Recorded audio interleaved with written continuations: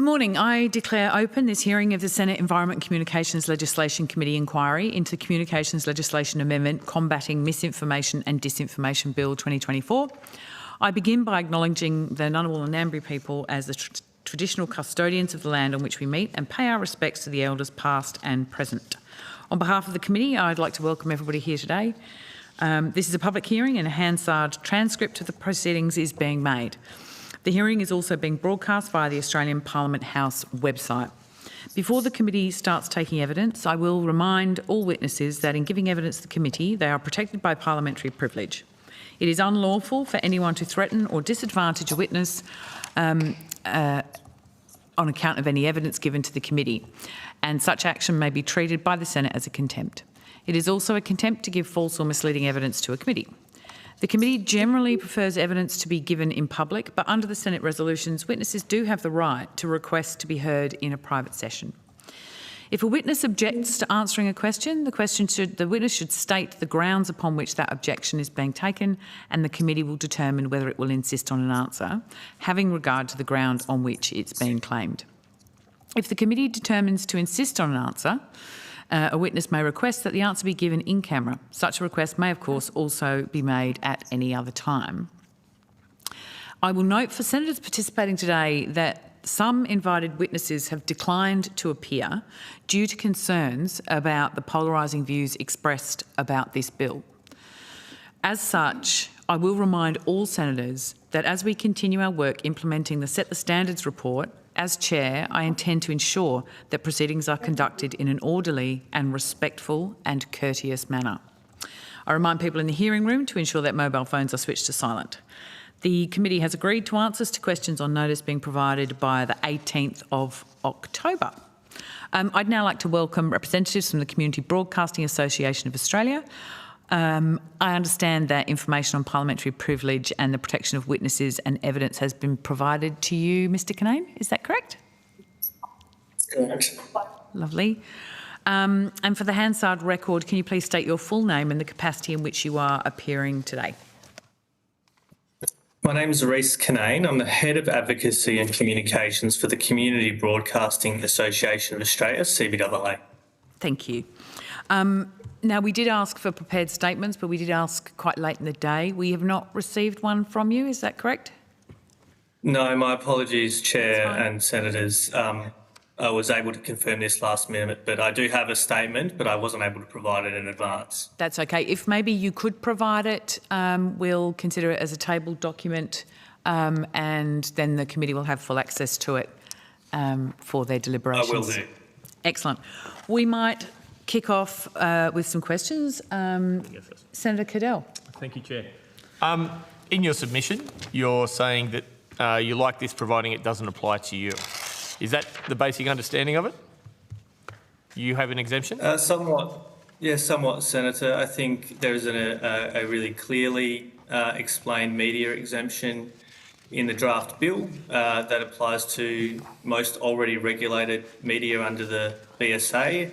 It does not explicitly mention community broadcasting codes of practice in the list that's addressed in our submission.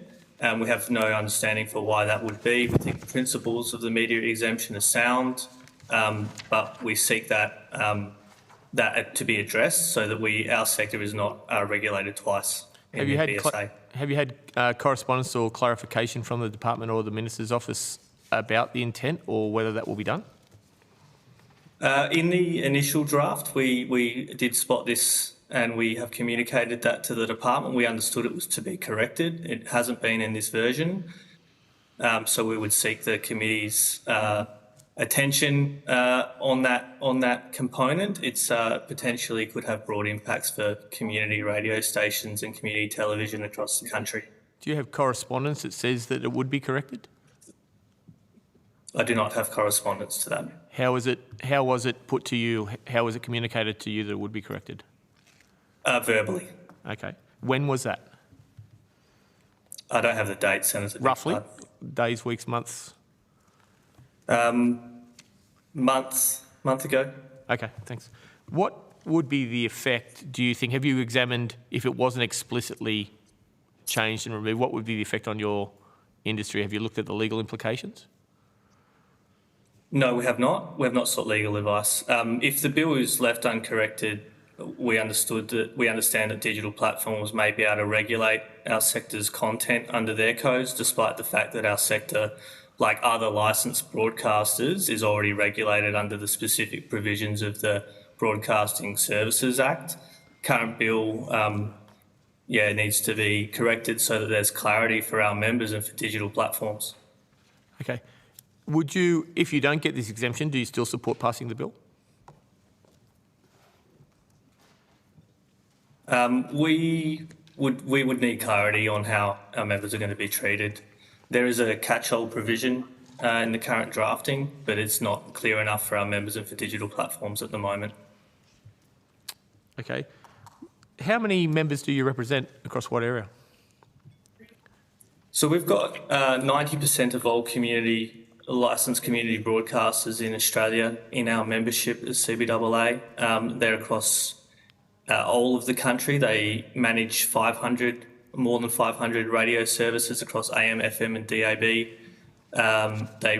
We represent First Nations broadcasters in regional and remote areas. We represent ethnic and multicultural broadcasters and other broadcasters that represent communities of interest. Okay. Have you looked at the difference between when one of your members would potentially put on social media one of your stories if you are covered, and versus one of the actual individual journalists as a journalist posting their own work from the community, how that effect between individuals and your members would be different?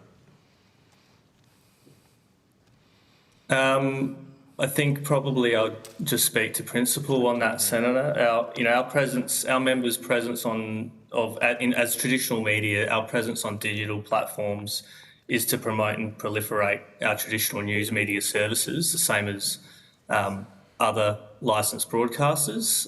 That's important for our members to promote their news and information, and I'd say that we survey community radio audiences, and it's the number one reason people tune in, particularly in the regions, is for local news and information that often our members are providing and no one else is. So,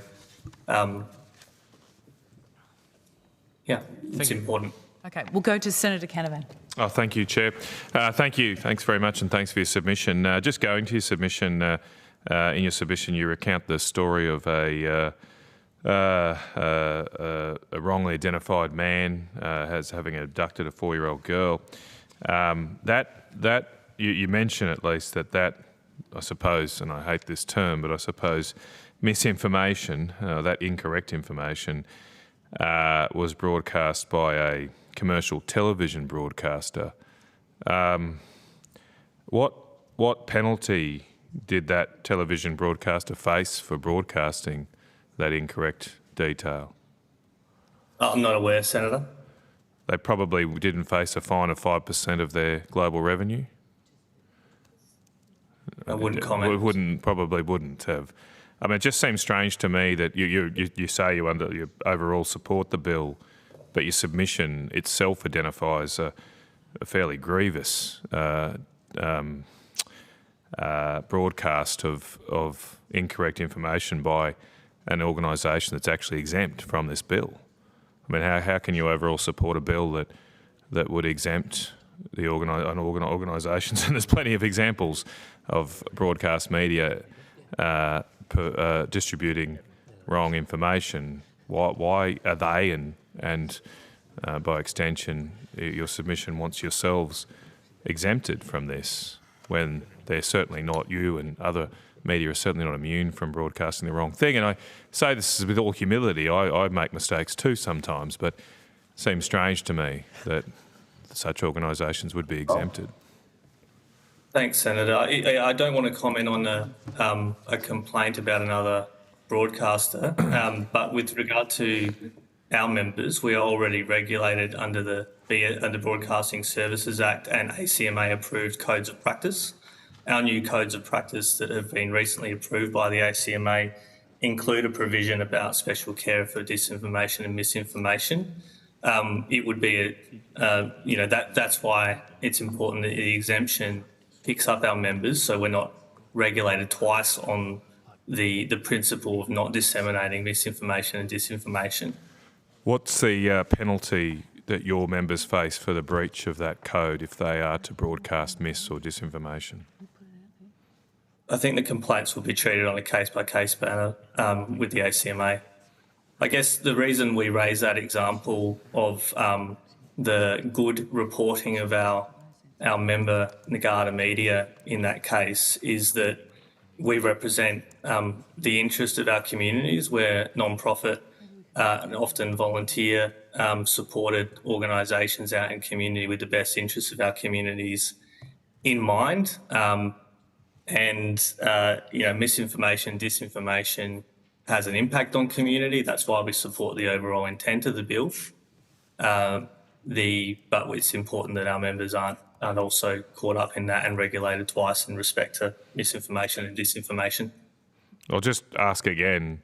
I mean, you've referenced this code. You've referenced the code as a reason for why your members should be exempt from this bill. It's obviously quite relevant then to understand for us what are the penalties under that code. Because it's one thing for the code to say you shouldn't broadcast mis or disinformation. The more relevant factor is then, well, what penalty do you pay for doing so? If there's no penalty or it's a slap on the wrist, it's not really worth the paper it's written on. So what is the penalty for your members if you are to broadcast mis or disinformation? I can't answer that question. I'm hypothetical, Senator. Well, it's not a hypothetical. You raised the code yourself. I mean, I find it quite remarkable that you've raised the code yourself in your submission and here with us today. You're saying that is a defence for why you should be exempt from this law. I'm astounded that you can't or don't know the penalty. Maybe you could take it on notice for us and come back to us with what is the penalty under that. Under your code. This is your code that applies to your members. Right, that I'm referring to. I believe it doesn't include cases. Cases are treated by the regulator on a case-by-case matter, and I think the ACMA would be a better place to answer that question. I'm not asking for a specific case. I'm asking under the code, just under this law, of course, and this proposed law, there's obviously a penalty regime, and that's pretty clear that a social media company can be fined 5%, up to 5% of its global revenue. What is the penalty regime, the enforcement regime in your code? I'm not asking for a hypothetical. I'm not asking about a particular case. I'm asking about the specific provisions of your code that you have raised in your submission and to us. So, Mr. Kinane, if you want to take that on notice, yes, Senator you can take that on notice. I'm happy to has put that forward as an option for you to consider that and come back to us with a different answer, with a fuller answer. Senator Kinane, last question. Just to confirm, have we taken it on notice? I'm happy for you to take it on notice. I can take that on notice. All right. Thank you. Thank you, Chair. Thank you. Senator Hanson-Young. Thank you. Thanks for giving us your time today. I'm interested if we could just tease out, obviously there is regulations, the code of practice that you have to abide by given the broadcasting. But when it comes to a lot of, whether it's community-based, whether it's more commercial, we obviously don't have those rules for broadcast via SVODs or BVODs and the digital services. Rather than arguing to be exempt, would you I guess my view is, what I'd like to understand is what you think about that mismatch that already exists. Putting mis and disinformation aside for a moment in this particular bill, there is already a lack of universal standards depending on how you broadcast your information to the public. Would you agree with that? In our case, all of our services, our broadcast services are regulated in the same manner, regardless of how we deliver the audio content. So I would say, under the Broadcasting Services Act, our stations are have obligations. Those are to serve community interests, and we're regulated under our codes of practice. As I mentioned earlier, we have new codes of practice just recently approved by the ACMA that include a provision to exercise special care when reporting on contentious and controversial matters, and to avoid the amplification of misinformation and disinformation, which is defined in our new codes. That structure of regulation is long-standing. Our members are familiar and aware of it, and it does have a good safeguard against misinformation, disinformation. Do you think that it's problematic that you have those obligations and say, Channel 7 News, they have obligations if you're watching their program via your television that's plugged in with an aerial, but if you're watching their news bulletin or a program on your phone, whether it's catch up or through their live app, that they don't have the same regulations? I'm not that familiar with the commercial broadcasting codes. I'm not certain that's the case, but I think they would have to answer that question. Commercial licensee would have to answer that question. I will ask. I will put that to them. But there isn't the same regulations for news services that are broadcast or published on a digital platform. There's a problem there. There's a mismatch. The Broadcasting Act doesn't cover that stuff. So I guess what I'm saying is you're arguing for the exemption to be broader. My concern is we've already got a mismatch of all of this, and perhaps rather than going lowest common denominator, we need to make sure everybody is under the same rules.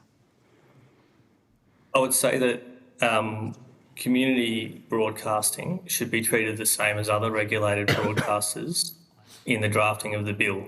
And if there's a reason why the drafting is as it is, and we are treated differently to commercial media, for example, we would like the opportunity to understand and respond to that. And I would encourage the committee to seek that clarification, if I may, from the department and from the regulator, and ask if there is a reason why community broadcasting should be treated differently with regard to the exemption as commercial media. We have the main difference between community broadcasters and commercial broadcasters is that we have the wellbeing of our communities in mind, and that's our reason for existing. We're not driven by profit. We're not driven by clickbait. We very much support the intent of the bill because misinformation, disinformation is a harm to communities. We do that in our services. We're mindful of that in our services. And as I've already mentioned, we have a regulatory framework in place that picks that up already. Have you had any communications with the Minister or the department in relation to this? We have written to the Minister, we've written to the department, we've yet to receive a response. When did you write, just so that we can ask them about when to expect a response? If I may, I'll take that on notice, Senator. Yeah, sure. We'll let the committee know. And if we could have a copy of what you've what you've sent off to the Minister and the department, that would be helpful as well. I'll take that on notice. Thanks, Senator. Thank you. Were you involved in any of the consultation on the exposure draft of this bill? We did have a verbal conversation on the exposure draft with the department, yes. Okay. And was that last year? Was that this year? Can you remember? I'll take that date on notice. I think the chair asked a similar question, okay. and I will. Yeah. Good. Could you just remind us how many members you have? How many? Yes. So. Membership is about 330 stations. It's 90% of the community broadcasting licensees. All right, that's it from me. I look forward to getting some of that information back from you. Thank you. Thank you. Thank you, Senator Dullman. Thank you. Thanks for your submission. I just wanted to clarify some of your earlier comments around the exemption. Just so that I'm clear, it sounds like you support the media exemption, but you don't think that it's clear enough in terms of whether the exemption includes community broadcasters or not. Is that right? Or you're seeking clarity? So it's not that the bill doesn't exclude them, but it's somewhat unclear and you would like it clarified such that they are excluded. Is That's correct, Senator. It's confusing that our codes are not listed in section 16.2, which defines the media exemption. The explanatory memorandum makes it clear that the media exemption is there to protect the media's independence and ensure that digital platforms are not in a position to make determinations about media content. We agree with this in principle, but the community broadcasting sector's codes of practice are missing from that list, and that needs to be corrected. We're requesting an amendment of that nature. So there is, as I understand it, there's a catch-all provision that's for analogous rules and standards. So is that not enough to cover, in your view? That's too ambiguous in our view, and there's a high chance digital platforms will be confused and not understand that our members are caught. Yep. Okay. But we don't also have any reasoning as to why they wouldn't be just clearly listed. Yep. Okay. Thank you. Just in terms of codes of conduct now. I think, just to get this correct again, I think you did mention it earlier, but is the status of the Community Radio Broadcasting Code of Conduct that is registered with ACMA, is that right? That's right. So the Community Radio Broadcasting Codes of Practice are registered with the ACMA. We developed those in quite a comprehensive sort of co-design process with the regulator. It's a more involved process with the regulator than other industry codes are. I would say that our current codes that are in force at the moment from 2008 have just met with the ACMA's approval to be updated. So our new codes with a provision on misinformation and disinformation will be state-of-the-art codes that will come into force in July 1st, 2025. Yeah. And so I take it then, if you've just talked about, I think you said state-of-the-art, I think. Does that reflect professional standards in the provision of news, and do they provide avenues of complaint for consumers? Yes, they do. Okay. In terms of the provision around dis and misinformation, I know there's some earlier questions about the penalties around that, but putting that aside, can you talk a bit about what the provision does in this regard? Yeah, so the provision in our new code on news and journalistic content will put an obligation on our members in broadcasting news and journalistic content to exercise special care when reporting on contentious or controversial matters where facts may be contested and not settled, and avoid the application of misinformation and disinformation. Misinformation is defined as verifiably false, misleading or deceptive information that has the potential to cause serious harm to the community and or individuals, including disinformation, which is misinformation created and or broadcast with malicious intent. And that provision was, it discussed and agreed with the ACMA. Okay. And does that provision, is that caught up by the avenues of complaints for consumers or as well? That's right. So the ACMA can receive complaints on any of the matters in our codes. Yeah. Okay, thank you. I think I'll leave it there. Okay, thank you. I might just, one follow-up question. The code that you have, it's the first of its kind, is that right? That's right, that's what we understand, yeah. So obviously being the most recently updated code, and it was approved yesterday, so this will be fresh. This is fresh news. We've been working on the modern challenges for media, with the ACMA to make sure this, is a good guidance for our members to be responsible broadcasters into the future. And what inspired you? Like, there's been a push for, mis and dis to be placed into these codes and for other sort of elements to be included. What inspired you guys to do it, given I know that there are others who are resisting? It's a conversation we've been having with the regulator for some time. I would say that, we are a trusted point of news and information, particularly for underrepresented and underserved Australian communities. The information we provide to them is very important. We want to make sure that it's, that it's accurate. Well, congratulations. Thank you. We'll go to Senator Sharma. No, I'm happy to. Oh, exactly. Happy to No, wrap you up. sure? Yeah. Right. Thank you so much for your time, Mr. Kinane. We really do appreciate it. You have taken some questions on notice. So if you could aim to have the answers back to us by the 18th of October, that would be excellent. You're also going to provide us with the opening statement that you prepared. If you have a sense of wishing to provide any further information, please do so in that body of material, and the committee will consider it.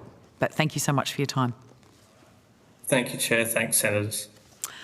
I would now like to welcome representatives from Free TV Australia and Nine Entertainment. Now,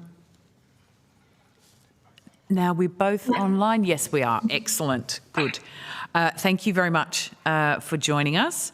I understand that information on parliamentary privilege and protection of witnesses and evidence has been provided to you. Nods. Excellent. Yeah. For the Hansard record, can you please state your full name and the capacity in which you are appearing today? Oh, there we are. Yes. Hi, my name is Angela Flannery. I'm here representing Free TV Australia, but I'm an external advisor to Free TV Australia, so I'm a partner with Key Law Partners. Thank you. Thank you, Chair. My name is Lorena Alec. I'm Executive Counsel at Nine, and that covers both television, radio and our publishing division, which is the newspapers, the Australian Financial Review, the Sydney Morning Herald and The Age. Lovely. Thank you very much. You were offered a chance to provide an opening statement. I know it was very short notice, but I will say if you do have one, please submit it to the Secretariat and it will be published and shared with the committee. We will start with Senator Sharma. Thank you, Chair. Thank you both for your appearance today. Could I just ask up front, what do you understand by the terms misinformation and disinformation? Perhaps if we start with you, Ms Flannery.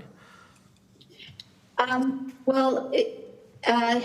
terms of the definitions themselves, I think the definitions that are contained in the bill are appropriate to define those terms. So that wasn't a concern that Free TV had with the drafting of the bill, that those terms were somehow misconstrued. So how does commercial television or free television, your members, how do they regulate that currently if there is allegations that there is misinformation or disinformation appearing on the channels of your members? How is that currently addressed and regulated? Because obviously your submission makes the argument about why you should be excluded from the scope of this bill. So I'd just like to understand the regime that currently applies to you. Okay. I think in that discussion we need to distinguish between what is broadcast and what is online, because obviously the code regime under the Broadcasting Services Act applies in relation to material that is broadcast. Mm-hmm.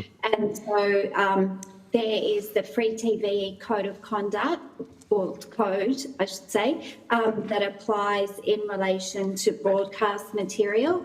So that is registered with the ACMA, and the ACMA have an oversight role in relation to that, and it has a complaints mechanism as well. So it's regulated by industry. The broadcast is regulated by an industry code of conduct. Well, it's a co-regulatory code of conduct, so the ACMA also has a role. So how does it work in practice? I mean, a few people have cited as one of the requirements for this bill the example, for instance, of the misidentification of the perpetrator of the Bondi stabbings. Now, that appeared on broadcast television, that allegation. How was that addressed under the existing code of conduct and regime?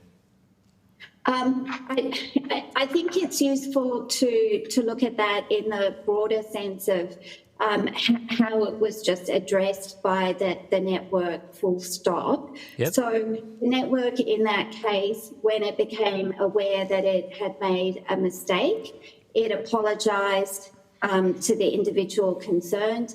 It removed the content, and I'm not speaking from personal sort of inside knowledge, but based on media reports, they also compensated the person that they had misidentified. So because the reputation of the commercial broadcasters as providers of accurate news is so important to them, they didn't need any regulatory regime. They took action promptly to rectify their mistake. Is there any requirement to pay compensation, or was that just the goodwill of the broadcaster? They were potentially liable for a defamation claim, as I understand it. But that's not speaking with personal knowledge. That's based on media reports. Okay. And other than the compensation, does the regime provide for any financial penalties, or that would only be if the individual takes legal action themselves? The regime does not provide, the broadcast free-to-air regime does not provide for the broadcasters to pay compensation. Okay. And what, if someone comes to you in that instance, or one of your members, and says, this is false, or this is misinformation, or this is disinformation, something you've broadcast, who investigates is it left to the network to determine whether that allegation is indeed substantiated or not? I might at this point turn to Lorena, who yeah, of course. About an accurate real-life example rather than asking the industry body. Sure, no, thank you. Sure. I'm happy to help, Angela. So when there is a complaint made, when a broadcaster or publisher is informed that there has been an error or a misidentification in a story, there is a process that's gone through internally of verifying that. And usually, if it is a mistake, that's verified quite quickly. Once it's been identified, we can, double check, confirm what our sources were, go back to our sources, put the suggestion to them that the information's wrong, and have it verified or disputed. There are then a series of internal management processes that are followed, and then there are external processes, either dealing with the ACMA or, in the instance of newspapers, dealing with the Australian Press Council to try and resolve the dispute through various dispute resolution processes that they have in place. But then also to reach a final determination, if necessary, by those regulators. There is also separately the defamation route, which involves a concerns notice being served, an offer to make amends potentially being made, and then litigation. And it's worth noting that Australia does have the strictest defamation laws in the world. We have more defamation cases than anywhere else, including America and the UK. And Sydney in particular is the defamation capital. So this is something that all publishers and broadcasters are keenly aware of when information is broadcast and when complaints are received. And certainly these are taken very seriously, both because there are financial consequences with defamation, and when the regulators are involved, there are adverse determinations that then have to be published or broadcast if they are negative about the material. which involves an element of public shaming, for want of a better term.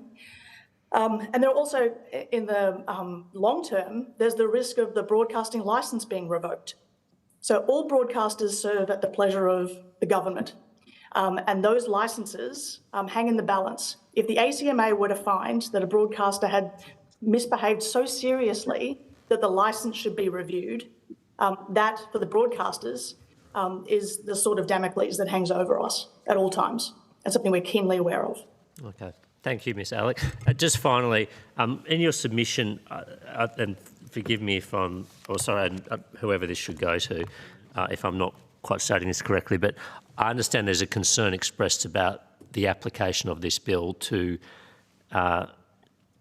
your channels, if you like, on digital platforms. So if Nine, for instance, has a Facebook page, I'm sure you do, a Facebook page or an X channel or a YouTube channel, that this bill would currently apply to the content that's posted on that channel. Is that your concern? Is that the correct reading of the legislation as it currently stands?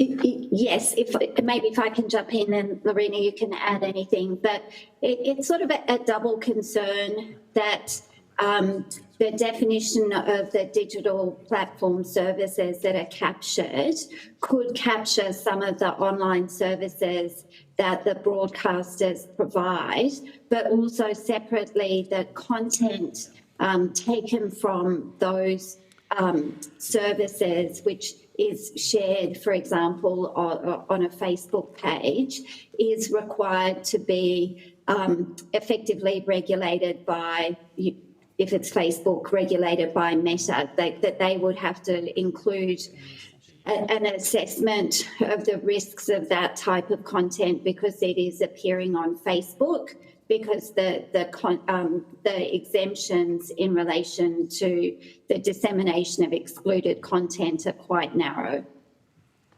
So it's a double-sided thing, that one, we might have services that are regulated as digital platform services, and then our content appearing on other digital platform services might be regulated.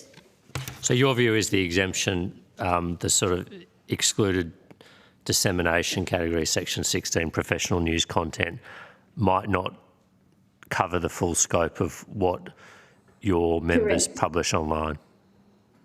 Correct. Well, it certainly doesn't cover the full scope of everything because it's only news content, but it has a discretionary element in terms of determining what news content actually is.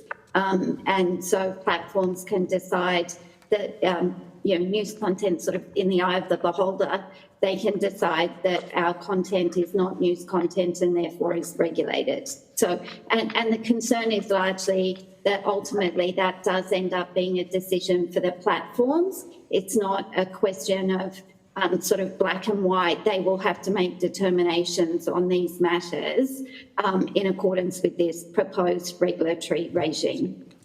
Yeah. Okay. Thank you. That was all for me, Chair. Thank you. Thank you. Senator Rennick. Hi, how are you going? How much money does the federal government pay free-to-air TV each year for advertising?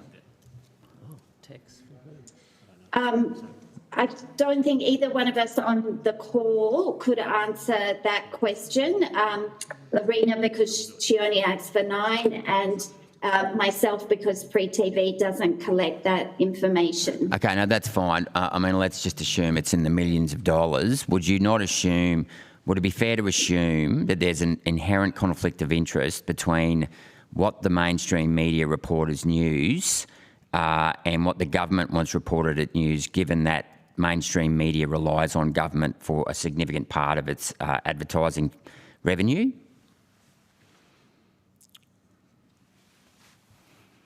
I'm happy to answer that, Angela. There's no conflict whatsoever on the part of the journalists or their editorial teams. And I would say the reason is this. Regardless of advertising spend, a journalist will still follow a story, and the publishers and broadcasters will still publish those stories, even if they are critical of the government. And I would submit, especially if they are critical of the government. There are internal mechanisms regarding journalistic integrity and editorial editorial decisions, where those commercial considerations do not come into play. Well, and as soon as there is... Well, that contradicts what I've been told by producers at your network and at other networks, commercial networks, who've been told that they haven't been allowed to report what they've been wanted to report. They've had to run it by lawyers. They've been threatened by commercial interests. So I guess I'll come back to it. I disagree with your assertion that there is no conflict of interest. If you're receiving money from the government in the form of advertising revenue, there is inherent conflict of interest. That's not to impute that every one of your journalists will be, inverted commas, bought off, but do you accept that there is a risk of pressure and peer pressure because the government can exert influence because of that advertising revenue? Say no. You don't think that there's... You've never had... You don't think there's never been a situation whereby commercial interests, the accountants or whatever, the CFO has come and said, we've got this big advertising contract from the government. We need to tell our journalists to, not go there because it's going to be a bad look. That's never happened. Not that I'm aware of. Okay, because I'm aware of it. Right. And I've been... Yeah. Sorry, go on. Yeah, my understanding is the government's spend on advertising is not so great as to have any influence whatsoever on our reporting on government matters. And I think I can turn to every story we've written about the government for the last decade to show that that's not the case. We are highly critical of the government, with respect, because that is our role as the fourth estate. There's no reason why any journalist would think that maybe some money in the accounting department that puts pressure on them to not run a story. Okay, so it's not the journalist who's receiving the money. I'm not for a minute suggesting that. The journalist is being pressured by their producers, and this is what I've encountered on a number of occasions, I'll say less than 5, but it's happened more than 3 or 4 times, whereby they have been unable to publish a story because they've been told by their producers not to publish it. And that's been through direct pressure either from commercial interests or from government interests. There can be commercial interests and government interests that fight a story being run, but I don't believe the advertising spend of the government with that broadcaster or publisher has ever been a factor taken into account in my experience. There are certainly defamation threats that we take into account. There are, other threats of people ceasing to cooperate with us as a source for future stories if we run a story today that's negative about them. Those pressures are to be expected, but those don't relate to the government spend on advertising. Okay, do you accept that there's a inherent conflict of interest in this bill in that it suits your agenda? Because if you can shut down digital platforms, they are a direct competition to mainstream media.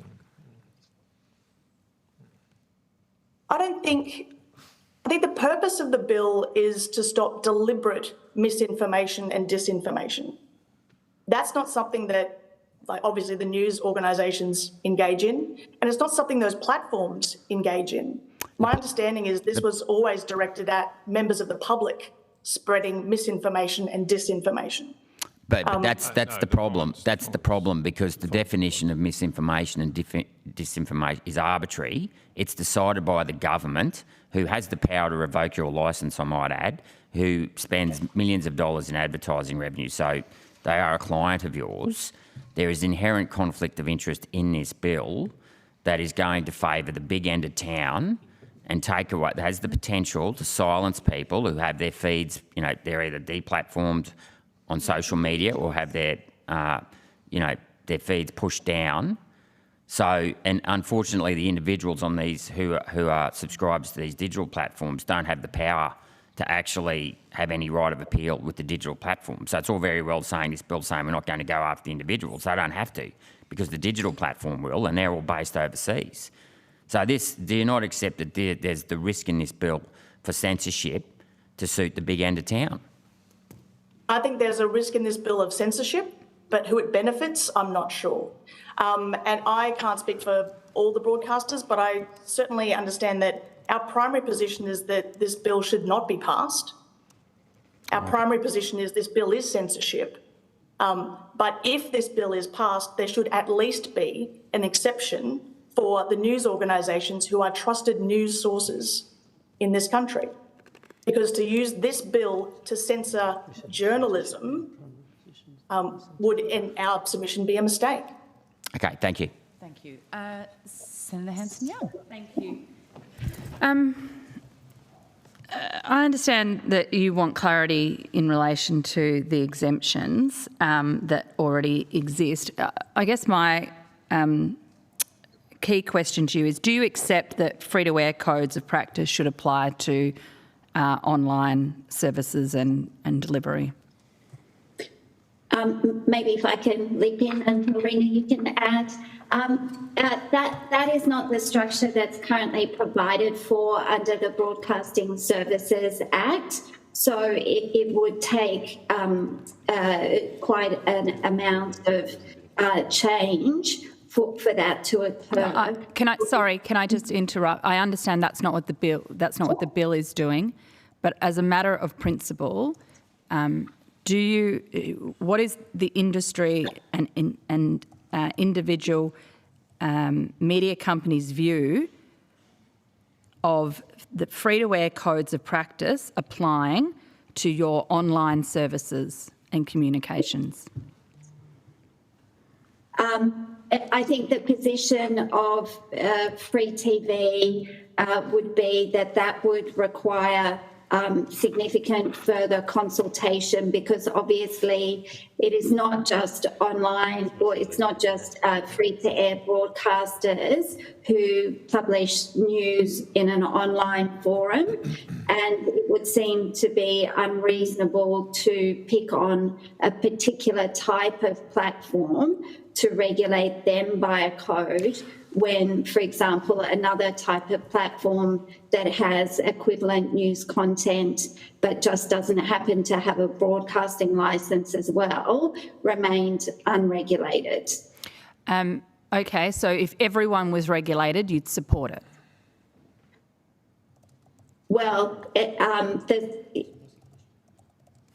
I think I would be speaking beyond the terms of my instructions for free TV, but what free TV has always advocated for is a level playing field with those who it sees as its competitors, which includes online platforms. Why should it be that if I'm watching 7 News on my television through an aerial, that is regulated through the codes of practice, but if I'm watching 7 News on my phone through the 7 Plus app, that it's not?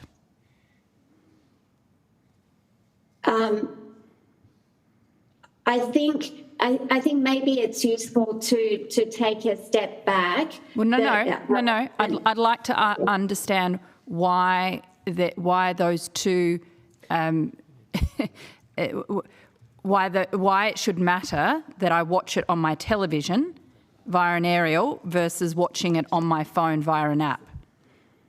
So I think the position of Free TV and its members is that they have a significant reputation to protect, and they see them, and they do not want to lose the trust of their audiences. So from their perspective, they take the same care in relation to the preparation of news content, whether or not the code applies. So that they see themselves as a trusted news source, and they work hard to protect that because they know that the trust of their audiences is so important to them.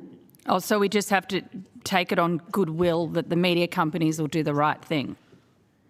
If you haven't been guilty. I mean, it doesn't make any sense. You either accept that there is an industry code of practice that applies regardless of how the viewer, the audience member, the member of the public is watching it or not. You've got to, step up and be in the real world. Senator, I think I can help with that. If a program is broadcast by, for example, Channel 7, and it's a spotlight program, and it's broadcast on free-to-air television and via an app, if a complaint is made about that program, it does not matter how the viewer saw it. The complaint attaches to the program itself, and then the ACMA code applies, and the entire complaints and regulatory process does apply. Because it's it's not the case that because it's been broadcast on television. Because it has been broadcast. That's right. And it is not the case that any current broadcaster makes a show only for the app. All of our primary broadcasts are on free-to-air, and our primary newspaper articles are in our newspapers. Everything that appears on apps and social media, peripheral to that, are repeats of that same content. They are disseminations of the same content. So if a complaint's made about that content, the rules do apply. The codes attach, and the regulators engage. But it's only because you're operating under a code of practice for one platform. And my point is, the world is changing. The whole reason we're discussing this piece of legislation is because people are accessing information and content online more than ever before, and that is only going to continue to grow. So it's time for the media broadcasters in this country to accept that these codes of practice need to be uniform across platforms. You're either in or you're out. So many people don't watch your station, your content, your news through a television via an aerial anymore, and that is only going to continue to change. I can't understand. I haven't heard a logical excuse or reason why codes of practice should not be uniform between broadcast and online. Well, I think our position is the codes do apply to us. So what you're talking about is extending the code to other content makers and producers and disseminators. That's not our ambit. Thanks, Chair. Thank you. Senator Darman. Thank you. Just more broadly, as we've been talking about a bit, free TV services have long been regulated, and I think just to add in relation to the Bondi misinformation, apart from just doing the right thing, I think in that example, the network would be held to the standards of accuracy and it would have been a breach, just to get that clear. So you have, yeah. And Lorena might correct me if I'm wrong, but I believe that ACMA is probably still undertaking an investigation or they may already have found that there was a breach in relation to the broadcast. So I guess my general point is you are subject to those standards. I'm wondering if you could comment on, do you think it's important that social media and digital platforms be held accountable for their content on their services, particularly if the content results in serious harm to Australians, as you know, the standards require you to do so?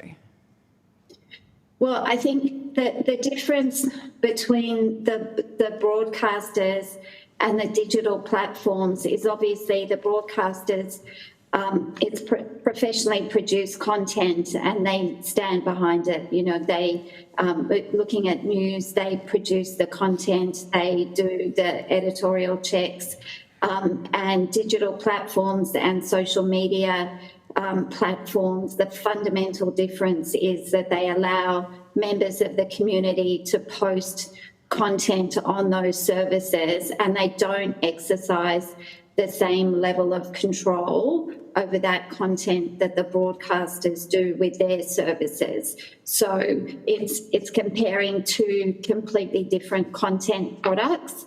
So from the broadcaster's perspective, they stand behind their content. So I suppose that's from a producer of the content, that's right, because everyday Australians are not, as you say, broadcasters of news. But in terms of standards of publishers and online platforms, as a way to disseminate the information, who are not everyday Australians but large companies, having some standards for them to be held accountable as to what they proliferate, the same way that you do, in principle, would you say that there should be standards that apply?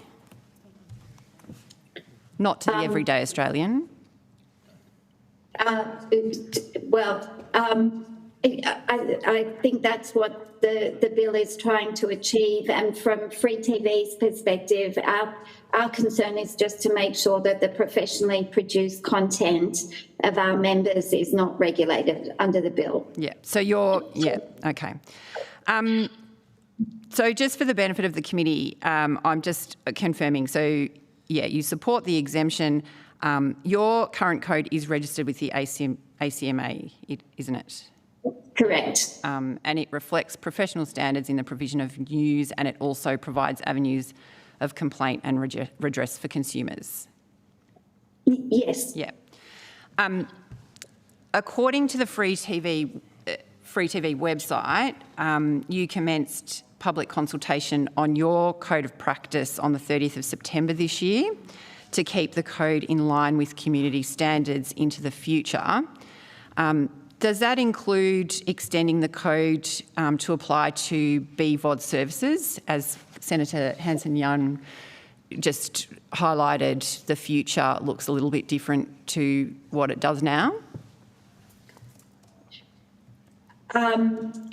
The regime for the code under the Broadcasting Services Act does not contemplate that it would apply to online services.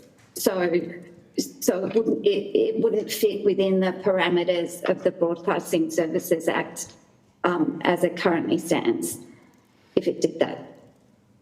So what does into the future mean, and why is that? Well, the intention is to make it work for the broadcasting services to which it applies. To make it work for the broadcasting services to which it applies. Can you just explain that? What does that mean? So under the Broadcasting Services Act, the code regime that code is registered under applies to broadcasting services. So the code will look into the future for those broadcasting services to which the statutory regime applies. Okay. So your code of practice doesn't apply to the BVOD services. It's looking like you're not contemplating that it will into the future. The bill exempts BVOD services anyway, but you don't think the bill provides enough of an exemption for your services. Have I got that correct? Correct, because the way, the fundamental problem is there's two, but a key problem is that media sharing services are covered. They are then exempted if they do not have an interactive element. So if a member had a BVOD service where you could put star ratings for a program that were visible to other people, even that innocuous interactive feature would be an interactive element that would pull that BVOD service back into the regime. Okay. Thank you for clarifying that. We heard from a previous witness just this morning, the Community Broadcasting Association, in their recently updated Community Radio Code of Practice, they have included a new provision, which is, I think, as we heard, perhaps a first, that relates to misinformation. In your updating of your code of practice and your public consultation, is this coming up for you, and are you considering that you will also include a provision on misinformation in your updated Free TV code? I don't have that information, so I would have to take that on notice. Okay, I would, if we could take that on notice, that would be great. Thank you. Free TV's submission notes a concern about social media and digital platforms being able to police the content of the free-to-air television broadcasters on third-party services. I presume you would be aware that social media platforms can already moderate the free TV content on their services in accordance with their own terms of service and policies? Yeah. That's correct, but they're not doing it under a regime mandated by the government. So that is the concern, that it's outside of a contractual regime and is being put into a statutory framework where it shouldn't apply. Okay, thank you. Thank you. Thank you very much. Can I just clarify, in the code, in the broadcasting code, are the words misinformation or disinformation mentioned? I will take that on notice as well, but I suspect the answer to that question is no. Yes, I would think you might know this, given you're relying on that code as the defence for your exemption. But and I've had a look. I can't find the words misinformation or disinformation in the code. You will find, If you don't mind, can I just ask on that question on notice? Could you also just expand that out as far as you can in terms of your intention towards that code, and including the misinformation, disinformation that we know ACMA is asking for? And if the answer to that is that you don't intend to include it, could you please give us a rationale for why you would not be doing that? Thank you. Yes. My understanding is the code set by the government, though, isn't it? Is that right?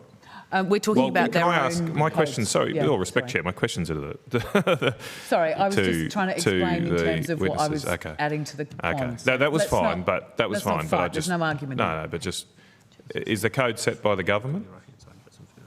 no, the regime is that we put it forward to the ACMA, and if the ACMA is satisfied, they register it.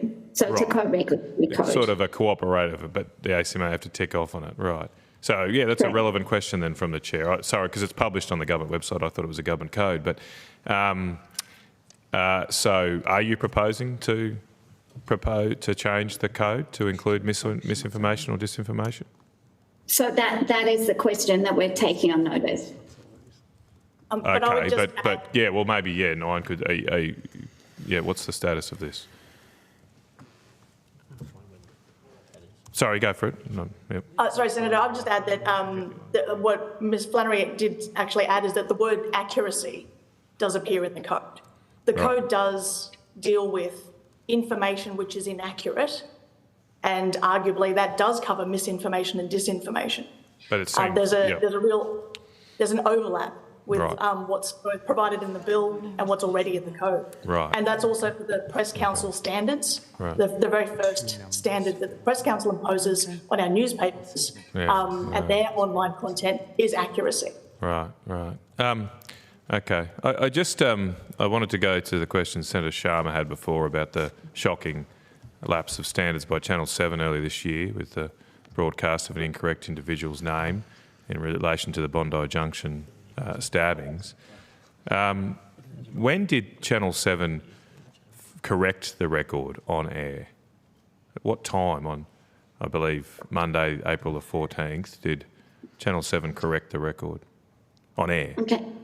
So Senator, I'm here representing Free TV, Sure. which is obviously the industry body, not Channel 7 specifically. And Lorena, of course, is here representing Channel 9. So that's really a question for Channel 7. Sure. Could you take that on notice? Yes, we'll ask Channel 7. I mean, it's obviously difficult with the amount of posts you see on X and other social media channels, but I have a community note on X that was first added about this information. So the timeline here is that in the evening of Sunday, April the 13th, incorrect information began to circulate on X and other social media platforms. And by 11:08 p.m. on X, a community note was posted calling that information out as incorrect.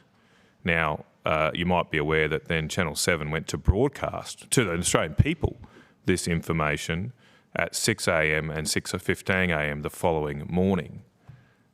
I mean, it seems to me that it's hard to maintain the exemption for broadcast media from this if a community node on X can more quickly correct incorrect information to the tune of 7 hours than the so-called trusted mainstream media. Why did Channel 7 broadcast that information when there were already corrections circulating on X that this information was wrong? Yeah. All I can say again is that neither Lorena nor myself is here as a representative of Channel 7, so we don't have access to that internal management information of Channel 7.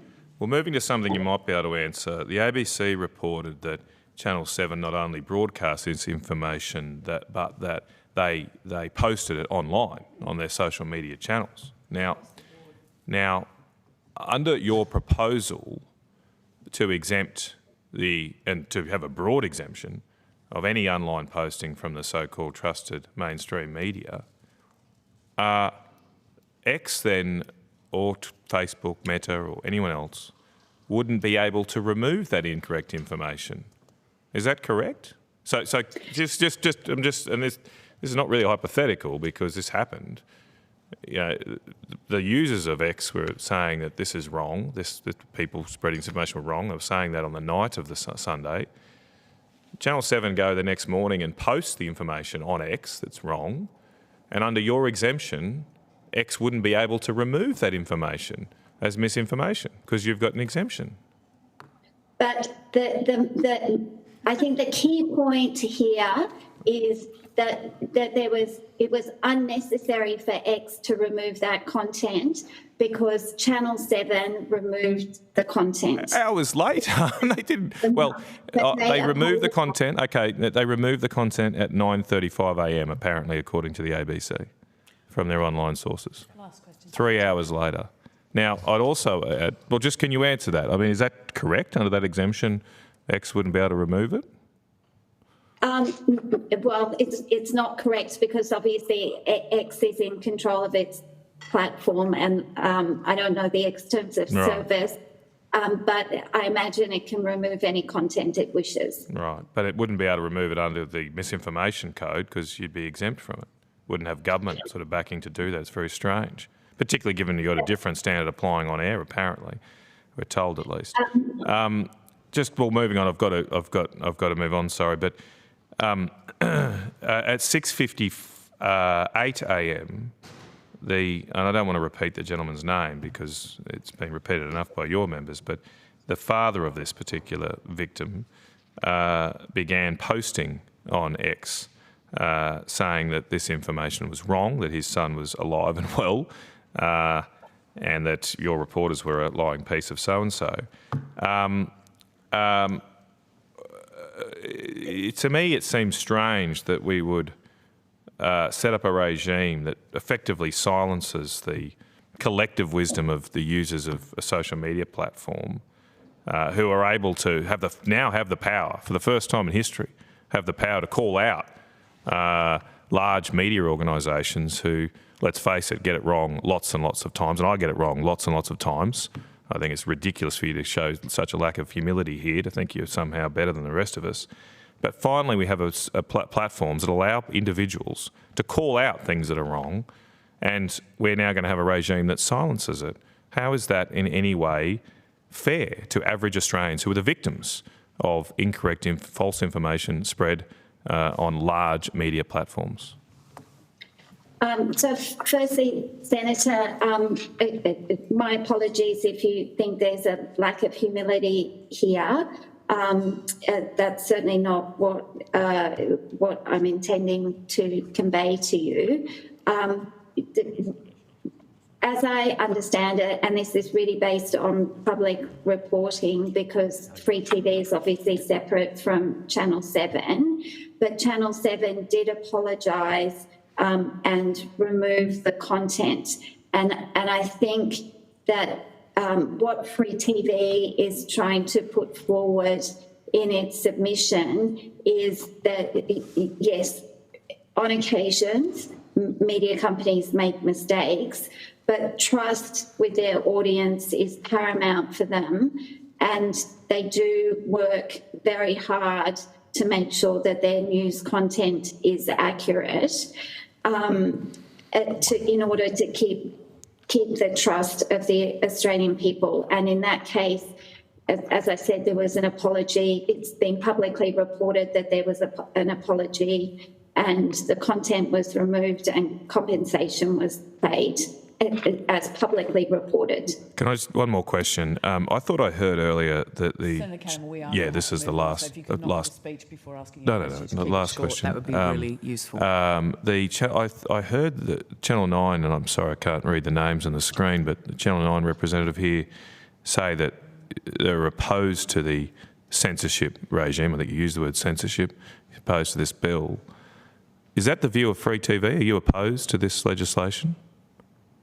The submission put forward by Free TV is really to deal with the position of the Australian media sector. So what we had put forward is, if this bill is to proceed, then Australian media companies who really do help fight mis and disinformation should be exempt from this regime. So the submission of Free TV is not commenting specifically as to whether the bill should otherwise pass. Okay, thank you. And Channel 9 is opposed to this bill, is that right?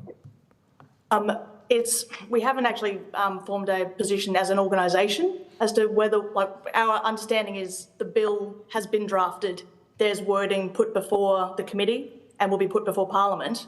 And the submissions that have been made in writing address the wording of that bill. However, as there's a general perception that the idea of censorship by the government in general terms is never to be endorsed. Just to clarify, you said, I've got the quote, you said earlier, Miss Alec. It's Alec. Yes, thank you. Our primary position is this bill is censorship. That is your position? Yes. Okay, thank you. Now we are going to move on. Thank you. Senator Hanson-Young. Thank you. I just had some follow-up questions and you might need to take them on notice. I'm interested as to the statement that everything that is on your digital platforms has either been broadcast on television or is in the newspapers.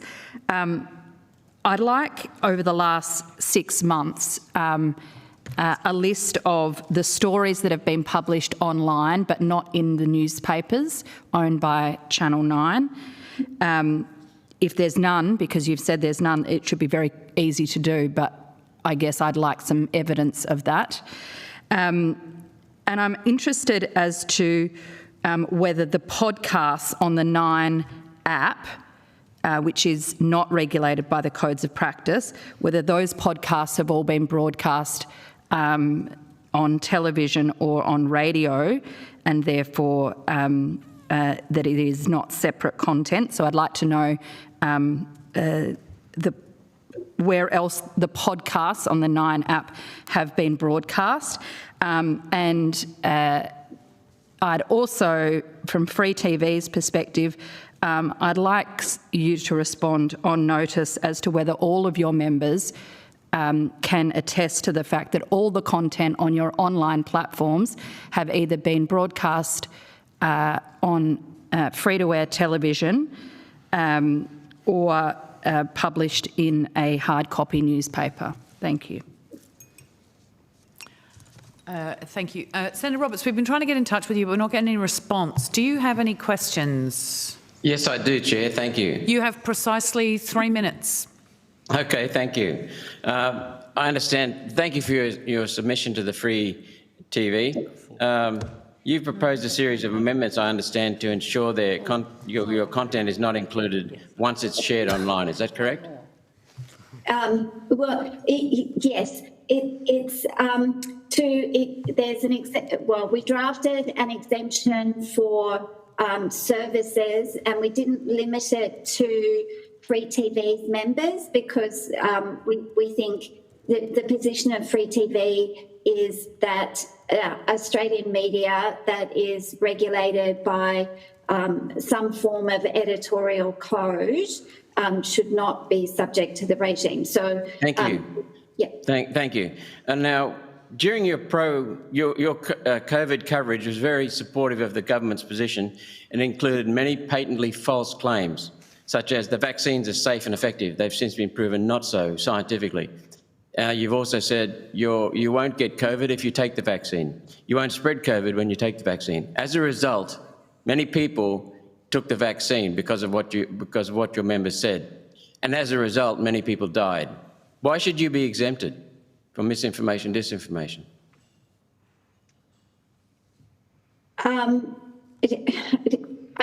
I'm not here in my position as Free TV. I can't comment specifically on what individual members. Okay, then let's talk about the group then. I think it's even worse because the synchronisation of talking points made sure that the message was the same across all channels, a full court of lies. Is there suggestion that there was some level of collusion between members to publish? Well, I'm asking, how can you explain that the same messages were put out by all the channels? So from the perspective of Free TV, so we're the industry representative body. We're not involved in the management decisions or editorial decisions of our members, so I can't answer that. So fact checkers such as Reuters claim to be fact checkers, then fact check people like myself and some of the other senators sitting in the room at Canberra, and said that we were telling lies and we were banned or shadow banned. Why? Well, I think, Senator, that's a question. I assume at some point that you will get the platforms here at the hearing, and that's probably a question best directed at them as to why you were banned. Thank you, Ms. Flannery. Doctors and professors with extraordinary qualifications in the area were denied a platform by the mouthpiece media. Now, the mouthpiece media wants an exemption from their own propaganda online. Why should you be exempted when everyone else online is not exempted? What we put forward in our submission is that as Australian media companies stand behind their content, so you can make complaints to the media companies as occurred, for example, with the Bondi Junction incident, and you can get action from the Australian media companies when you contact them. The fact that we stand behind our content and therefore, members of the community can complain directly to the broadcasters and their related bodies corporate is it means that we should not be subject to this regime. So that's essentially the argument. I've just explained. Thank you, Senator Roberts. I'm afraid we are going to have to move on. Can I ask you to put further questions on notice? Being late. No, that's totally fine. Senator Hanson-Young has one further question. Thank you. Thank you. I'm just wondering, in relation to the Channel 9 TikTok account, is all of the content on TikTok, has that been broadcast on television, or is there content is the TikTok content made specifically for TikTok? So my experience of the content preparation for TikTok is that the TikTok videos repeat news stories that are appearing in our newspapers and on our news websites. So they are effectively repackaging that same story into video, vertical video form. Okay, so there is content made, the content on TikTok is made specifically for TikTok, but you take content from elsewhere? Yes. Okay. Is there any content on TikTok, and you can take this on notice, is there any content that is created for TikTok that is not broadcast on free-to-air television? I'm happy for you to take that on notice. I'll take that on notice, but I can certainly, just to clarify, obviously the video that appears on TikTok There's different sort of parts of it. Some of it is I think you should take this on notice because I've just had a quick look and it's clear it's not broadcast. Thank you. Yeah. Okay. Thank you very much. We will be going to a break, but before we do, I'll just go to Senator Sharma just to disclose a potential conflict of interest, and I will just make it very clear that Senator Sharma made the committee aware of this prior to the hearing starting today. Senator Sharma. Thank you, Chair. No, I just wanted to make sure this is on the public record as well. My wife works for Alphabet or Google, and I declared that to the Chair and the Committee Secretary before this hearing, but it should be known and on the public record too. Thank you very much. I would like to thank you for coming and talking to us today. We will now suspend for a short break and we will recommence at 11:05. Thank you, Chair. Thank you.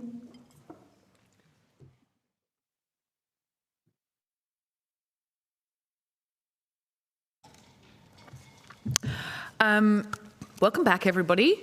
I would now like to welcome representatives from Reset Tech Australia. Now, I understand you've been provided with the relevant information on parliamentary privilege and protection of witnesses and evidence. Yep, excellent. For the Hansard record, can you please state your full name and the capacity in which you are appearing here today? Absolutely, Senator. Alice Dawkins, Reset Tech Australia Executive Director. Thank you very much. We did ask if people wanted to provide us with a written opening statement. I do acknowledge that that was quite late notice. If you, you didn't submit one, but if you would like to, or if you have prepared one, please feel free to send it through to the Secretariat and we'll have it published and shared amongst the committee. Otherwise, we might go straight to questions. Senator Hanson-Young, do you want to kick us off? Yeah, happy to. Thank you for being here today, Ms Dawkins. Firstly, I'd like to understand what involvement Reset has had in the consultations and the drafting of this particular piece of legislation from government. Thank you, Senator, and thank you for having us here today. So my organisation has the unusual privilege of being the only accepted public complainant under the current industry framework on mis and disinformation in Australia. And I will say that a club of one for complaints on mis and disinformation is not due to a lack of problems, it's not due to a lack of platform failures, but rather a somewhat Kafkaesque industry framework that intentionally discourages accountability and rather audaciously distorts legal concepts, which I can speak to later. And have you, so obviously the government released a exposure draft last year, and now we see this, the version that's been tabled in the Parliament. Did you have concerns from the exposure draft in relation to how this was put together that have either been addressed or remain unaddressed in this final version?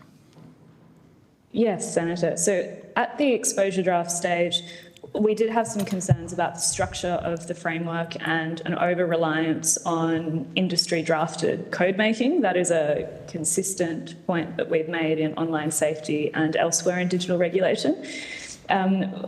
We didn't want to join the noisy chorus of vocal opposition, though, so our submissions were considered and pragmatic in that we looked to find a middle ground where we could encourage accountability and transparency from government onto the platforms and try and do the best we could with an industry-drafted code.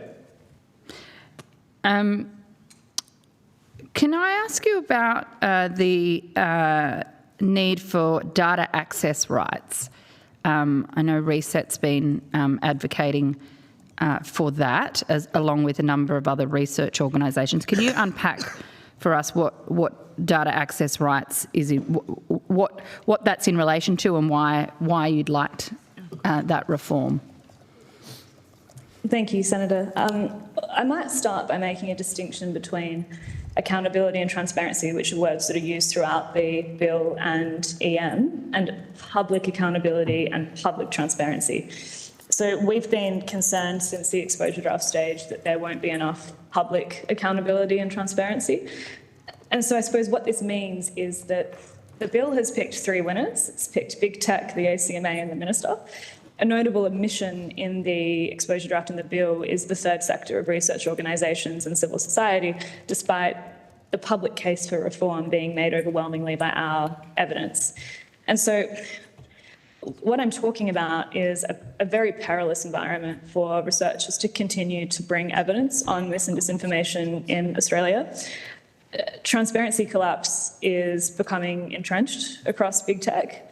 For independent researchers, the European Union is a beacon of data access and protection in what's otherwise a hazardous environment. So just to give examples, platforms are both winding back the limited voluntary public transparency on offer. So that's Meta's deprecation, I think they're calling it, of CrowdTangle. But they're also actively suing researchers for finding their own ways to collect data where those mechanisms do not exist. And for that, I refer you to X's litigation against the Centre for Countering Digital Hate, which is ongoing. So I suppose we've gone through a bit of a journey on our proposals. We started with the European standard, which is quite expansive. We received feedback that that was a bit much for Australia at this moment, and we recognise the complexities. So the amendments we're proposing presents a compromise. It's a call to simply extend public data programs to Australia where they exist elsewhere. So we're not asking for the construction of anything new from big tech, and also non-retaliation language to secure good faith research against big tech lawfare. And why we're asking for that is we've been entirely candid in our representations to government that public accountability organisations like ours will struggle to find an argument to continue our work on mis and disinformation in Australia. We could at a push tolerate a few more years of industry codes, but we simply cannot continue to provide public accountability without data access and research protection. Okay. Your submission mentions your request specifically to Meta regarding your concerns with their transparency elements. Can you just unpack what was the complaint and where is it up to? So this was quite a technical complaint that was about representations made in a public transparency report, and I can table a document that we've sort of written up that draws upon some legal advice that goes into some of these legal concepts that arose from that process. I suppose in the simplest way I can describe what went on is that Meta made a statement in their report. We were a little unclear on the content and accuracy of that statement. We asked for more information. We also asked for a correction. The information was not provided. And I think that's an important note, is that platforms are not providing data to scrutinise their statements voluntarily. And there's no way to compel that between public accountability orgs and big tech. So I might leave that there because that's sort of the headline. But I'm happy to share the document, which is longer. Yes, if you could table that document for us on notice, that would be great. Can I just, I just want to pick up a point there.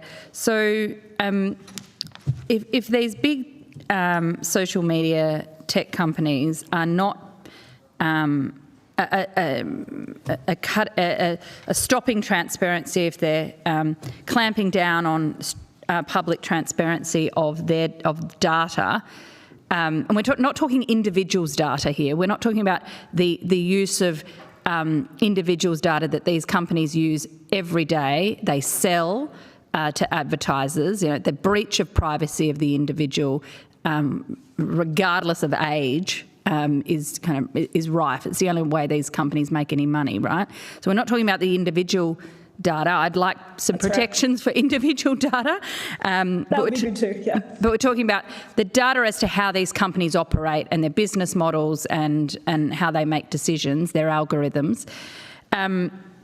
It's data on the systems, yes. It's data on their systems. So if they're clamping down on transparency and they're not forthcoming with the data that backs up their claims, does this mean we can't have any faith when, you know, Instagram says, oh, well, we've implemented a teen platform that's going to be safe, or we've taken down X number of harmful mis or disinformation, harmful content on Facebook or Instagram? We can't actually believe anything they say because they don't give any of the data to back it up. That's right, and I understand that the bill conceives of some data sharing between platforms and the ACMA. It means that we're putting an extraordinary burden on the ACMA, extraordinary pressure to deal with quite technical questions, to serve that accountability role on their own without the ability to draw upon expertise from organisations like ours that are sort of used to this and know what questions to ask and what data to probe.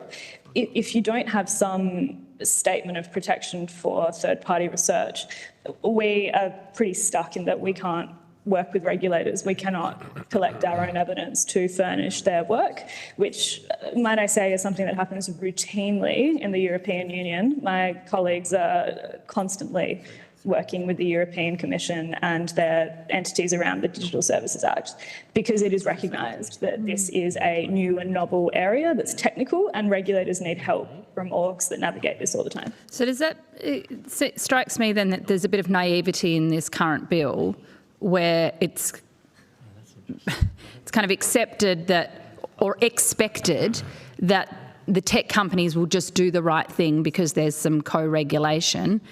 There's no way of verifying that. There's no way of publicly accounting for that. And ACMA are going to have their hands tied behind their backs as well. That's my reading, Senator, and look, I wish them well. I think this is an enormous road ahead, and I really hope that they succeed. But we have not seen a new regulator single-handedly take on this issue before elsewhere in the world. Maybe this will be a world first.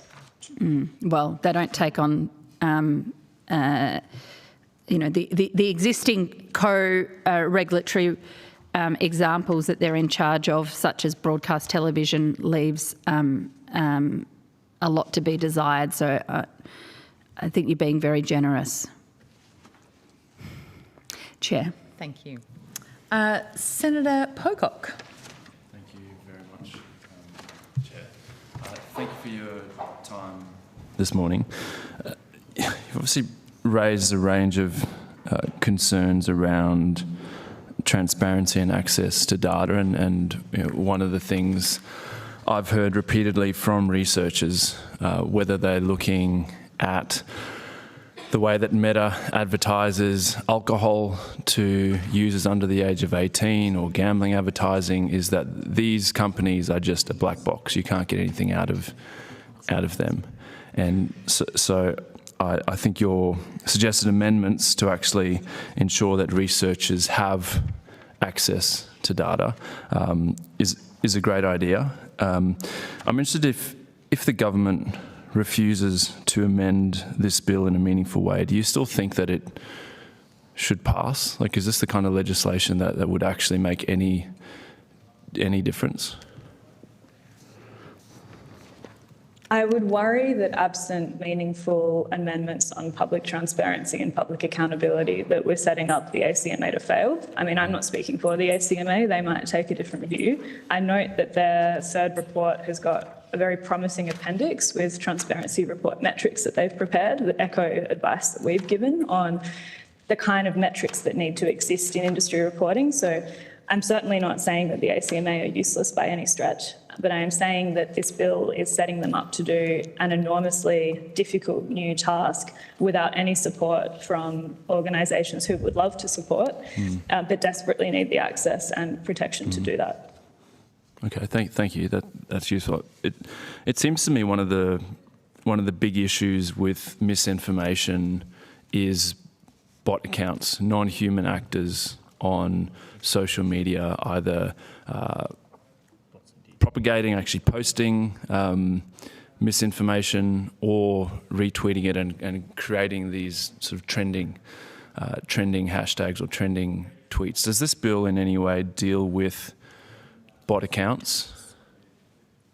So the definition of coordinated inauthentic behaviour does get you a long way there. I suppose the issue is how the ACMA is going to be able to collect the appropriate data and interpret that data from big tech. This is an extremely controversial area of big tech trust and safety efforts that is a hot button issue, as we saw with the acquisition of Twitter. The percentage of bot accounts was in the headlines all the time, and for a reason. It goes to industry bottom line issues, it goes to value. The research methodologies you use to uncover scale and spread of bot accounts are very difficult. You need big data scrapes, and there's a reason why we're not doing that in Australia. And so if the legislation potentially allow misinformation from bot accounts to be identified and then dealt with by the social media companies, why are we not just saying that bot accounts should not be allowed to exist? If a social media company suspects or knows that an account is a bot account, a non-human impersonating a human, why are we not just telling them that they have to take that account down? I think there's certainly more prescriptions that you could encourage with respect to inauthentic activity. I'm not sure if we want to be... I'm trying to think, Senator, where the examples are elsewhere, where we've got laws specifically around the takedown and removal of bot accounts.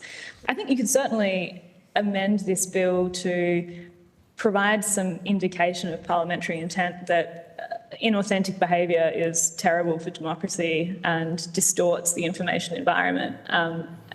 As you said, it's the reach of these accounts, and it's almost a moot point what they're posting.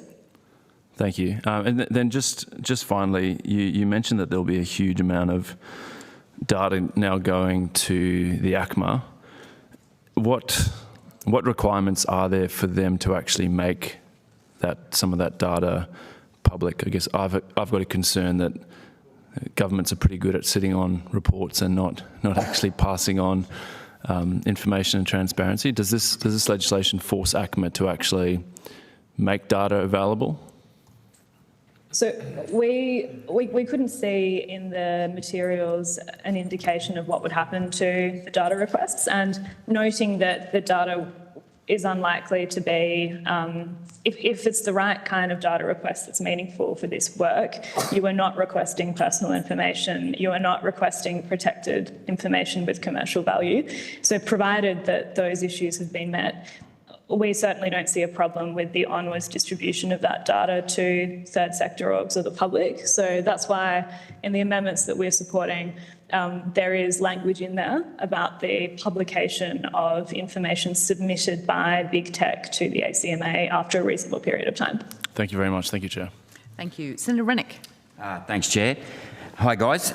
Look, my question is regards to the diversification of information on social media versus the projection of information on big media. So in 2017, the Turnbull government, in conjunction with One Nation, abolished cross-media ownership laws. So today we basically have three major media sources, the ABC, News Corp and Fairfax 9. Now, they tend to put out a similar message on many things, so that projection is very huge. On the other hand, while there may be more extreme information, depending on your point of view on social media, it's much more diversified, so people will have more dialogue on social media. I know that you're concerned about the regulatory impact here.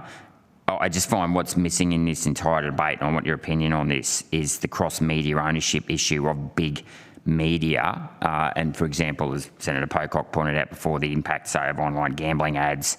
Have you got an opinion on that? Because I think this needs to be balanced. I guess my concern is we're shutting down diverse views on social media, and yes, they may be, verging on misinformation depending on that definition.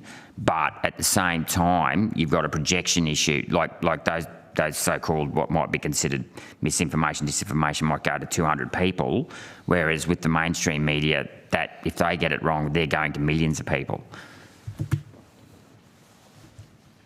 Thank you for your question, Senator. I think this is probably at the edges of my expertise. We're not really engaged on issues of big media and media distribution more broadly.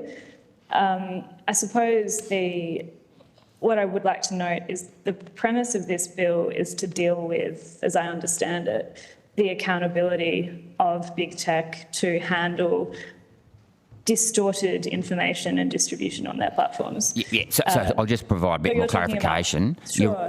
And that's right. So this is sort of going down into the rats and mice of smaller people that, you know, have diverse views, and some people may disagree with it, but the projection of those views is very small. And I guess what I'm trying to get to here is that we're missing the elephant in the room, which is the projection power, the power of big media project a view to millions of people, whereas many of these so-called accounts that are spreading disinformation, inverted commas, are actually very small accounts that really don't have much of a say on the overall, population. I understand.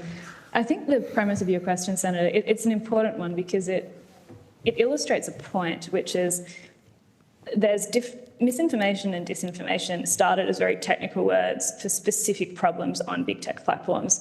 They have turned into a much looser term with a broad meaning that captures issues like mass media. I would encourage returning to the objective, as I understand it, of this bill, which is, as you say, not really concerned with mass media issues and not particularly concerned with, say, hostile campaigning or robust political speech, which is, in the public sense, getting characterised as mis and disinformation. In a big tech sense, it's not. So the definitions for mis and disinformation in big tech land are far narrower than how we're using it generally in public discussion. So I'll note that. And then my second point is I don't think we want to stretch the objectives of this bill into questions of media. I don't think that's the point. No, I don't think we should either. It's just the power. Right. It's just the dichotomy between we're picking on the little guys but not the big guys. You know, we're ignoring the big guys while picking on the little guys. That was, I guess, my point. But I'll leave it at that. That's a statement. Thank you, Senator. Thanks. Thank you. Thank you. Senator Roberts. Thank you, Chair, and thank you, Ms Dawkins, for appearing today, and thank you for your submission. I have a few questions.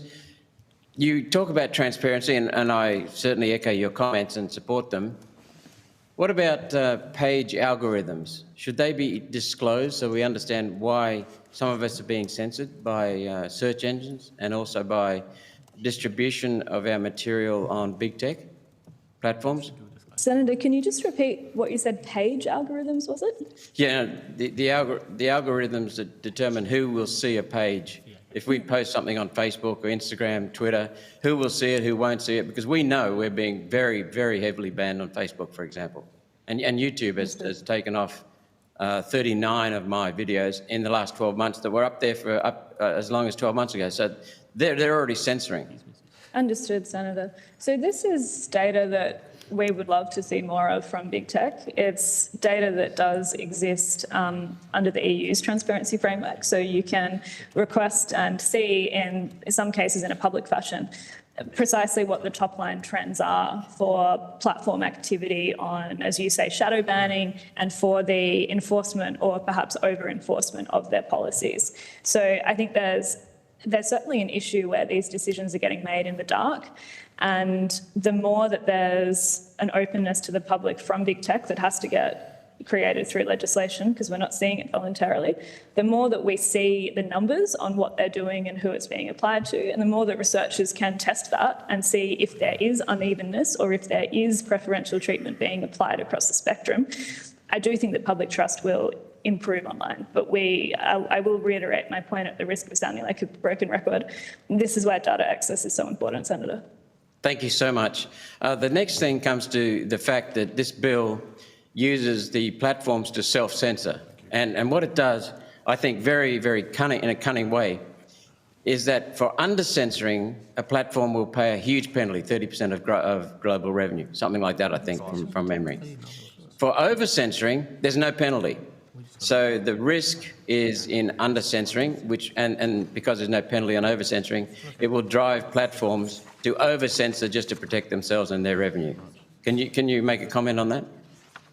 I think that it's not as high as 30%. I think it was a single-digit number, Senator. I don't have it in front of me. I might be wrong. I think what you're talking about is the risk of over-enforcement of platform policies, and if it is helpful in any way to alleviate concerns, our testing is routinely that under-enforcement is the norm. We always get about a single-digit percentage of enforcement of genuine policy breaches on platforms. It's usually sitting around 6 or 7%.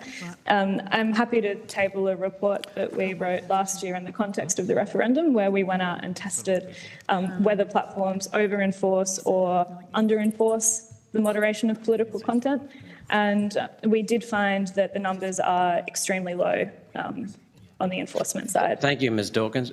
That's the situation now. Once this bill comes in, if it comes in, there's a lot of pressure in the public to not bring it in.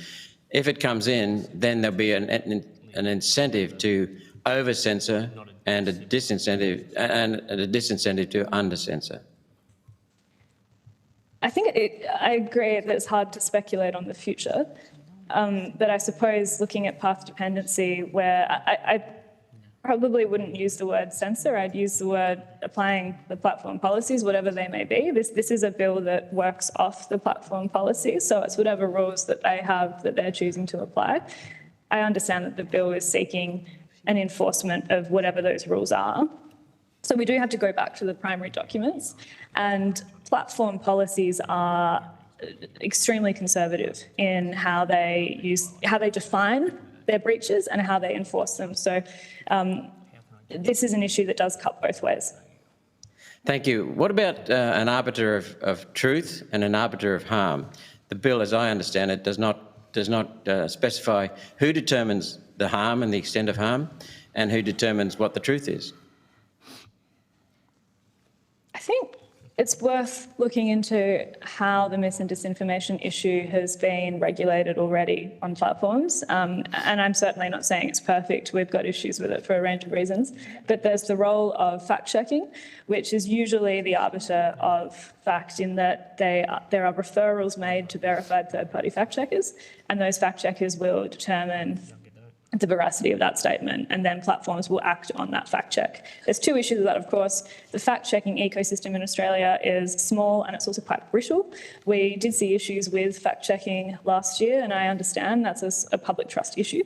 The second point I'll make is when fact-checkers do make a finding, how platforms respond to that fact-check is in doubt. So those are the points that I would make on the arbiter of truth, Senator. And Senator Roberts, thank you very much. I might just quickly ask a few questions.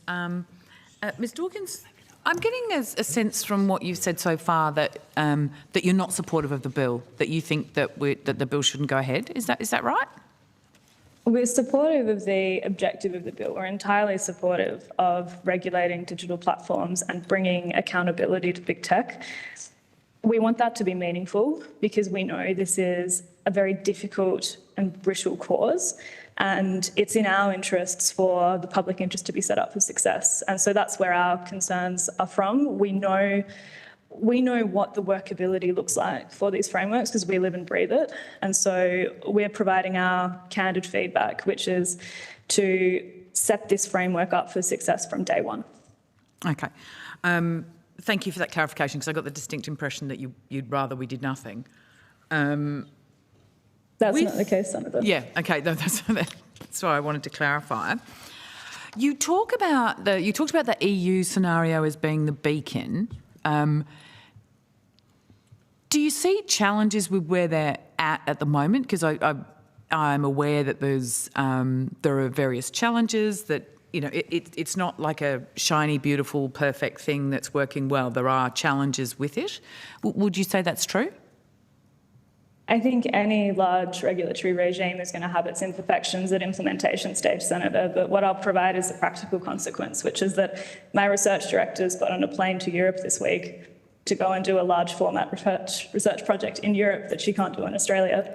And I have junior analysts who cannot do their work in Australia, and I'm losing them to Europe. And it's great for their careers, so I'm delighted for them to go, but it is stymieing the work that we're able to do here because I cannot protect my researchers to do disinformation and misinformation work. So these are not, I want to make a very clear point here that these are not just indulgent points of perfect being enemy of the good. They're practical points about the existential risk to research organisations at the moment. So a move towards, so my understanding is that I think the idea of you being able to do that research and having access to that is extraordinarily valuable, so just to be clear. And that pathway to getting there, my understanding is there are a range of challenges in terms of putting it in place. Not barriers, not blockers, but challenges to be dealt with and to be managed. How do you see the pathway from where we are now to where we would get to have a greater access of data? I see the pathway as the amendments that we've proposed, and perhaps if we need to modify the language of those amendments to address some concerns from the department. I understand that there's concerns on two levels, on constitutionality and on breaking trade agreements. I'd really welcome the opportunity to see those concerns, and we can provide an opinion on those concerns based on my, I've only just been aware of what the preliminary legal concerns are, so I'm unable to provide fulsome advice from our counsel, but we would be delighted to provide opinion on the constitutionality point. I think that is up for debate, and I appreciate that there is an argument that all these issues could be dealt with at a later stage. My pressing point is that they should be handled now if we want to set this framework up well. Yeah, I get the I get the concern of we'll do it later. Obviously, that's not going to appease many people at all. But I guess from my, and I again would be like you, want to understand the full considerations of where the challenge points are and how we work our way through those. But would be understanding of that need to have an articulated pathway as opposed to just a long finger scenario. Yeah, we'll do it later. Exactly, Senator. And I think it's also more than a pathway, if I may, in the sense that we have an opportunity to write in at least a protection now. So I can go back to my board and say, I don't see the risks at the same level that they have been in Australia. I need to give responsible board directors a concrete steer that we are safe to consider mis and disinformation research work. We want to play this public accountability role, Senator. We really want to see this succeed. And so that's why I suppose our amendments are as firm as they are. Because I would hate to see this cause die. Absolutely. I'll probably come back to you with some questions on notice as we further unpack that to get your perspectives. Thank you so much. Chair, We'll go to Senator Cadell. Sorry. You go first. I've just got one question. Sorry. I thought you were wrapping up. No, Okay, I was just moving on. Sorry, I didn't realise. I thought that was the end of our opportunity. No, always you're looking at the worst in me, dear. All right, thank you. I've just got one question. Thank you, Chair. I just I heard your reference the report on The Voice, and I've gone and had a look at it here. In that report, your organisation concludes that X showed a potential bias to over-moderate vote no content, and then also says Facebook showed a slight bias towards over-moderating vote no content. I mean, does this not, though, those conclusions of your report, do they not raise this issue that this bill actually deputises the likes of X and Facebook to run a censorship regime, to run a regime that seeks to decide what's misinformation or disinformation? If they're already biased in one political direction, as your report shows, why would the Australian government give them any kind of authority to moderate political discussion online of Australians?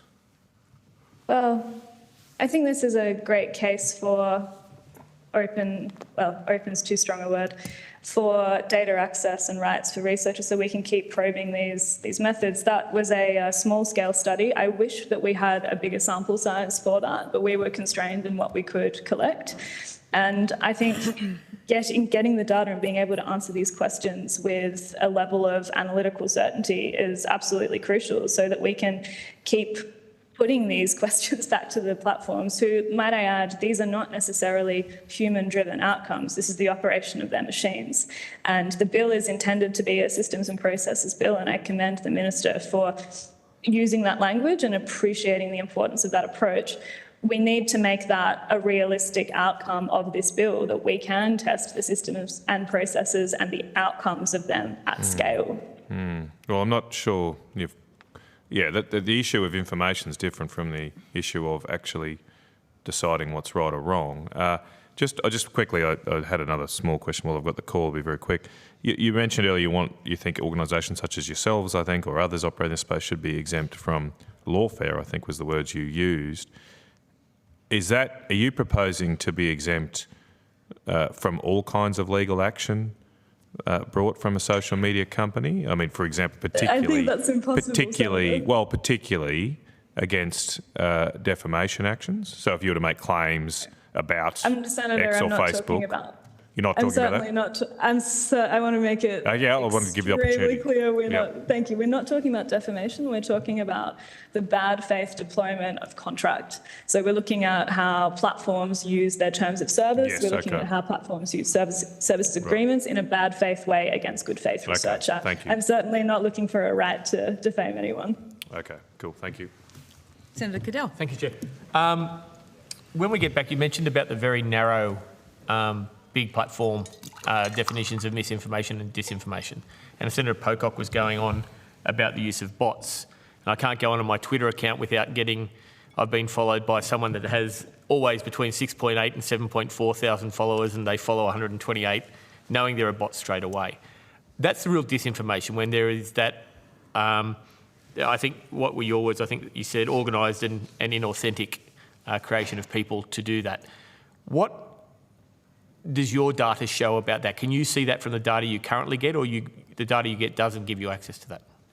I can't do it, but my very clever colleagues in Europe can and do, and I'm very jealous of what they're able to do. So I commend the work of Reset Tech's European offices to you, Senator, where they have comprehensively and very effectively mapped Kremlin disinformation or pro-Russian bot networks. They've also looked at potential Chinese state interference on bot networks as well, through the use of highly technical but advanced methodologies. These are methodologies that are available to European researchers under the Digital Services Act scheme. Okay, so if this bill was modified and you had access to exactly the same data as the EU are available, as you're saying, what would be the next step? You identify, what happens then? We would be able to much more comprehensively understand what's going on with bot accounts. Of course, it wouldn't be perfect data. I want to make that very obvious. We are working with compromises constantly with what platforms offer, so I'm not going to be able to give you a full and complete statement of every single bot that's on social media, Senator, but we would have the ability to get much bigger sample sizes and much more credible estimations of inauthentic activity on Australian social media. And I think that is squarely in the public interest for that work to be able to be done. I do want to commend the work of Australian researchers such as Professor Timothy Graham at QUT, who's doing very important work on inauthentic behaviour. So it's not that it's not happening, it's just that the scope for this work is very narrow right now because it's very expensive and it's legally risky. Okay, so we understand it, you get there. How does Nadia, who likes to follow me and please follow back, how do we get her off the net when we see these things? What is the step government would have to do once we understand it? How does it protect Australians? How does it protect Australian discord just by knowing they're there? I think you can use the data to open up a conversation between, under this bill, I see the mechanism would be ACMA having a pretty firm conversation with the industry representatives and using that data to ask some targeted and precise evidence-backed questions of industry. industry would then have to go away and demonstrate some sort of change in outcomes and present that. That data would then need to be audited to verify what they said they've done. And if they've failed to get to where the ACMA's encouraged them to get to, that can then look like enforcement. Okay. In your submission, you mentioned 3 examples. I think you've got the Greta Thunberg is a Rothschild, you've got Russia and Australia are only 2 sovereign states. I think there's one other there.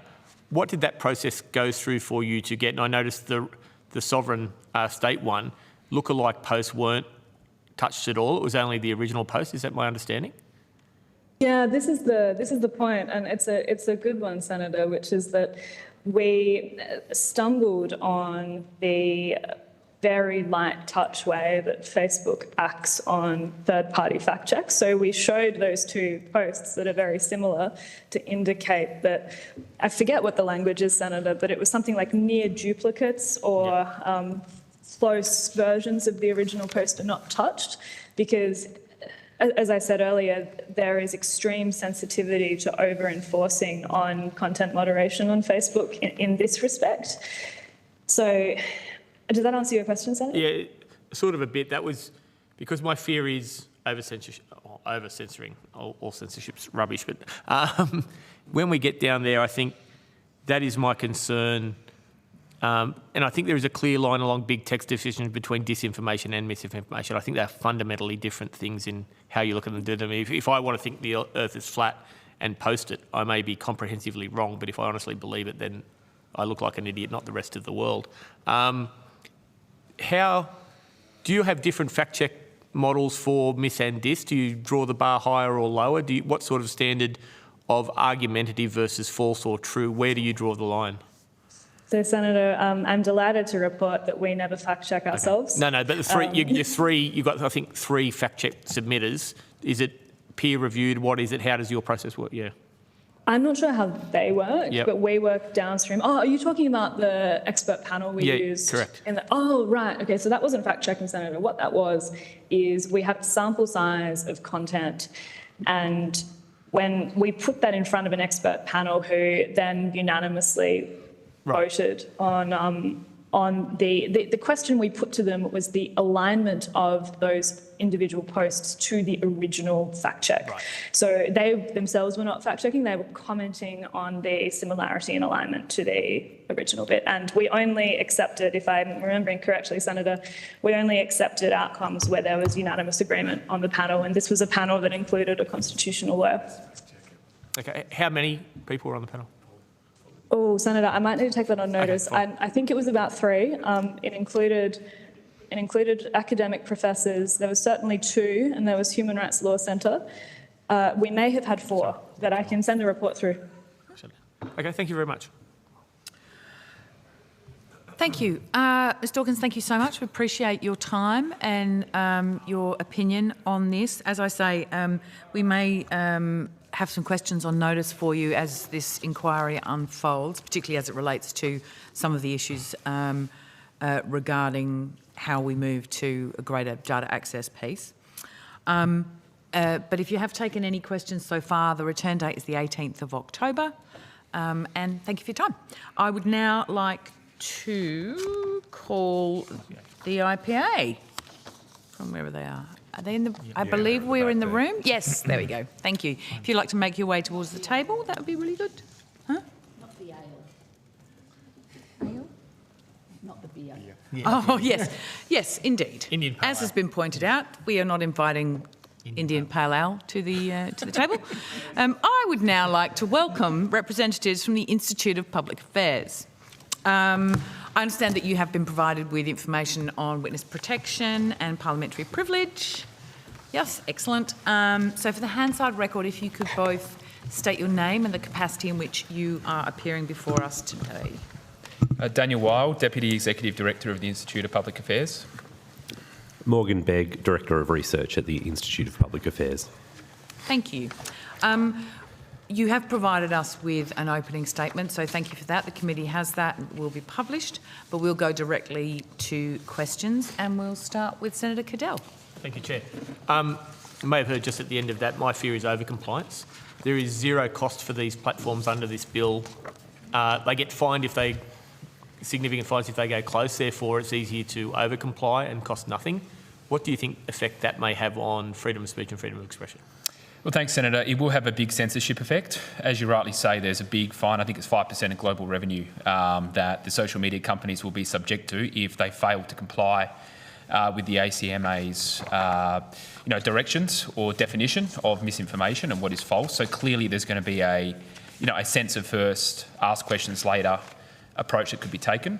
The other point, I know this point's been made, but just to build on that, which is we also have a concern about this becoming like a global standard that could be set from Australia, because as you know, these are global platforms. So what tends to happen is they will standardise their compliance regimes around the world, quite potentially. So there is a concern that this is not just a censorship regime for Australians, but it could then metastasise into a global censorship regime as well, which is, I think, a big concern and something also worth taking into consideration. Okay. Previous speaker, we raised again the very defined big tech platforms of misinformation and disinformation and the differences they have on a tech platform. This bill opens those up. There are a much broader definition of mis in this. What do you think that effect has on the bill versus the real harms of disinformation? Do you mean in terms of the scope of speech? Politically motivated censorship, if it's misinformation, if Senator Grogan and I are from different parties, I'm the devil, she's the devil, here is an example where it may not be the world according to that. When does that come in under these broader definitions? Yeah, good question. So it's pretty vague and subjective, and that's one of the main reservations that we have, that misinformation and disinformation themselves are very broad terms.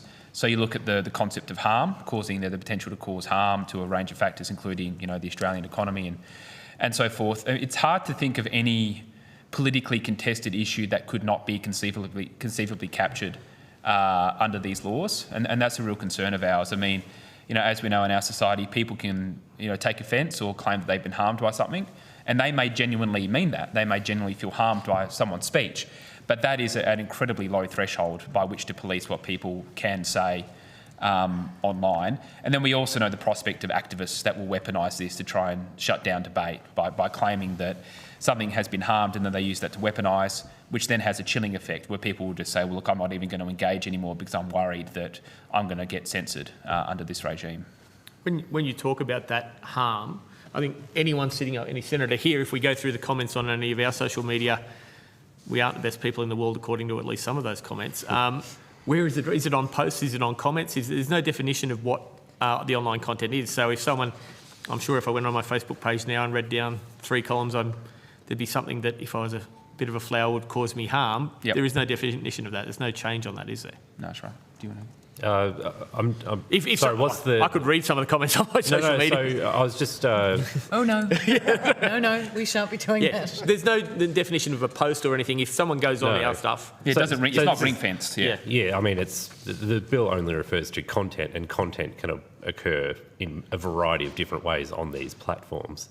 And, as my colleague said, these concepts are fundamentally difficult to pin down. They're arguably fundamentally subjective in how to interpret what amounts to misinformation. I mean, it's a denial of reality of human life, is that two different people can assess the same set of facts and interpret them in different ways, and interpret accuracy of that content in different ways. So essentially what will happen is you'll be importing a lot of value judgments and a lot of subjectivity in order to arrive at a determination of whether content meets the definition of misinformation or disinformation.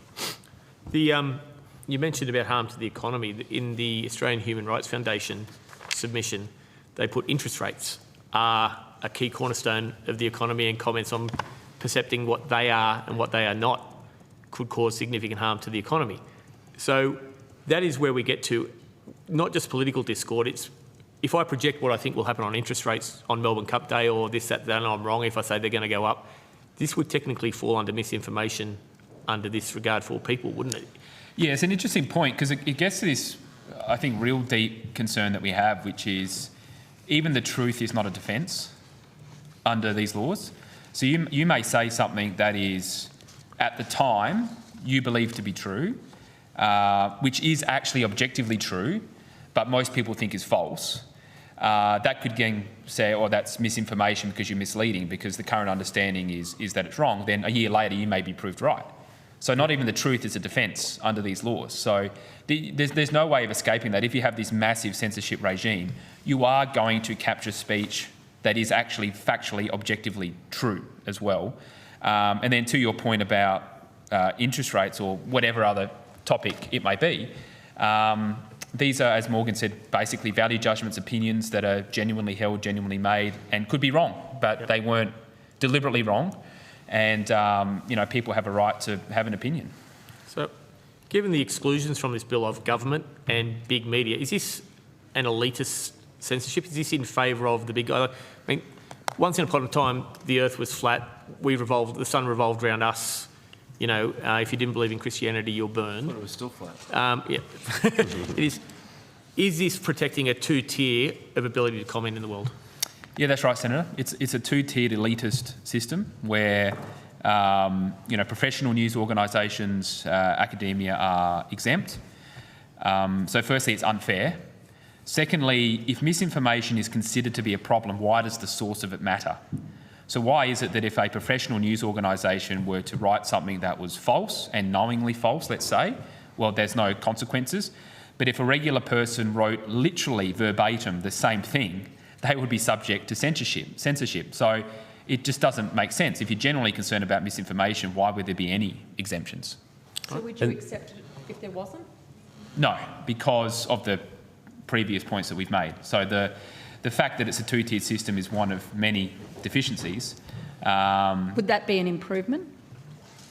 That's a good question, Senator. Yeah, it would be an improvement if everybody was treated equally.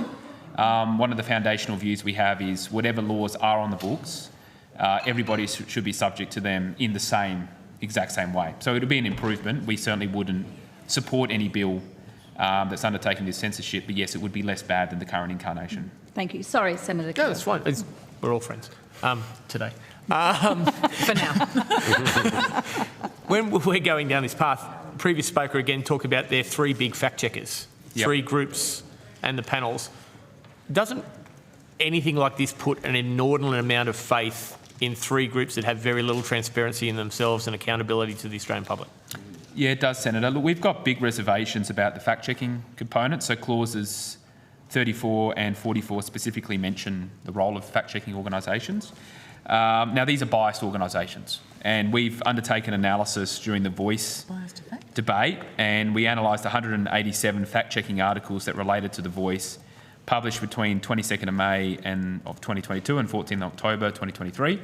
So 91% of those claims that were assessed were opponents of the Voice. Only 9% were assessed by proponents of the Voice. So it was a stacked deck throughout that referendum campaign. And unfortunately, these fact-checking organisations have proven themselves to be undertaking, heavily politically biased, with the aim of diminishing a particular case rather than actually undertaking genuine fact-checking. And for those fact-checking organisations to then be emboldened under these laws is something that, it may not be, it's such a bad bill, it's hard to say it's the worst part, but it's one of the components of it that I think has been under-commented upon, but, very concerning. Okay. So is there anything in this bill that would prevent a person outside of government, outside of big tech, from taking action to prevent over-complying? If I hold reasonable beliefs, if I hold these views true, I think I'm not trying to do disinformation, which I think is different. Yep. If I'm out there with a true belief, the earth is flat, I post this stuff, it gets taken down, is there any protection for me? Is there anything for big companies where I'm not over-censored?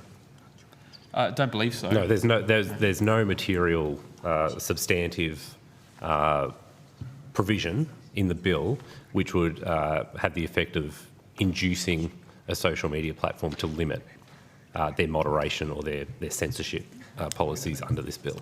And there's no definition of the serious harm across. It can be a person receiving serious harm, not just an organisation like the economy or something like this. So if, a person's strong belief in anything can be offended to a harm level if I say something against it. Isn't that true, Ines? I believe so. Yeah, okay. And so last question, Chair. In summary of this, I'm reading from the questions I asked. We have a bill that empowers a small group of people as fact checkers to exclude an elite few from this argument that will tend towards over-censorship and over-production of incidents with no recourse. Is that how, am I reading it wrong? That's right. Plus, there's also the prospect of imprisonment under this, jail for lack of compliance as well.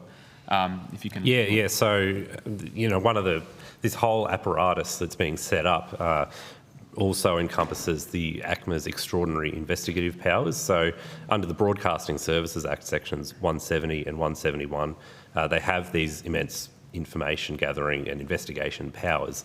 And of course the misinformation, and the purpose of those investigative powers is for the due administration of the Broadcasting Services Act. Well, the misinformation provisions are going to be added to that Act. So all of those investigative powers and the power to hold hearings and launch investigations will then encompass the administration and the compliance of the digital platforms with the Act. Okay. Can I just quickly on that point, those investigative powers, those information gathering powers, are they limited to corporate organisations, if you like, that are subject to the Broadcasting Services Act, or can ACMA go to an everyday Australian and demand information, subpoena them to come and appear at a hearing, etc.?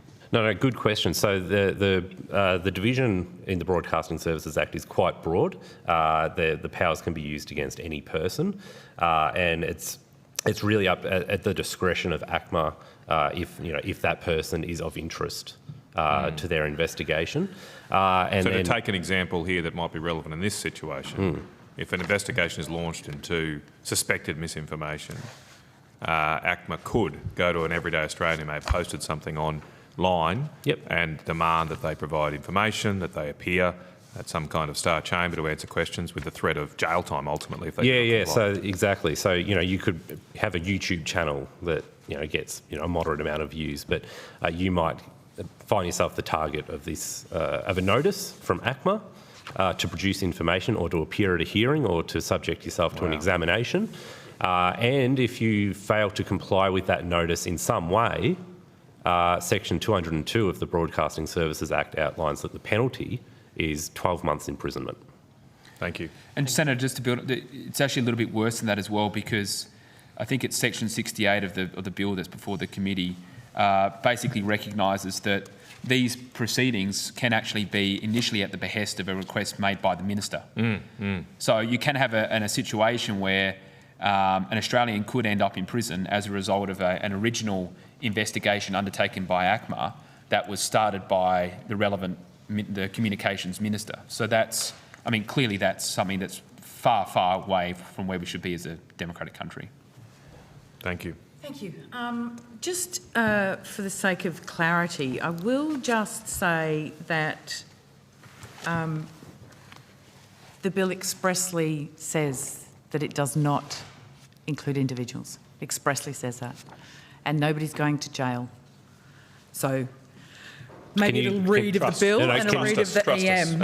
We'll go. You just need to read the bill and read the explanatory memorandum, and they actually step it out for you quite clearly. We will now go to Senator Roberts. No, we'll respond to that first. No, we'll go to Senator Roberts. Chair. Let us respond to that. Chair. Point of order. Okay. I think the witnesses have the right to reply. Canavan. Thank you. Thank you. So I believe the provision... But I will. Can I ask you to do that on notice? And the only reason I say that...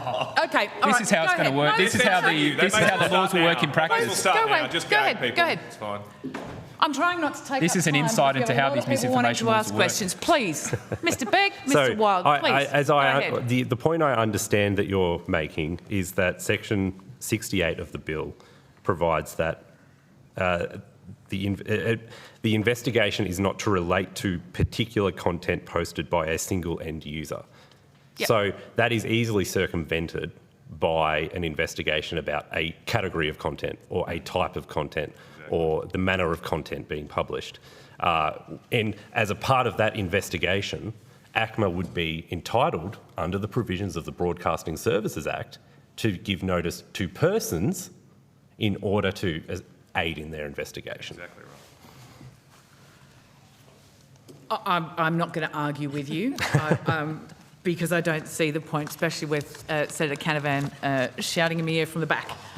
But we will go to Senator Roberts, and I might just unpack some of that in questions on notice that you can come back to us on, just so that we're all really clear and we can sort of unpack where those differences sit and understand fully where you're at. Senator Roberts. Oh, mute. You're on mute, Malcolm. Thank you both for appearing, and thank you, Chair, for the opportunity to ask questions. And thank you to the IPA for the wonderful work you do. I always have thought that the best arbiter of truth and the best arbiter of harm is free and open debate. Do you have any views? Thanks, Senator. Yep, I would share that perspective. I'm also happy to tell you that Australians broadly share that perspective as well. I might just draw your attention to some polling that we recently did that I'm happy to provide to the committee. I can't remember if it was in our submission, but I'm happy to provide it. So basically what we asked in this question was, some people are concerned about the spread of information. Do you believe the best solution to countering misinformation is? Then we had a number of options: government censorship, more debate to counter false information, censorship by social media companies, more freedom of speech, or none of the above. Now, 49% said either more debate or more freedom of speech. Only 39% said government censorship or censorship by social media companies. So there's a decent size of Australians that believe that, well, we're going to have misinformation, there'll be false content online, but the best way to do that is to have more debate and more speech to counter that. The best fact checkers are the Australian people, not a government bureaucracy. The other point, Senator, that I think you'll find particularly interesting is that young Australians are the most strongly in favour of freedom of speech, and they thoroughly reject censorship. Only 8% of those aged 18 to 24 said they want government censorship to stop misinformation. Only 8%, and only 17% said they want to have censorship by social media companies. 59% said they want more debate and more freedom of speech. So that's the highest out of any age category. So there's a lot of, I guess, concerns about the next generation coming through. We hear a lot about them, but the reality is that they are thoroughly opposed to this censorship regime that's been put before them. Sorry, could I just, sorry, Senator Roberts, could I just get clarification? Mr. Wild, where's that polling from? So that was undertaken by marketing research firm Dynata, undertaken over 17th of May to 19th of May 2024 of 1,017 Australians. And was it commissioned by IPA? It was commissioned by the IPA. Okay, yep. All right. Could we have that on notice? Yep. Including the questions? Yep, I think it's with you now. Great, yep. Thank you.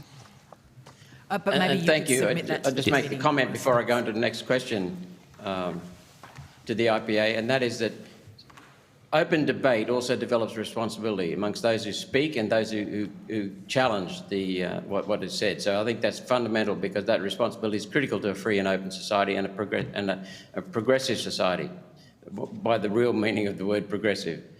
In your submission, you state the revisions made to the bill between the exposure draft and this draft have potentially broadened censorship concerns. That's a fair representation. Is that a fair representation before I move on to specifics? Sorry, can you repeat the question, Senator? Sorry. In your submission, you state the revisions made to the bill between the exposure draft and this draft have potentially broadened censorship concerns. Is that fairly representative of what you said? Yeah, that's right. We were concerned about the definition of serious harm that had been amended from the exposure draft released last year. And one of the categories that stood out to us was the serious harm that was listed changing from hatred against a group to vilification.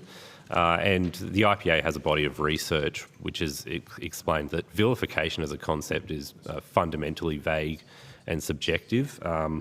And it seems like, looking across most definitions, that the meaning of vilify, for instance, is broader than the meaning of hatred or hateful. So, so that was an example that we highlighted in our submission. But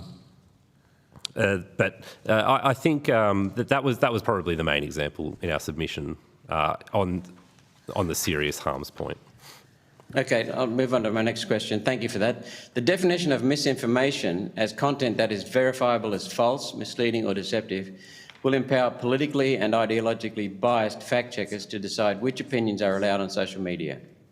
My belief is the bill will force social media companies to pay good money to fact checkers whose funding is not transparent, and in your submission you found that, quote, previous research by the IPA into Australia's 3 largest third-party fact-checking organisations, AAP Fact Check, RMIT Fact Lab, RMIT ABC Fact Check, found that these entities exercise consistent bias in how they deal with political matters relating to major public policy debates.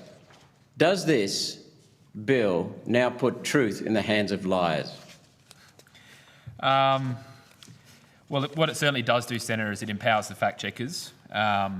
So I think I mentioned before the research we did that found that 91% of fact-checking claims made by those 3 organisations that you mentioned targeted the no case during the referendum. Yep. It does empower those fact-checkers under clauses 33 and 34. I am aware that there are financial arrangements between the social media companies and fact-checking organisations. I don't know the details of that, but clearly they're going to be looking for business. So as we mentioned in our submission, that's an area of deep concern, that basically you've got the government outsourcing censorship to social media companies who will then probably outsource it to fact-checking organisations who have been proven and demonstrated to be politically biased. And I think, Senator, in my view, the true dishonesty is in these fact-checkers holding themselves out as being adjudicators, that they have some sort of special command of the truth. In a healthy and free society, open debate means participants in the debate putting forward their arguments in order to see who's the most persuasive. The fact checker comes in and holds themselves out as the arbiter to decide which side is correct, but they're actually participants in the debate too. That's the reality. And as our research shows, and across a variety of a range of public policy areas, they exercise this immense bias and favouritism towards particular policy perspectives. That's the reality of them. It's a fundamentally dishonest arrangement. Senator Roberts, I'm afraid we're going to have to move on. We really have limited time and a lot of people who wish to ask questions. If I could ask you to put any remaining questions on notice, Senator Roberts. Thank you, Chair. Thank you. We'll go to Senator Rennick. Okay, thanks. So, guys, could I just ask you to repeat? So you said earlier on that the penalties, or the maximum penalty is something like 5% of global revenue for these digital platforms. Is that correct? Yeah, I think I'll double check that, but I'm pretty sure it says 5% in the bill. Yep. 5% of turnover. 5% specifically. Australian turnover or global turnover? I'd have to look I'm afraid I actually don't know the specifics of that That's question. okay. Look, I mean, I guess the point is that the penalty is very severe, and as a result of the threat just of that penalty, I suspect the digital platforms aren't going to have the resources to monitor every person's post. So therefore, they're just going to take a blanket policy that any particular dodgy or sensitive topic, they're just going to take a blanket approach and censor anyone that dares question the government narrative or may, just question the government narrative. Given the accuracy, because I note before you mentioned the bias of fact checkers, but there's also a question over the accuracy of fact checkers, even on the facts themselves. I mean, I've had memes that have been censored that were for a different topic. So when you actually read the fact check, for example, the fact check's not even related to the meme. So their own programs can't fact check properly, number one. And number two, when you go and you try and contact the company, you can't contact the company. So, but I guess my question to you is, do you agree that the threat of the fine is going to put the arbiters of truth into the hands of these faceless fact checkers? Certainly, yeah, I think that's right. I mean, the issue that you've got is, and I understand why there's people concerned about false content online. I mean, there's just a plethora of, it's incalculable, the amount of information that's online, and some of it's going to be false and some of it's going to be deliberately false with the intention of misleading people. I mean, that's an unfortunate reality, and I wish it wasn't the case, and we all do, but we have to live in the reality that if you're going to impose these very draconian requirements on social media companies, and you might, I don't know if there's anyone from the social media companies coming to these hearings, you might have to ask them about their mechanisms because I don't know the details of it. But just like we see in any other area of life, the regulation, it's always going to be, well, what is the least cost way of us achieving the outcome to avoid getting a fine or being punished by government? And so we see that across all areas of society. I don't see why it would be any different here. So that's why I say, and I want to emphasise the point, that it's really important that we have more open debate and freedom of speech online, because the only way to counter bad information is with other information and debate. So this is taking us down. We've got a choice as a society. Are we going to have a more open online world where we empower people with responsibility to say, look, there are going to be things online that are false. We want to equip you with the capacity to engage with that debate and access information? Or are we going to go down the path of trying to empower governmental bodies and quasi-government bodies to shut down the scope of the internet? And I think we have to go down the path of keeping it open. Yeah, and that's right. Like, the threat will actually just enforce censorship because they just don't have the technical capacity. But you mentioned a good term before, the two-tiered system.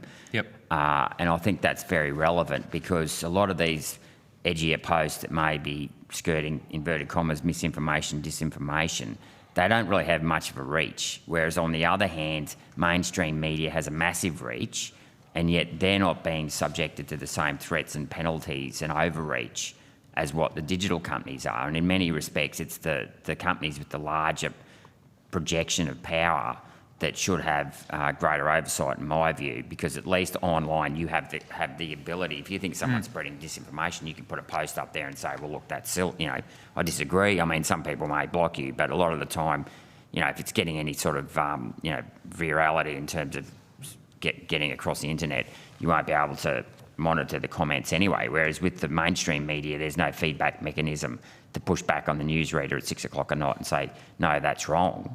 At least the digital companies, you have a comments box where you can push back and go, that's wrong, and you actually have open dialogue. So I guess I agree with your point about it's a two-tier system in regards to this. Yeah. Yep. I might just for the benefit of the committee, so here, just in terms of the fine, so if you look at Schedule 2, Part 1, Clause 20, it's 5% of annual turnover of the body corporate. Now, I don't know whether that's where they're based or Australia or not, but it's 5% of 5% of turnover is the fine. Thanks. Yep. Okay. Cheers. That's all. Thanks. Thank you very much. Senator Pocock. Thank you, Chair. Thank you for your time today. I just wanted to start by touching on one of the things that was raised in the session before you is the incredible power that social media companies have and them essentially operating as a black box, no transparency. One of the asks is for researchers to be able to have access to data. I'm wondering if that's something that you'd support, to actually look at things like biases, misinformation. I'm familiar. I've seen at least one proposed amendment on that point. If I could find it, I could refresh my memory of the specific wording. It seemed I had some concerns about how broad the words used were. Because, what we're dealing with really is the proposal that I saw, at least, was to essentially mandate a private entity to hand over information to another private entity. And at least in the amendment that I saw, there didn't seem to be very much limitation on what that data would be. And so I had some concerns about the breadth. Fundamentally, I think it's a bit questionable for the government to do that. And then secondly, the extent that it seemed to be reaching in its definition of the data that could be requested was a bit concerning as well. Okay. One of the other things you've raised is freedom of speech, and I agree, in a country like Australia where we have no overarching Bill of Rights or Human Rights Act, it's incredibly important that we are paying close attention to anything that impinges on freedom of expression. I'm interested in your view on freedom of speech for non-human actors, bots. Why should we allow bots to be able to operate and essentially imitate humans and flood our online with information? and potentially misinformation? Yeah, that's a great question. I don't think bots do have freedom of speech, so I don't think that they should be entitled to the same rights and freedoms that people have. I can't give you a good answer of how to perfectly delineate between what's a bot and what's a person. If there's an opportunity to ask the social media companies, I assume they have mechanisms for dealing with that. I share your what appear to be concerns about bots or other, as you call them, non-human actors. So no, I don't. I don't see any reason why they would be afforded any kind of freedom of speech, because that's a human right. Yeah. By definition, if you're a non-human actor, then you're not afforded those rights. Right, thank you. And just finally, I was keen to ask about algorithms, and it seems to me like we're faced with a bill where I think the point's been well made that if you are someone online and you say something, as Senator Cadell said, the earth is flat, and you have 100 followers, your 100 followers see that. But we're now in a world of social media where that could potentially be seen by millions of people because of an algorithm.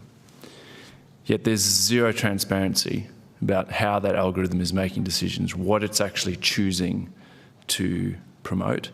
And now we have a bill that's going to put the onus on those same companies to police it. And I assume they're going to have another algorithm that is now looking for misinformation, because this is impossible for humans to do given the scale of data. And so my question is, and I take your point about private companies and IP and all the rest, but where is the role for transparency around these algorithms that have so much power, and yet we just have no idea why things are being promoted, why things are being throttled? How do you think we balance that? Yeah, that's a good question. I'm not sure I have a very good answer for you on that.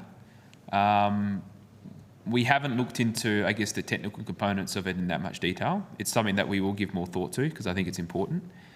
Our concern has been, because at the end of the day, an algorithm has to be created by a human or a set of humans.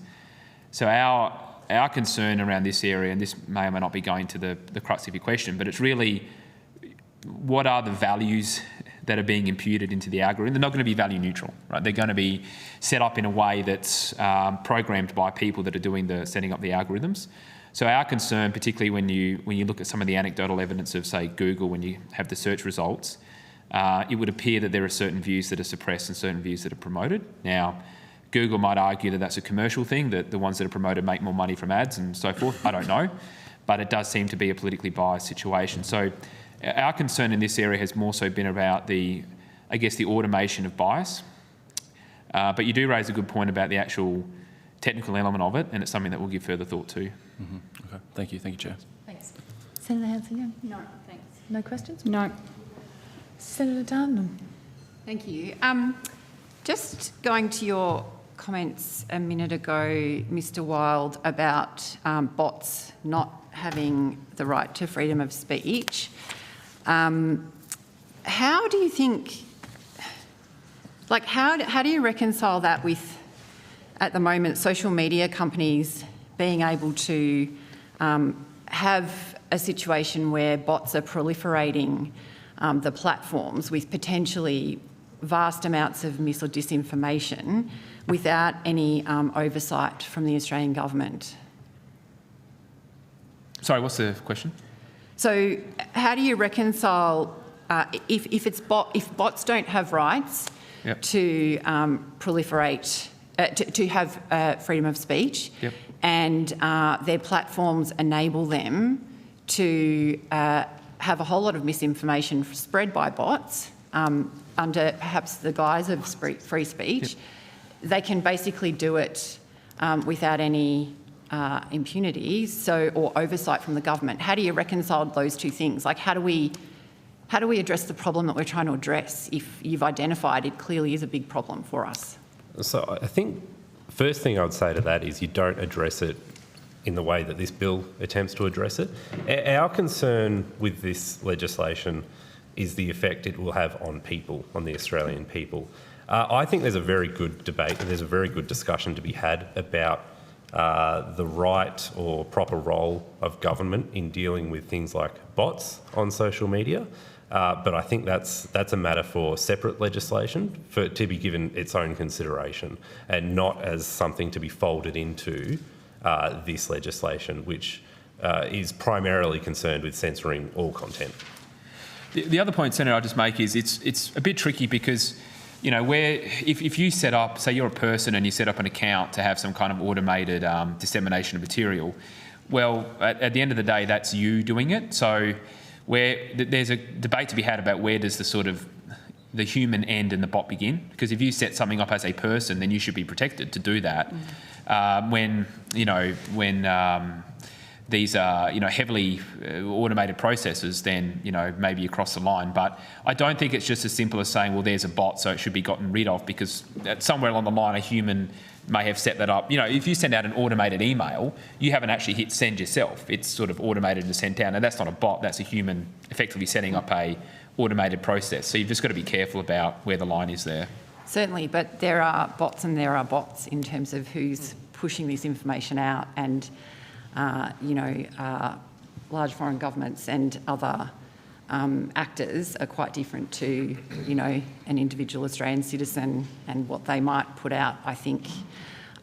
So do you think that, so I think what you're saying is that there is, something in that but not in this legislation. Do you think big tech should be subject to the laws of Australia that are elected via, a sovereign parliament in some way?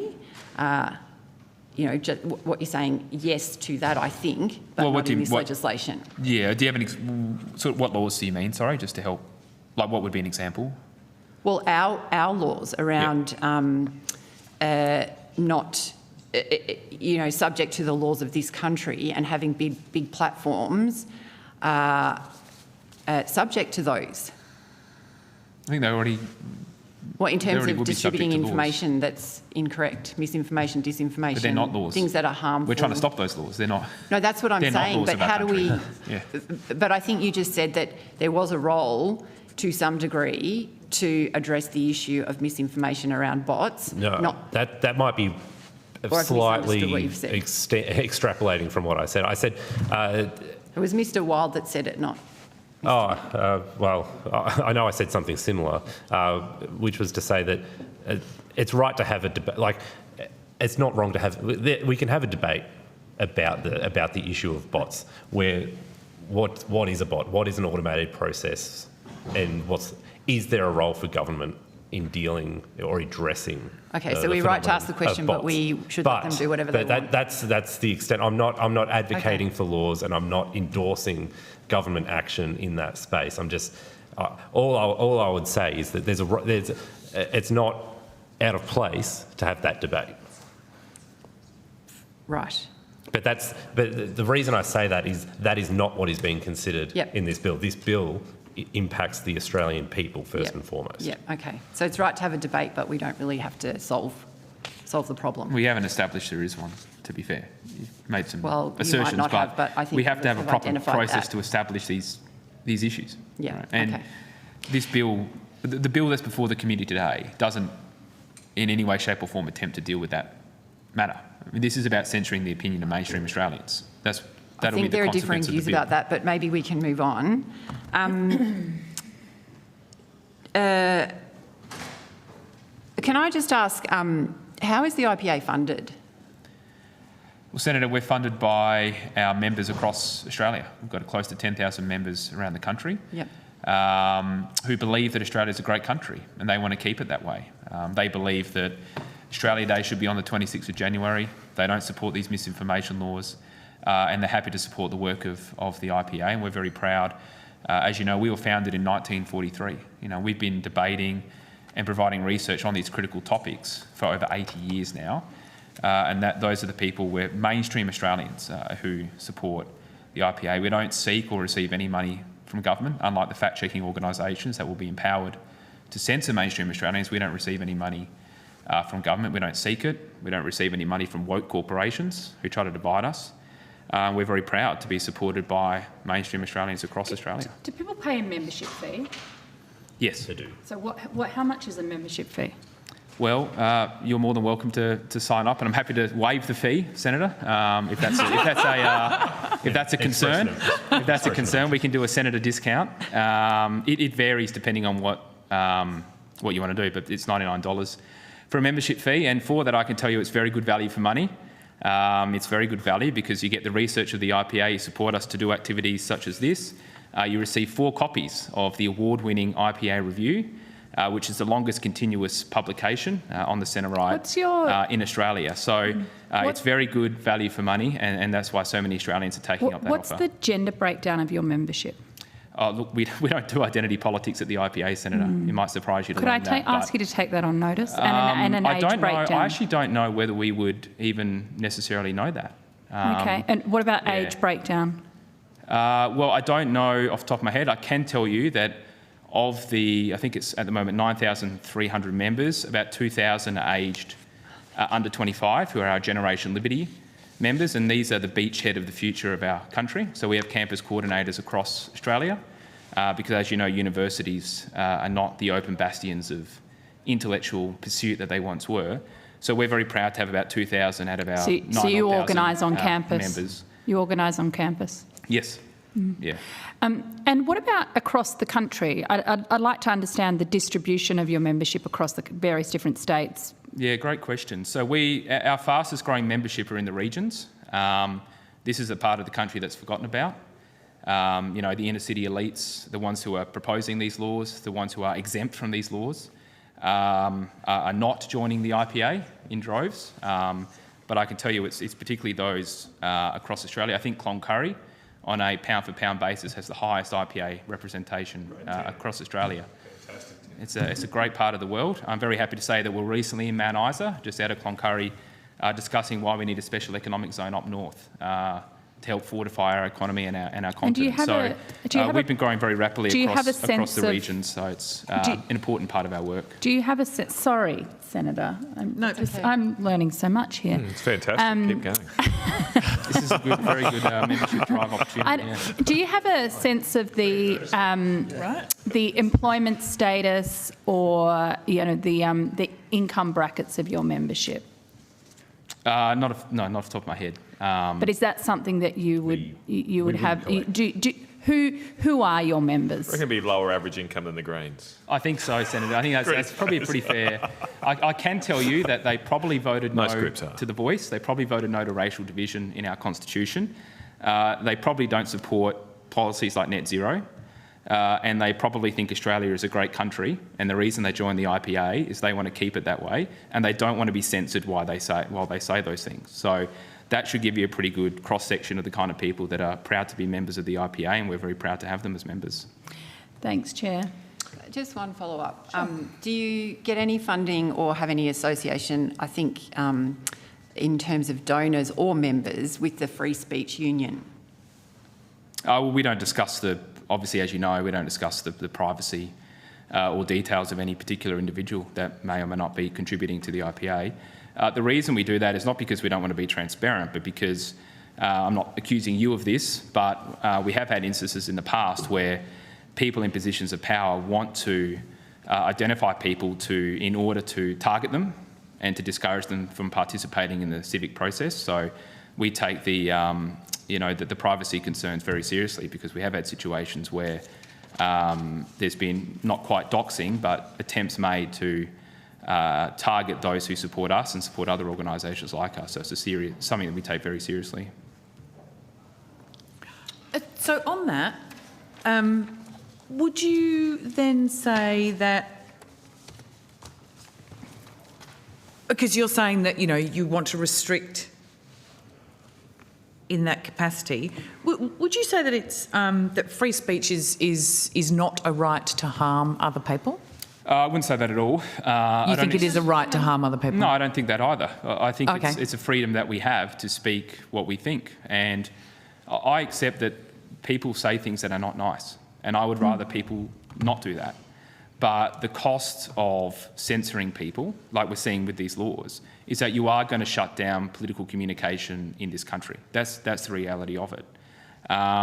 In terms of your assertion before, that to the effect that we're not being transparent. No, it was a question, not an assertion. No, but there was something in the prelude there. People are welcome to say who they support if they want to, right? So we don't have a problem with that. We're just saying that we're not going to go and reveal private details about people, which I'm sure is something that you respect and understand. Oh, absolutely. I think part of Senator Drummond's question was, does that organisation, not an individual person, but does that organisation, the Free Speech Union, do they fund or provide any donations to your organisation? No, I'm not getting into who may or may not fund us, other than what I've said before under Senator Hanson-Young's question. Yeah. Okay. Senator Canavan has a question. Thank you, Chair. Might be useful next time, Mr Wild, if you bring along a QR code you could put up and people could scan to join up, because that was a wonderful advertisement for the great work that you all do. I just wanted to take a different go to a different angle that I don't think too many people have raised. I'm a little concerned that this bill actually provides a backdoor for foreign governments to influence political communication in this country. The social media companies that will be required to establish internal censorship regimes are all pretty much foreign owned. And we've seen in recent years with the disclosure of the Twitter files, I think there's been some similar Facebook files gone through Congress recently, that some of these organisations have been compromised by elements of the US government. And of course we have another social media company called TikTok, where there's serious allegations of the influence of the Chinese government over their algorithms. I mean, are you concerned that by this law being set up, the companies have to establish a misinformation, disinformation regime, and that regime, the terms of that regime, may be influenced by foreign governments, whether friends like the US, but still a foreign government, and or ones that aren't so friendly, like the Chinese Communist Party? Do you want to go? Oh, I think it's a good question. I haven't thought about it that deep. Yeah, as you say now, I think that's completely right. We're taking, we're giving a lot of trust to digital platforms under this legislation, who, as you mentioned, generally sort of foreign-owned multinational corporations, to moderate and remove content by Australians. It's quite an extraordinary situation, and I think, as you've explained it just then, really reveals how absurd it is. Okay, thank you, Chair. Thank you. Thank you very much for your time. We appreciate you coming along. There will be further questions on notice. You've taken a few already. The return date is the 18th of October. Thank you very much. Thank you. Thank you. I would now ask representatives from Digital Rights Watch, no, not from Digital Rights Watch because they're online, but from the Australian Communication Consumer Action Network to come to the table. And I will note that we have the Digital Rights Watch on the screen. I understand that information on parliamentary privilege and the protection of witnesses and evidence has been provided to you.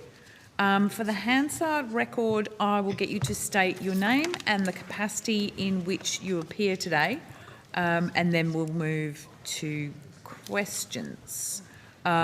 We might start with Ms O'Shea. Thank you, Chair. My name is Elizabeth O'Shea. I'm a founder and the chair of Digital Rights Watch. I did also have some opening remarks if I was given the opportunity to make them, but I'll let you move through the process. Thank you. Hello, I'm Carol Bennett. I'm the CEO of ACAN, the Australian Communications Consumer Action Network, and I do have some opening statements, which, if that's allowable, I'd appreciate an opportunity to give them. I'm Dr. Gareth Downing. I'm ACAN's Deputy CEO. We had made a request of all witnesses to provide opening statements to us ahead of time. It was a very late notice request. I think you were only given about 36 hours, so apologies for that. We do have a very tight time frame. We have a lot of senators who want to ask questions.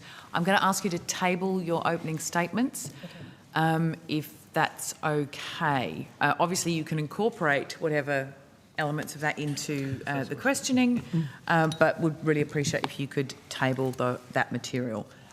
We'll start with Senator Canavan. Yep. Happy to go first. Thank you, Chair. I might start with Digital Rights Watch. I believe in your submission you've outlined that the this, you continue to have concerns about the broad nature of how serious harm is defined in the proposed bill. Could you just outline what your concerns are in terms of their broad definition?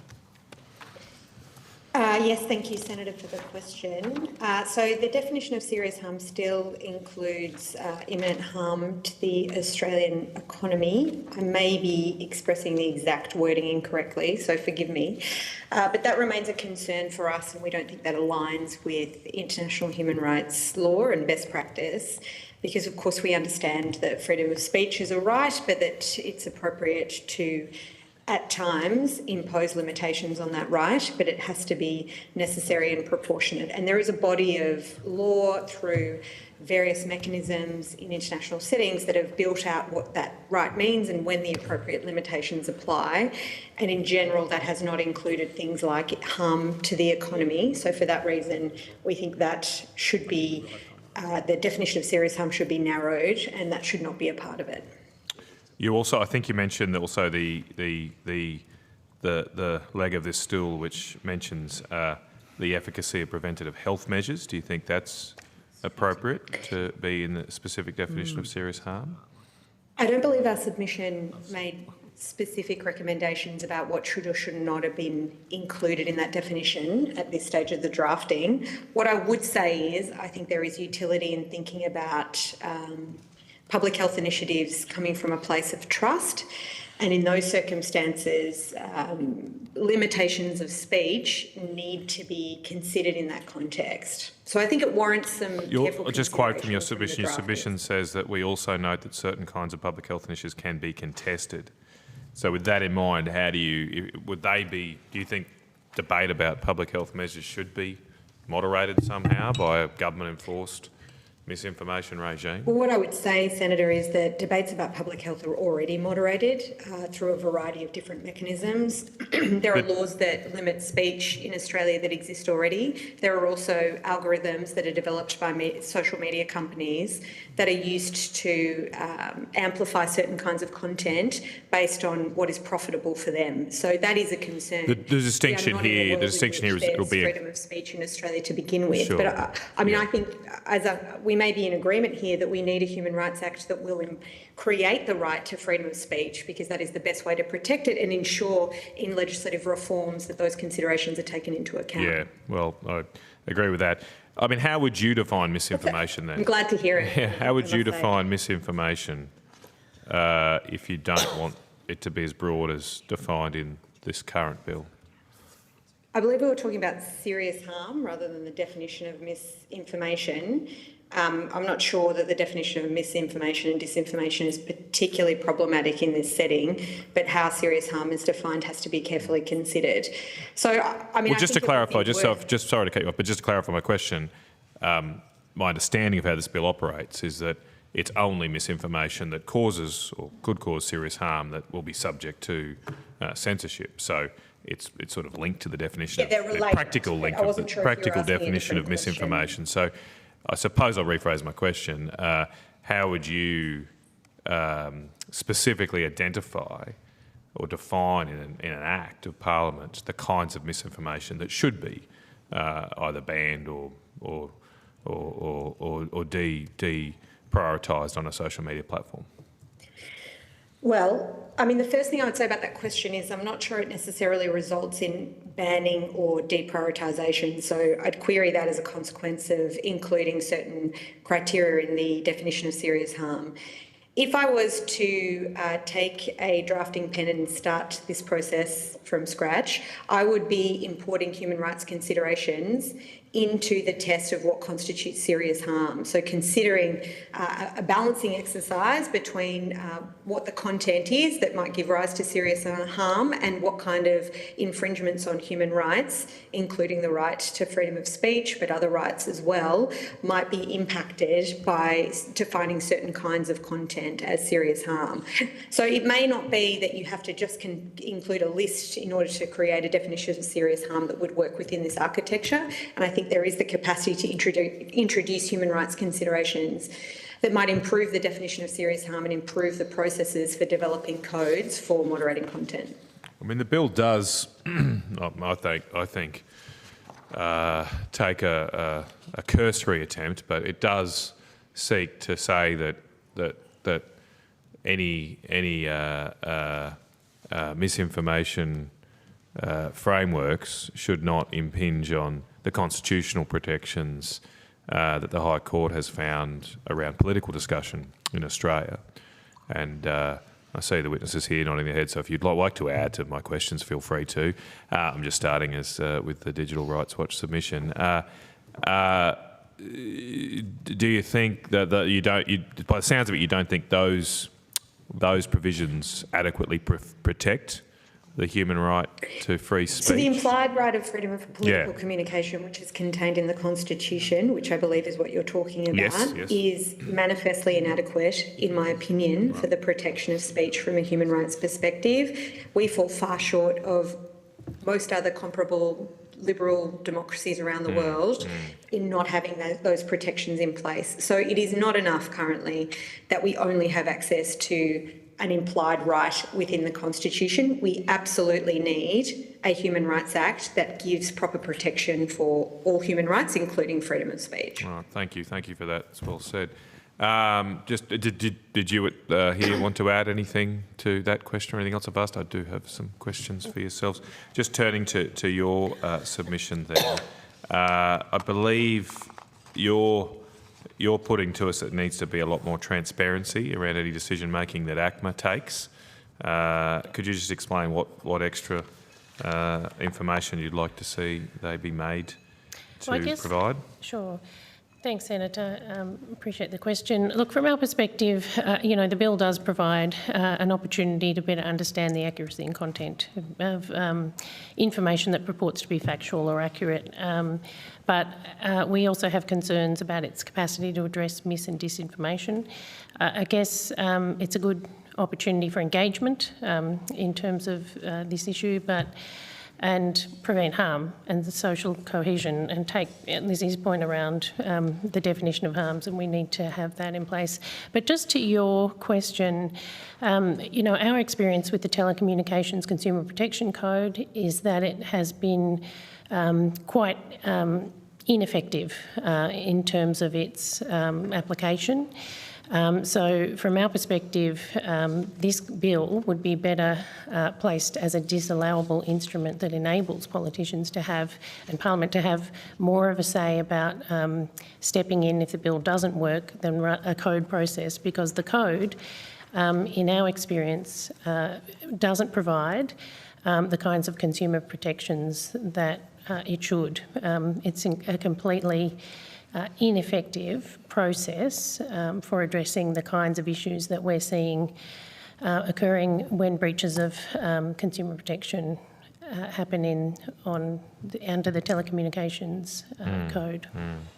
That raises an interesting point. My understanding of how this works, correct me if I'm wrong, but my understanding is that the bill would require the social media companies to impose their code, or develop and impose one, to deal with misinformation, disinformation. Obviously then the codes developed by those social media companies are not subject to parliamentary disallowability. That's right, isn't it? Because they're not government instruments. Are you suggesting there should be a government ministerial regulatory instrument made that would then apply to social media companies and would also be subject to parliamentary scrutiny? Yeah, similar to the current. Well, I mean, the thing is that it's up to the digital companies to now sort of put in place their own codes. So it's an industry-led self-regulatory process, I guess. We haven't found that particularly useful on the telecommunications side. Right.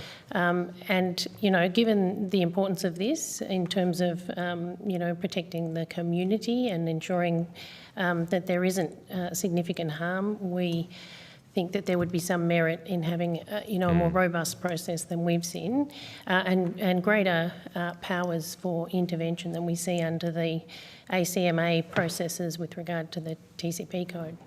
This is my last question. Thank you, Chair. One thing that does get reported to me at the moment when people are subject to discipline, if you like, on social media platforms, is there's almost zero right of appeal or even to understand why they may have been banned. They're just banned or the post is deleted, and there's no recourse to understand what they've done wrong. Are you suggesting through this process that there should be some consumer right here for users, Australian users of these social platforms, that they deserve the right to understand why they've been banned, maybe have a right of repeal, etc.? And again, Digital Rights Watch are welcome to respond to any of these questions as well. I guess what I'd say, Senator, is this bill would enable some greater transparency around what the platforms do and don't accept in relation to mis and disinformation.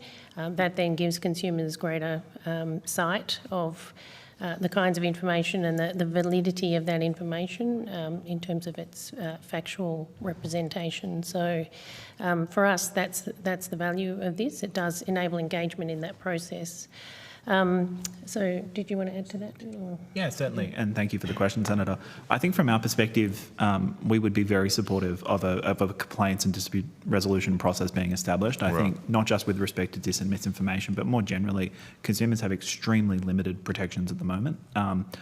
If you could imagine being disconnected from your Google account, that is actually a really significant issue for consumers. So if you lose access to some of these very critical digital communication platforms, it really curtails your ability to operate in the economy, live your life, do your work. So I think from our perspective, we're very supportive of expanded protections in that space, and certainly think that there should be dispute resolution processes in place.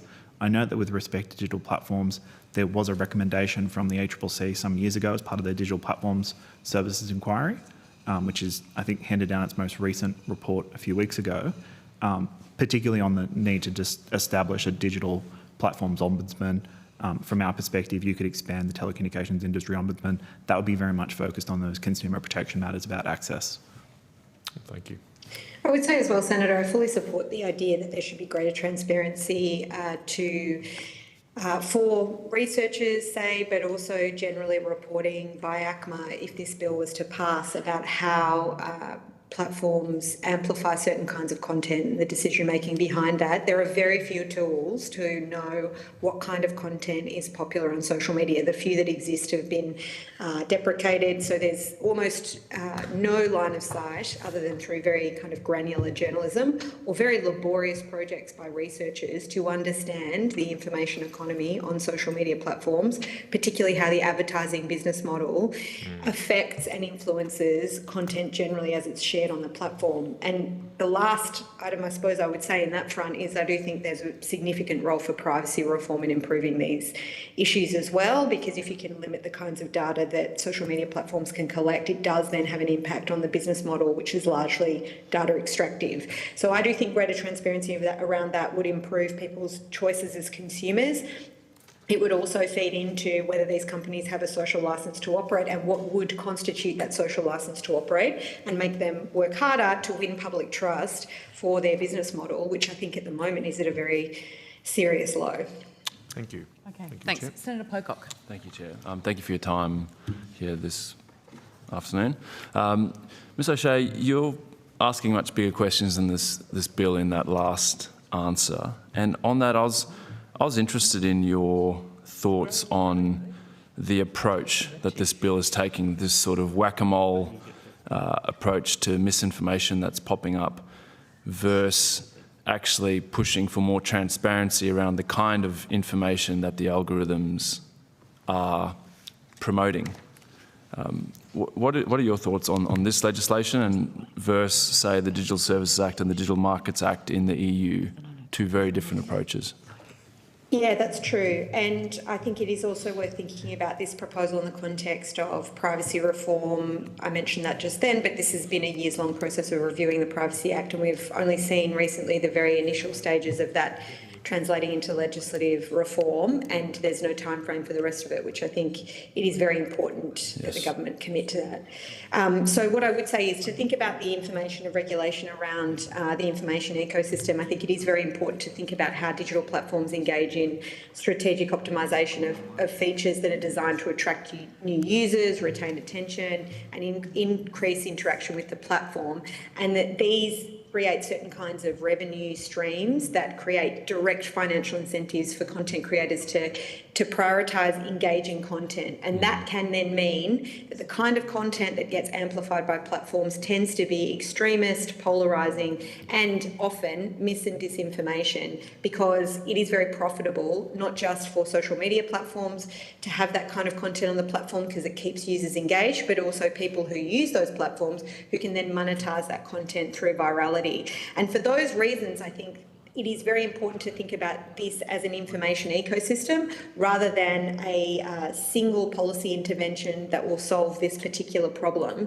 You know, I prefer to think about it as an ecosystem because it does align, I think, with how we might think about the physical ecosystem, the environment as well. We take this same approach in, I think we should take the same approach there. So we don't just focus on planning for extreme weather events that might result from climate change. We also look at kind of avoiding burning further fossil fuels in order to stop the extreme weather events. And I think the same approach needs to be taken here. We do need to look at interventions that can limit mis and disinformation and algorithmic amplification of it, but we also need to look at the source of the problem, which is data extractive business models that are focused on engaging content to continue that extraction of personal information at immense consequences to users, but also to our democracy as well. So the European approach has been much more proactive, regulating platforms based on their size, asking them to proactively explain whether they're compliant with various policies, with various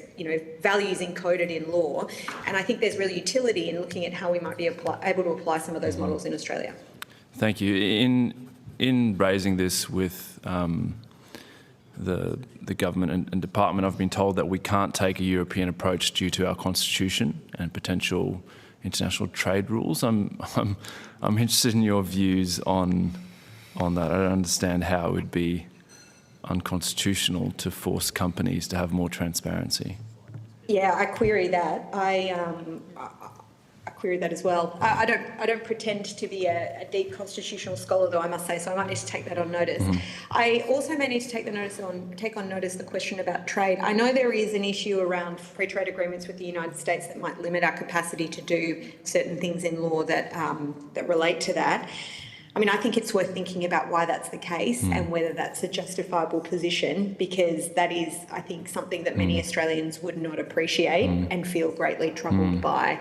So, the other component of why we may not be able to proceed with European regulation is that Europeans have access to the GDPR, the General Data Protection Right. We are 40 years out of date with our Privacy Act, and we need root and branch reform to get even close to where the Europeans are, which may set us up for greater regulation of platforms. On the Privacy Act reform, which I think touches on a lot of the things that Australians are concerned about, social media companies scraping our data to train their AIs. We've seen the Prime Minister make the call to kick sort of that part of privacy reform beyond the next election. How urgent is it that Australians have better protections and sort of similar protections to Europeans to be able to opt out of that sort of, large-scale data harvesting? I mean, I would argue that it's absolutely critical, in part because privacy reform touches on many different fields of policy. So the digital identity system, mis and disinformation, of course, the rights of children to be able to go online and be safe, as well as lots of other concerns that people might have, whether they're targeted by predatory industries or other similar experiences. So it's absolutely critical. I'm joining many other civil society organisations and experts in this field calling for the government to commit to a time frame of no longer than 6 months after the election if they are re-elected. And I would hope that even a government of the conservative side of politics would also commit to this, because it seems like a reform that ought to be bipartisan. We are miles behind and completely out of date. And as a result, some of the worst technology ends up being tested here. We have a much worse information ecosystem when compared to our colleagues abroad. And that's a terrible shame, not just for people who like to use the internet for, community organising, talking to their friends, but also for a democracy that is reliant on a high quality information being shared among voters and policymakers, which is not what we currently have.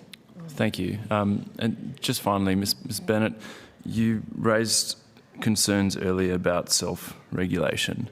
It seems to me that asking the most powerful companies in the world to self-regulate when we know that they're just absolute black boxes. There's very little transparency. Seems pretty ill-advised. Can you maybe explain why are we taking this approach and what are the dangers? Yeah, well, I mean, I think I've described it as the fox in charge of the henhouse, because at the end of the day, what we see in the Telecommunications Consumer Protection Code is that effectively industry sets its own code. That we call it co-regulation, or they call it co-regulation. In the Act, it's actually described as self-regulation, and that's the intention. But effectively, the industry sets its own code. We find that ACMA has very few powers. Their powers are two-step processes. So effectively, if there's a breach of the code, it's up to ACMA to then direct a company to address that issue. They can't actually undertake any fines or any actions until another breach of the Act, a breach of that direction occurs, and then they can fine, and they can fine up to $250,000, which is a drop in the ocean for these large corporations. So effectively, it doesn't work. And we're calling for direct regulation because when direct regulation occurs, we see that good consumer outcomes result, and that's what we're here to protect is consumer outcomes. And it's effectively a very unworkable system. Thank you very much. Thank you, Chair. If I might Thank add. you. Oh, my apologies. If I could just provide slightly more detail for the committee, just for your context. With respect to telecommunications, we commissioned a research report based on ACMA enforcement actions taken over a 13.5-year period. And that research identified that the ACMA had only imposed $6.1 million in penalties against telecommunications companies over that 13.5-year period. So there was $6.1 million in infringement notices and just over $1 million in civil penalties sought. So I think what we're trying to say is if this is a framework that was adopted in this context, you would expect to see probably very similar outcomes, which is likely to be extremely ineffective. A few $1 million in fines over more than a decade is obviously not sufficient to drive behaviour in the telco sector, but it certainly wouldn't be the case with digital platforms either, given their transnational scale. So can I just ask a clarifying question there? You're saying that you would gauge effectiveness of policies based on how many fines are issued? Not at all. I think it's a factor that I would consider. I think with respect to consumer protections, it's quite straightforward for us. We have a variety of indicators that indicate poor outcomes. So, for example, we've had more than 1 million complaints to telcos for many, many years. That's starting to decline because people are giving up when we survey and other organisations survey them. So there's that aspect. We also have, extensive case studies, input from the community organisations about the failures of that particular framework, which are provided to us, which indicate to us that it is ineffective. There's an admission from some parts of the industry that the two-step framework is ineffective. So I think in that context, I have a degree of comfort of saying there's different points of evidence that I could refer to. But I do think that the penalties in the context of a sector that is worth tens of billions of dollars is clearly out of step with equivalent companies in, say, the energy sector, where the penalties are substantially greater. So I wonder if you could unpack that for us on notice. Sure. I'm just interested in how you gauge. If I could just add to that, Senator, I mean, the ACMA itself have indicated they don't have the powers that they need to be able to enforce the code.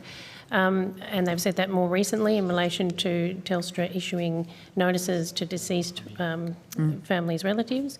And also consumer organisations who have been engaged with the TCP code have recently walked away from the process. They've given up because over many years they haven't achieved any outcomes. So there's a number of indicators of its failure, and it is something that we think would not be effective in this particular case.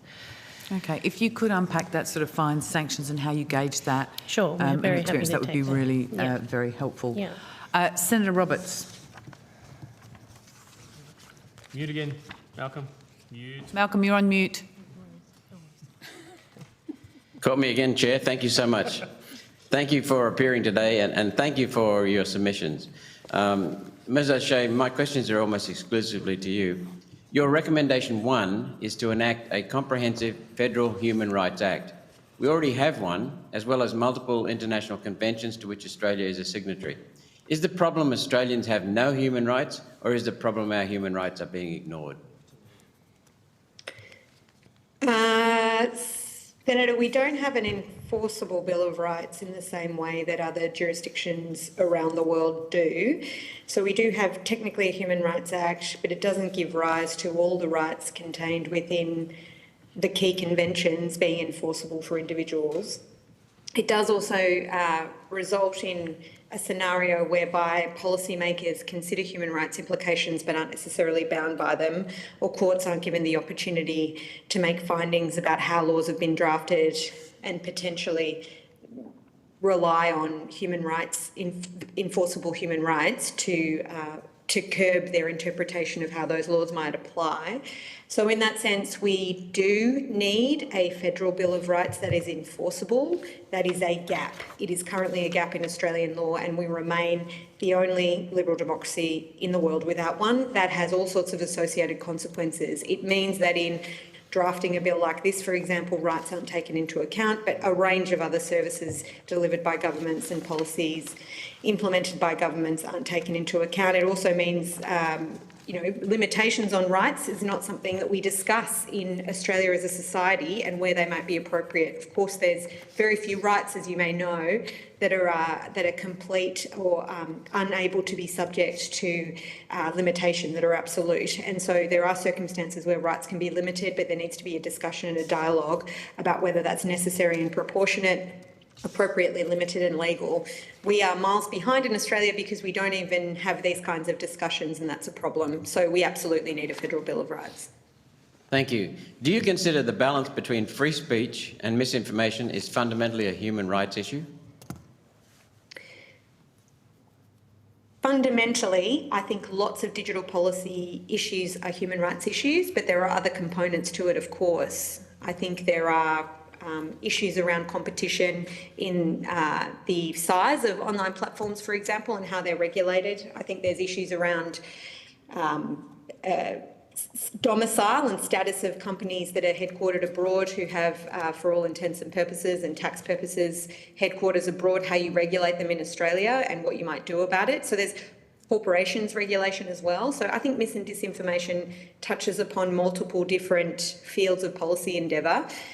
Many of these have human rights components, and if we think about the right to freedom of speech, of course we think that should be protected, and we also think that people should be able to move in online spaces without surveillance by governments and private corporations. So there's a human rights lens to it, but there's multiple different factors that might be taken into account in regulating for the problem of mis and disinformation. Thank you, that's very comprehensive.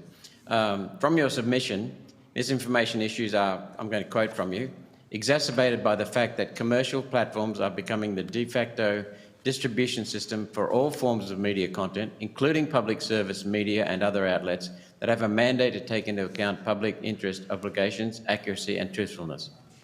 The result is that for all practical purposes, the media ecosystem is increasingly shaped by a commercial model that profits from the amplification of polarising, sensationalist content, regardless of its accuracy.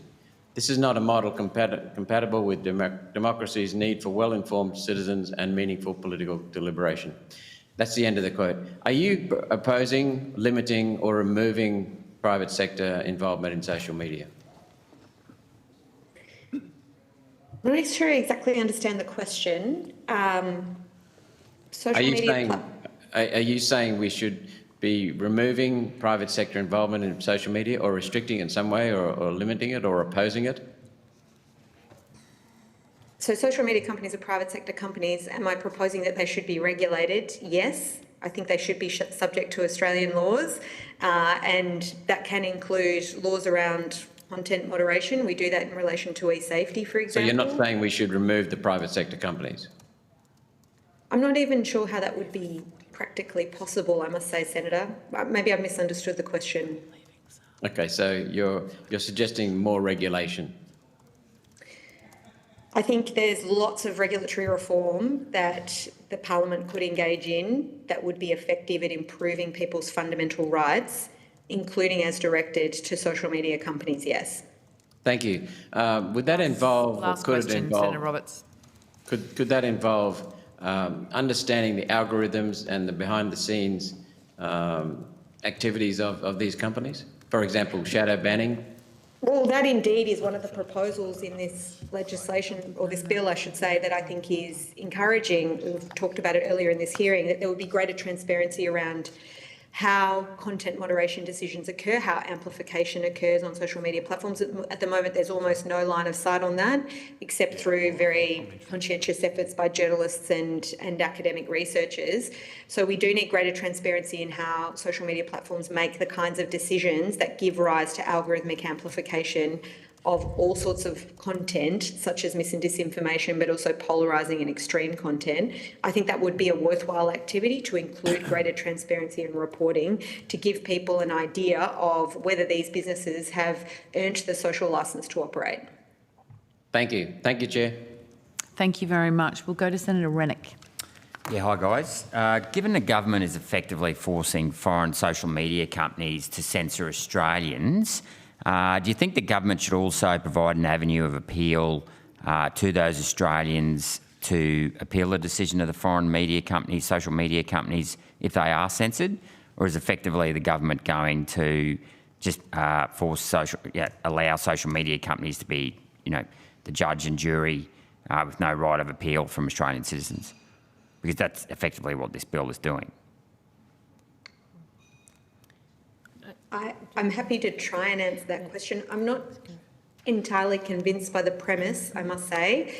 So my understanding is that the process is that ACMA requires or has the capacity to require the creation of codes that then determine how content might be moderated with a view to regulating for mis and disinformation. That is a process that would involve engagement between the regulator and the industry. I think I would agree with my other colleagues from ACAN that there's rarely in these processes sufficient representation for consumers or people who advocate for human rights or civil society generally in the creation of those codes, and that is a problem because in general civil society is under-resourced and it becomes a situation where industry is very well resourced and the regulator at times is as well, and there isn't enough role for civil society to play in being a voice for people who use these services. So in that sense, I think it is worth recognising that that process of code creation needs to have some accommodation for citizen voice in it that is properly resourced to do that work. If you're asking whether there should be an appeal mechanism for people who may have had content taken down on the basis that it doesn't meet the obligations, and that's what I'm asking. The code, I think there is a role to play for that kind of appeal process to exist. At the moment, people are deplatformed on these platforms all the time, and often for both reasons that would fall on both sides of the political spectrum, and that is a problem. So I think there is some role to play in that kind of appeal mechanism. But if you are going to follow through on this process, if you draft the codes right, you'd minimise the creation of that problem and the need for that appeal mechanism. Okay, and that leads to my next question, last question, Chair, is that should those codes be any algorithms used to censor people be more transparent?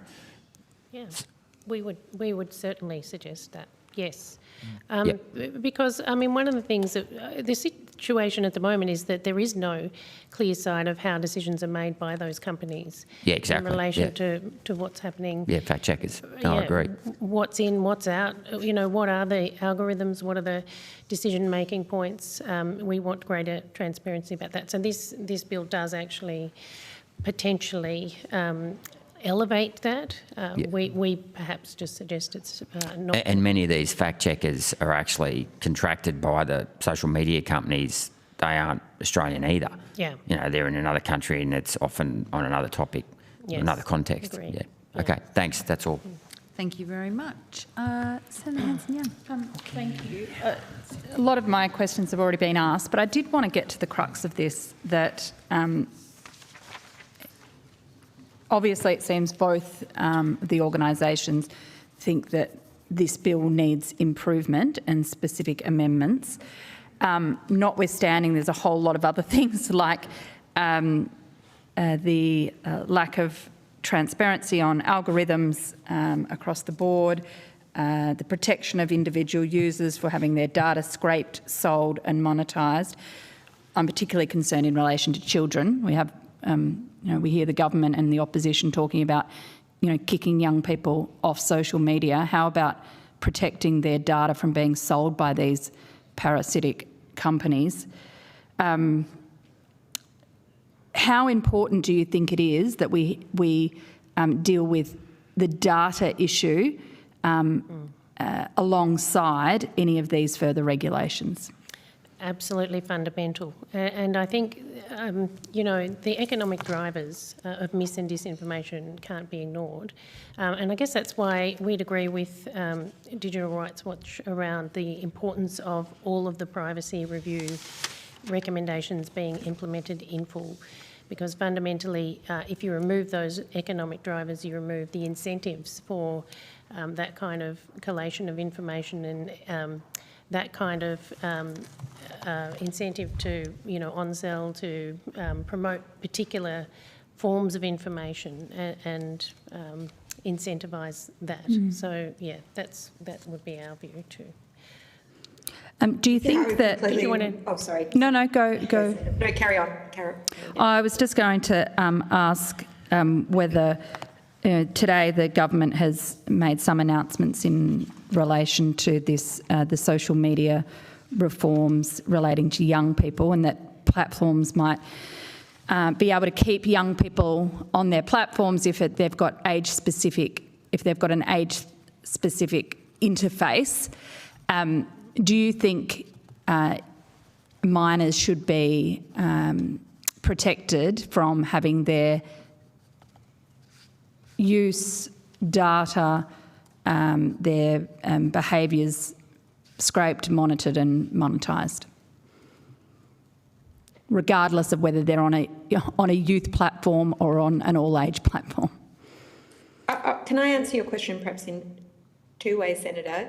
It's a bit cheeky, but what I would also say about the youth platforms, or the youth version of platforms, they do contain features for the large part when looking at how this has worked in other settings. So we're still working through it in Australia, but there are examples abroad where they've included settings that many adults would benefit from, including, for example, removing push notifications, collating, things like that, but also the use of things like dark patterns and the like. So there's a lot of ways in which reforms that we have seen that are directed at children, adults would also benefit from.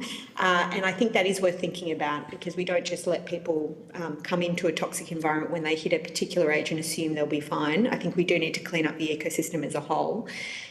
More generally, I think we should have a prohibition on the commercial exploitation of children's data.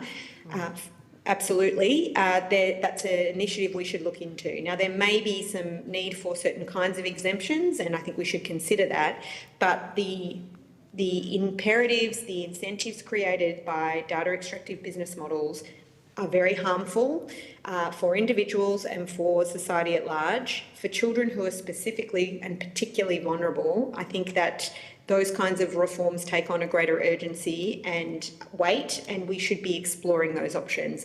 Until we tackle that underlying business model that is focused on commercial exploitation of personal information, we are only looking at the symptom and not the cause, and we absolutely have to prioritise that with urgency. Okay. When it comes to this piece of legislation, because I think we're going to have another piece of legislation, assumably, to deal with the youth social media engagement, and I am sceptical that unless we protect young people's data, that this is just another platform for big media to make money off our kids, really, and pretend that somehow we're looking after them. A complacency from government and will set in if we don't actually protect them from that business model, as you say. But back to this piece of legislation, at the end of the day, our committee is going to have to recommend whether this passes or not. Is it, as it is, worthwhile if there was no change, or is if it's as is it a pretty useless piece of wet lettuce? That's a really good question, Senator. Well, you've heard our reservations about it. We don't think it's going to particularly work. So we feel it needs to be strengthened, and the way you would do that is create a disallowable instrument rather than a code process for doing that. And we do think fundamentally that, the best approach would be to address some of the fundamental economic drivers, which would be privacy protections and implementing those in full, rather than trying to address this on the fringes. If you can stop the problem at the source, it's always going to be better than trying to, create the whack-a-mole. Yeah, absolutely. Yeah. So that would be my thought. Did you want to add something to that, Gareth? Yeah, I think on that, as it's currently drafted, it would be ineffective in our view. I think industry codes, from our experience, have not been an effective mechanism for driving compliance or any change in behaviour. I mentioned some of that penalty data earlier, and I won't go through that again. But fundamentally, I think if this is a self-regulatory code, industry will draft this to minimise their obligations. There's a really strong commercial incentive to be narrowly regulated, and if you hold the pen, you'll absolutely seek to have rules that you can comply with, or the least competent member of your industry can comply with. So I think from that perspective, you're likely to end up with codes that are not terribly effective. They will be difficult for the ACMA to enforce, even with the powers they have under this framework. And then in addition to that, you add in the powers that are not terribly strong, the penalties which are not terribly strong either. This is likely to lead to an outcome where the ACMA will have very, very weak enforcement powers. What we'll see is quite a lot of directions, quite a lot of letters to industry saying, please comply. And I don't think that that's going to be effective in addressing these substantive issues. Which is what we've had under the Telecommunications Consumer Protection Code. How many directions were issued in that 13-year period? It was, thousands of them, but, very few actions. ACMA tends to be a bit of a toothless tiger, doesn't it, on this? Yes. In these other spaces, yes. Ms O'Shea, have you got... Well, it is hard to recommend that this bill be endorsed without the changes that we've identified in our submission. So I do think we are in a situation where it's a bit too much but not enough at the same time. I remain very concerned about some of the potential for overreach in ways that I think could be easily accommodated in amendments, including putting limitation, transparency and reporting requirements on ACMA. But I also do remain concerned that this method of regulating for mis and disinformation isn't going to deal with the fundamental problem that creates it. So I think there's real utility in creating more spaces for people to research and understand how these business models work, how these content moderation decisions are made by platforms. And I wouldn't want to emphasise that. And I wouldn't want to under-emphasise that I also think it is very important for the government to be taking action on this, for putting forward regulatory proposals. But I think it would be remiss of me not to say that I think changes should be made in order for it to not just be effective, but also safe and human rights compliant. Final question. I met with the Minister yesterday about this piece of legislation. And it was put to me that this legislation would be world leading, as it is. Is that correct? That's a good question, Senator. I might need to take that on notice. World leading is a elastic term, shall we say. I'm not exactly sure what might be meant by that.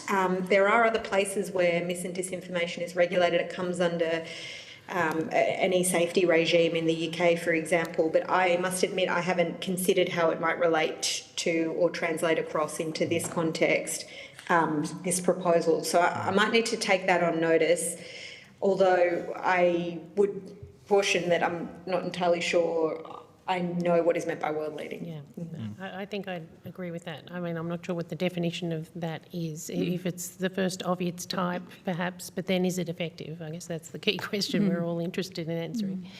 So, we can't say more than that. And as we've seen, there's other regulations in other parts of the world that deal with some of the underlying issues. And if we're not doing that, then it's hard to say you might be running your own race, but you're not necessarily leading the race that is needed to be won. Okay, thank you. Yeah. Thank you. Senator Dunman. Thank you. This one, I think, is to Ms Bennett or Mr Downing. In one of your recommendations, noting what you've just said, and I think with some amendments and adjustments that, there are some benefits to be gained from this proposal. One of ACAN's recommendations is to include further examples of consumer harm in relation to markets, such as preventing or responding to misinformation or disinformation on digital communication platforms that is likely to cause harms or undermine consumer trust in the digital economy. I just wondered what sort of harms did you have in mind, and how would the government ensure that a definition is not too broad?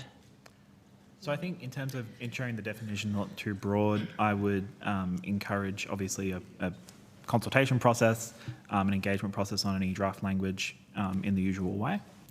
I think in terms of the particular harms we're talking about, we're probably starting to touch on some of the issues around dark patterns that have been mentioned, but the way in which presentation, information is presented can distort your perception of whether something is, a good product or service. Obviously, there are restrictions around this with misleading and deceptive conduct, but I think there's a whole level of lower order conduct that's quite pervasive in terms of online marketing. It's touched on in other regimes in terms of the UK, Europe and so on. So I think really touching on what is verifiable, accurate information, what are the standards around that, because the ACCC does a really good job with respect to misleading and deceptive conduct, but it can only do so much with the tools that it's got available. So I think it would be going back to some of those digital platform inquiries and looking at some of the recommendations from there. Yeah, thank you. And maybe just one final one, that probably for both organisations, because I think you've both touched on improvements around reporting and review as a way to strengthen the proposals. One of the recommendations, I think, in Digital Rights Watch submission is that there be formal mechanisms for the reviews of power exercised by ACMA, by the Parliament on a regular basis.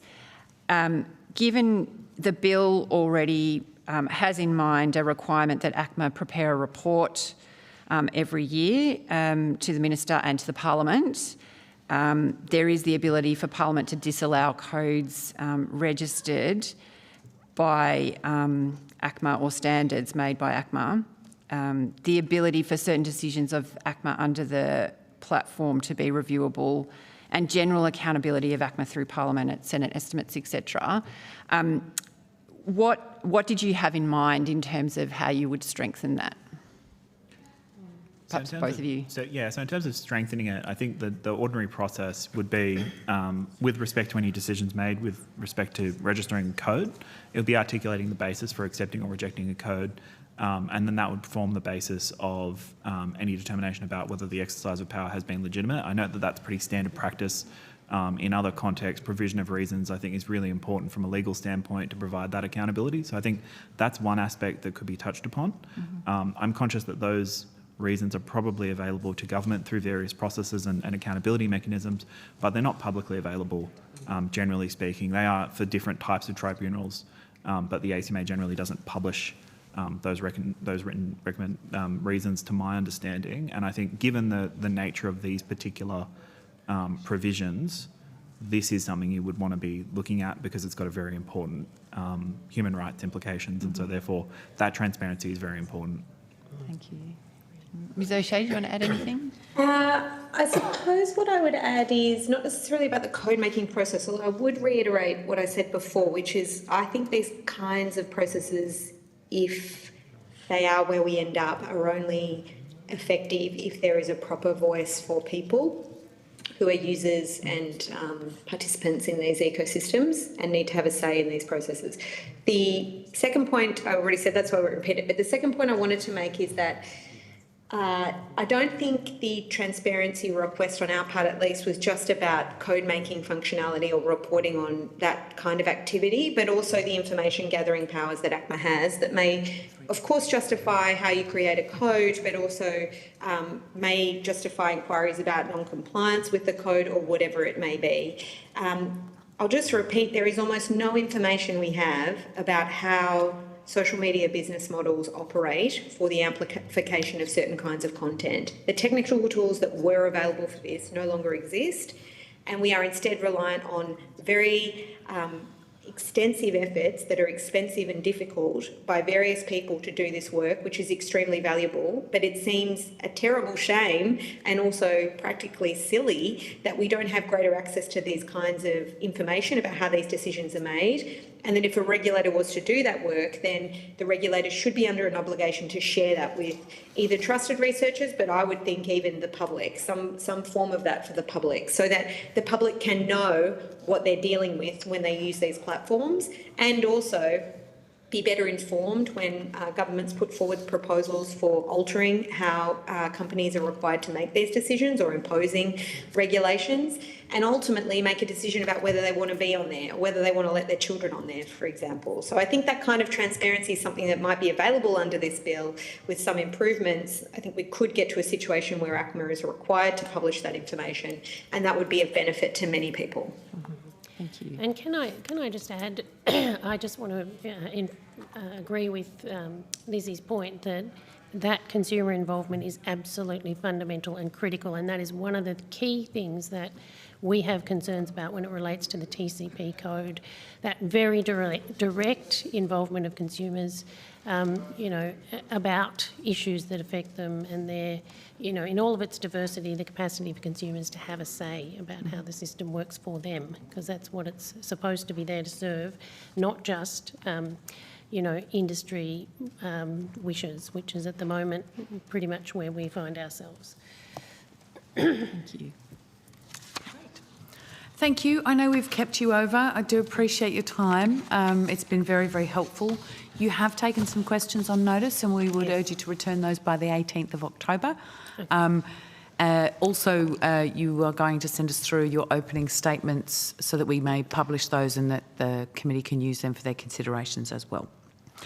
The committee will now suspend, and just for the notice of people who are coming on next, we will return at 2:15. Thank you. Thank you, Senator. 2:15? Oh, sorry. Are we? No, sorry. Yeah, no. Yep. You off call? Yeah, thank you.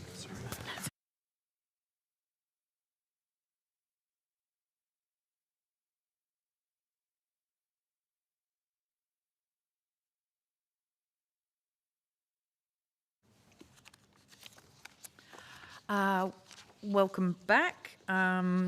We will now hear from representatives from the Media, Entertainment and Arts Alliance. I understand that you've been provided with the relevant information on parliamentary privilege and protection of witnesses and evidence. Good, that's lovely. For the Hansard record, could you please state your name and the capacity in which you're appearing before us today? Thank you, Senator. My name is Karen Percy. I'm the Media Section's Federal President of the Media, Entertainment and Arts Alliance. I'm one of the elected officials, voluntary, unpaid. Thank you. Hi, Senator. My name is Matthew Byrne, and I'm the political lead for the MEAA, coming from Wurundjeri Woiwurrung country. Fantastic. Thank you very much. We will now... we did say that statements... there's a guy there taking photos. We did say that statements should be provided ahead of time, but we did give you very limited notice. If you do have an opening statement, if you could please provide it to the Secretariat, and then it will be published and shared amongst the committee, that would be very helpful. We'll go directly to questions from Senator Cadell. Thank you very much. Thank you for your submission, and I think some additional stuff today. Going straight to your core point in your submission about the Journalist Code of Ethics being included in the legislation as a cornerstone, would you just give a brief outline why you think this is so important?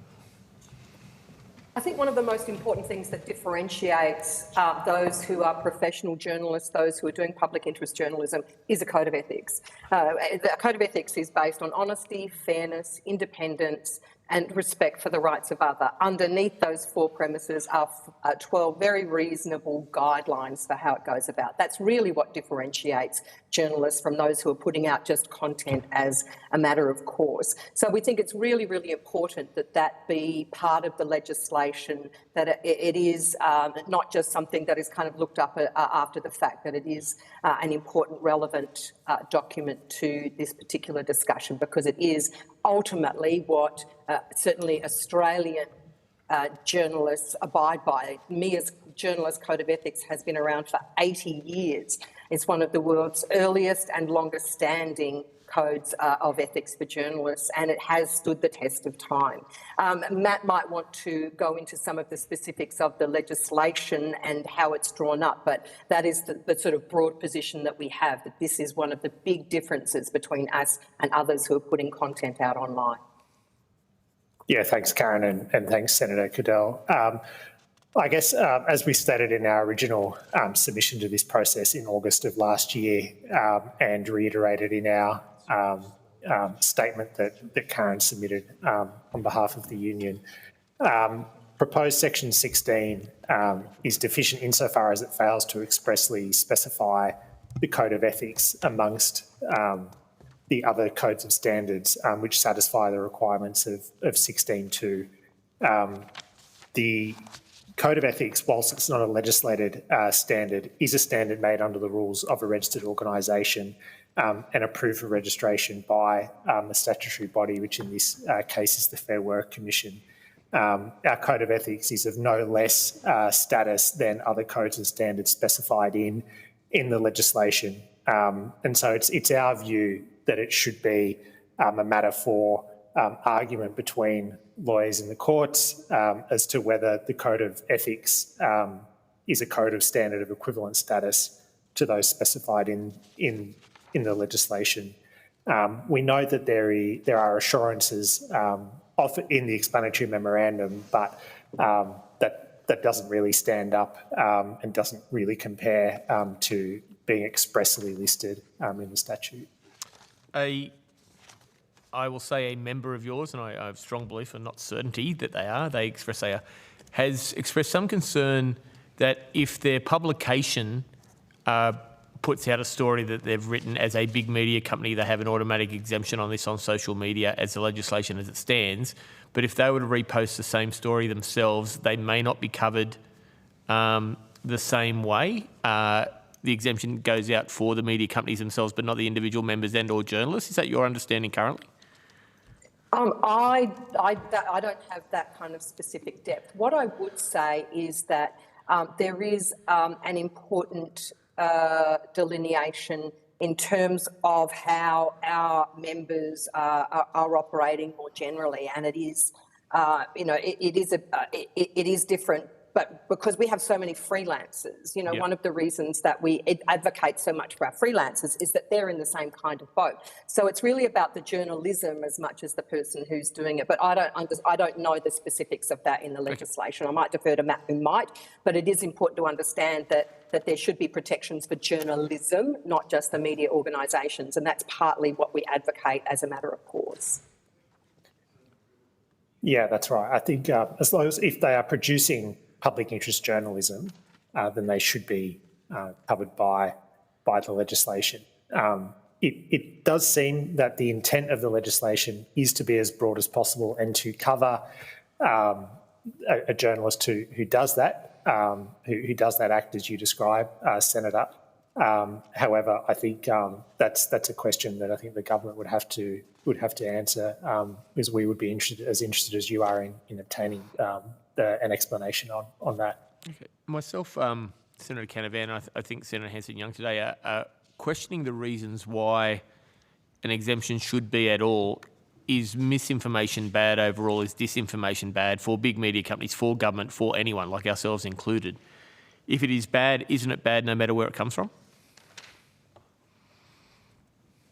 Well, if you're reporting on a misinformation campaign, are you going to get caught up in misinformation? So it's really important to be able to report on what's going on. For example, you look at what's been happening in the US over the past week with the hurricane there and the kind of misinformation that has gone about that has literally put people's lives in danger. It's really important that the media is able to report on that. Journalists are able to report on that. And it is that protection of being able to actually report on issues that might be problematic. You see there's exemptions in the Nazi symbol and some of that hate for media organisations to report on it. So obviously there are going to be shades of grey in this, but I do think it's important. And we shouldn't just be talking about big media organisations here. One of the important things that is happening in the media sector, one of the few bright lights is that we have now many more smaller agencies that don't have the heft of the major legacy agencies that do need those protections. So this can't just be a discussion about big media organisations. It has to be about the smaller organisations as well. And given how many freelancers there are out there are, great journalists, accomplished journalists putting out their own publications and Substacks and newsletters and their own TikToks and their own videos. And this is an important part of our ecosphere, which is one that is very highly concentrated. So I think it's really important to understand, is it an organisation that is just pushing misinformation as a matter of course, it's not analysing it and looking at it from a news perspective, then obviously that would be a different case altogether, and we would be concerned as anybody else if that is happening. And we would talk again about ethics and accountability and transparency and what news organisations, no matter their size, are obliged to do in terms of their transparency and accountability, and whether it's, through the various regulatory processes, a code of ethics, etc., that we would expect that those public interest ethical considerations be part of it. And there is an exception to every rule. But if it's a blatant putting out of misinformation, then that's different. But in a news context, it's important. Quick question for you. In the submission, I think you refer to it as the MEAA Code of Ethics or Journalistic Code of Ethics. Can I subscribe to that or be covered by that if I'm not a member of your organisation? Absolutely. Good. You don't have to be a member of as an organisation. We have actually, as the union, been trying to get the media organisations to embed the Code of Ethics into the enterprise agreements, and a number of organisations have done that. So you can abide by it, and it is still something that you should. But as MEA, the only people that we can, investigate who complaints can be made about are our members. Obviously, we don't have scope to sanction or investigate anybody outside of our membership. Matt, was there anything you wanted to add to anything I've said? Sorry, it is just a bit difficult in the... No, Karen. Thank you. I guess I don't want to draw judgment on this, but you see in America the citizen journalists, I think they're auditors or something like this going around. Where do you First Amendment auditors? I think they go around and shoot videos and do this sort of thing. Where does it draw the line? Professional clearly is paid for. What level of remuneration is it? How do we define professional journalism in a way that, if we were to move this and extend it, how do we extend that to, you're right, you're wrong, you're included, you're not included? How do you see that happening?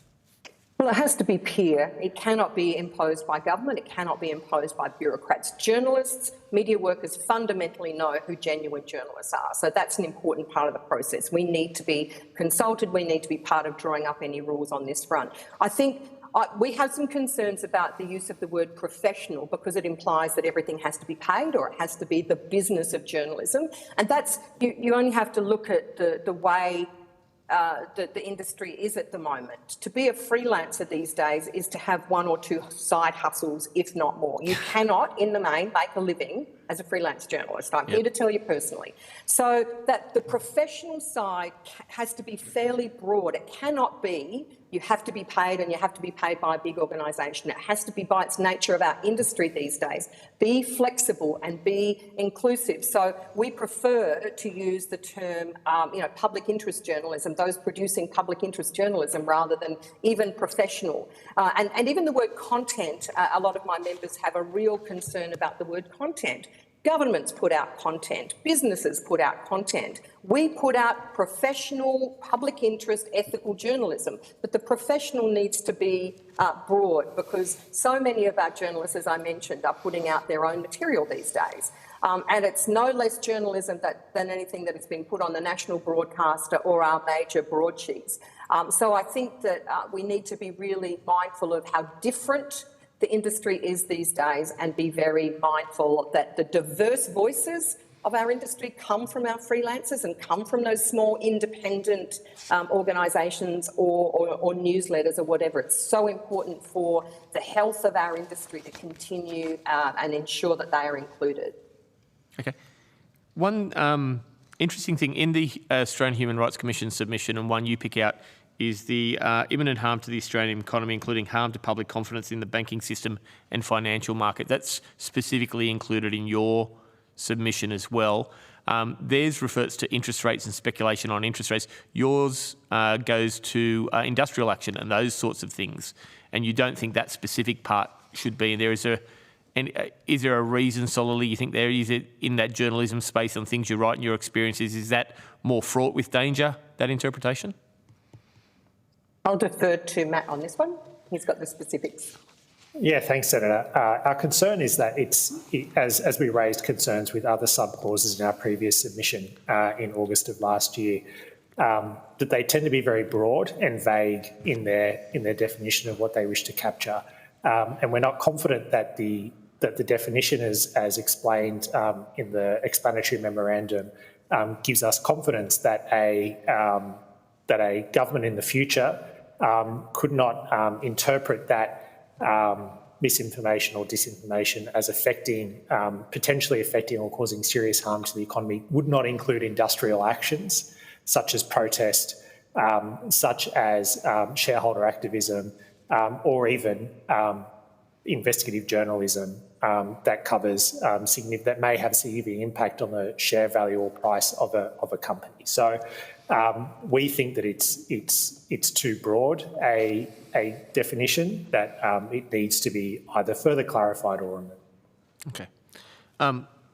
With the indulgence and knowing the Chair may rule me out of order in this question because I'm going slightly off reservation, and I acknowledge that, the effect of social media companies on the livelihoods and income streams for the employers of journalism in Australia is a big one. We've heard evidence today of the commercialisation, potentially the way what's promoted and what's suppressed may be linked to income streams on these social media stuff, and they're all taking advertising revenue off traditional media that employs so many Australian journalists.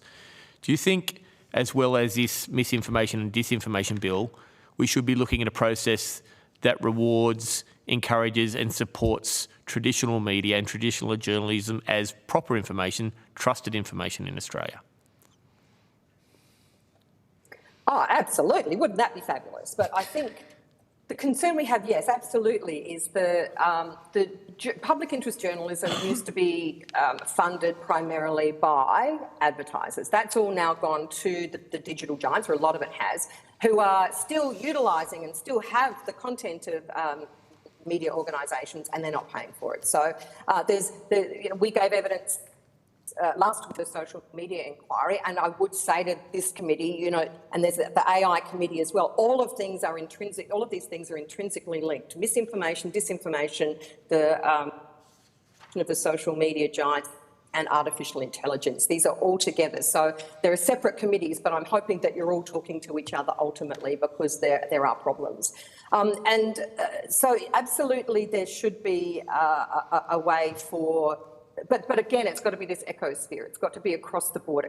We saw with the mandatory news bargaining code the real concerns we had about the lack of transparency, the lack of the fact that it was even spent on journalism. So the money that came in, there was a lot of it around there, but it's certainly hard to say sitting here and now that the industry is any more sustainable. So the social media giants, it's all part and parcel of the same thing. I hope that's actually answered your question. Yeah, if I could just add to that as well, sorry. Sorry, Karen, and sorry, Senator, that ultimately for us, what we want are solutions that will help fund the provision of quality public interest journalism. We aren't terribly concerned about whether it's traditional media or new media, I think in many ways that's becoming an irrelevant dichotomy in which to draw upon. We know that at least a third of journalists working in the profession now are freelance or working in some kind of informal context. So for us, it's about ensuring the provision of quality public interest journalism that informs the public, that speaks truth to power, and ensures a functioning democratic society.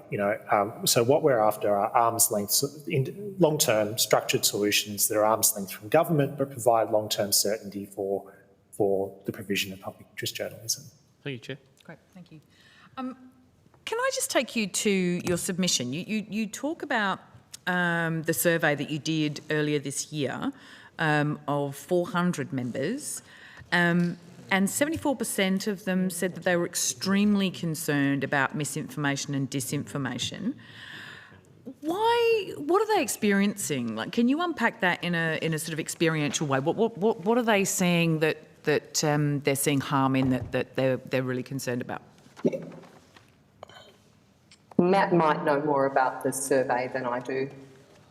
Yeah, so this was a survey about our members' concerns with the rise of artificial intelligence and its potential impacts on the industries that our members work in. And one of the great concerns that members have is in the use of artificial intelligence in fueling the spread of misinformation and disinformation, being a corrosive harm not just on the profession of journalism, but on democratic society in general. Okay. Can I add, Senator, that there is one of the things that's happening, particularly in our media section, is how much time, effort and money media organisations are having to spend in trying to counter misinformation and disinformation. We certainly saw this through the COVID pandemic and also in The Voice. We now have media organisations pre-bunking, preemptive bunking stories that, or lies, falsehoods, etc., that they know will be coming at a particular event or with something particular coming up. So, you're seeing much more in the way of fact check and those kinds of explainers to try and put out information. But as one member said to me, you can't fact check or moderate your way out of this. That's why this legislation is so, and it is important that we get it right.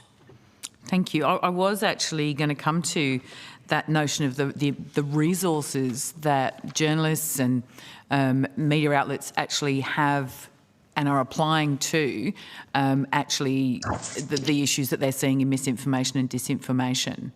Obviously, you've just referenced that there's a significant amount in that. What does that look like?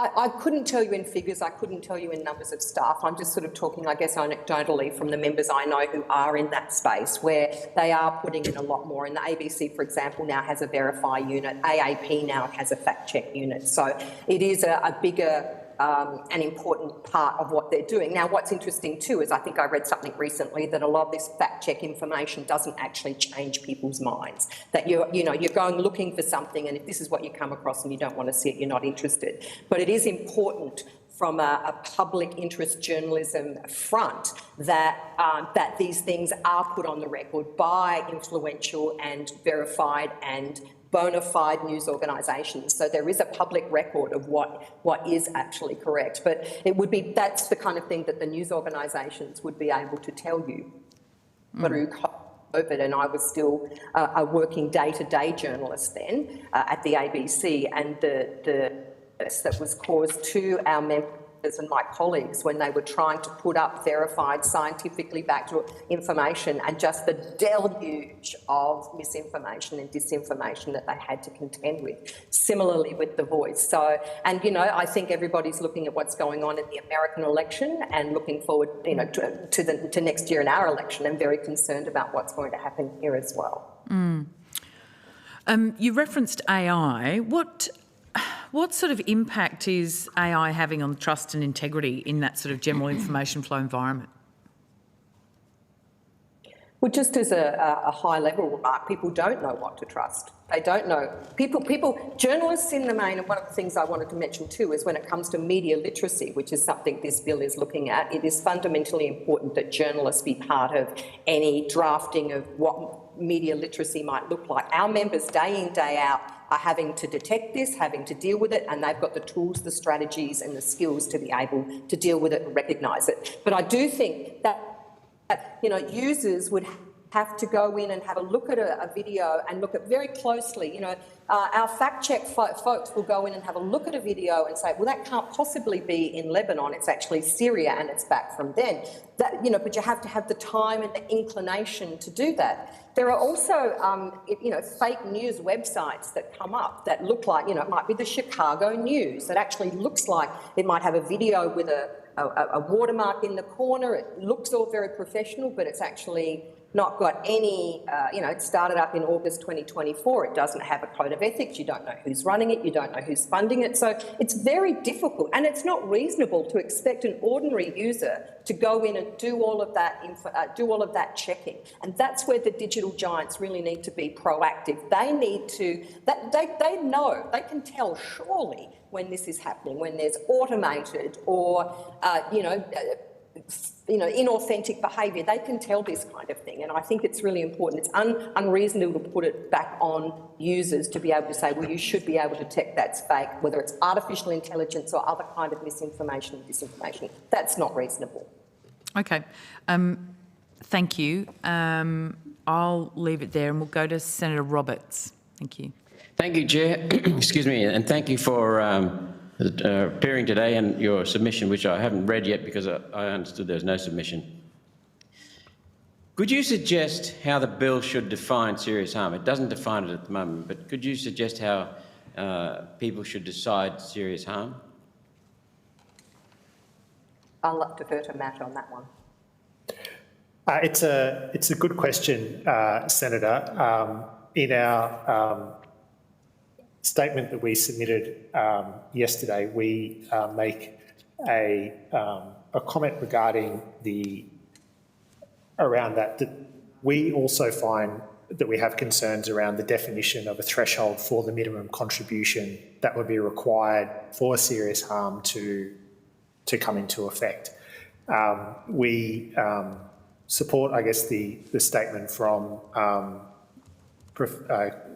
academic from the law school, University of Queensland, Lorraine Finlay, who says that as there is no defined threshold to the minimum contribution that is required, it means that legislation could capture communications that add effectively one inadvertent teaspoon to an ocean of harm.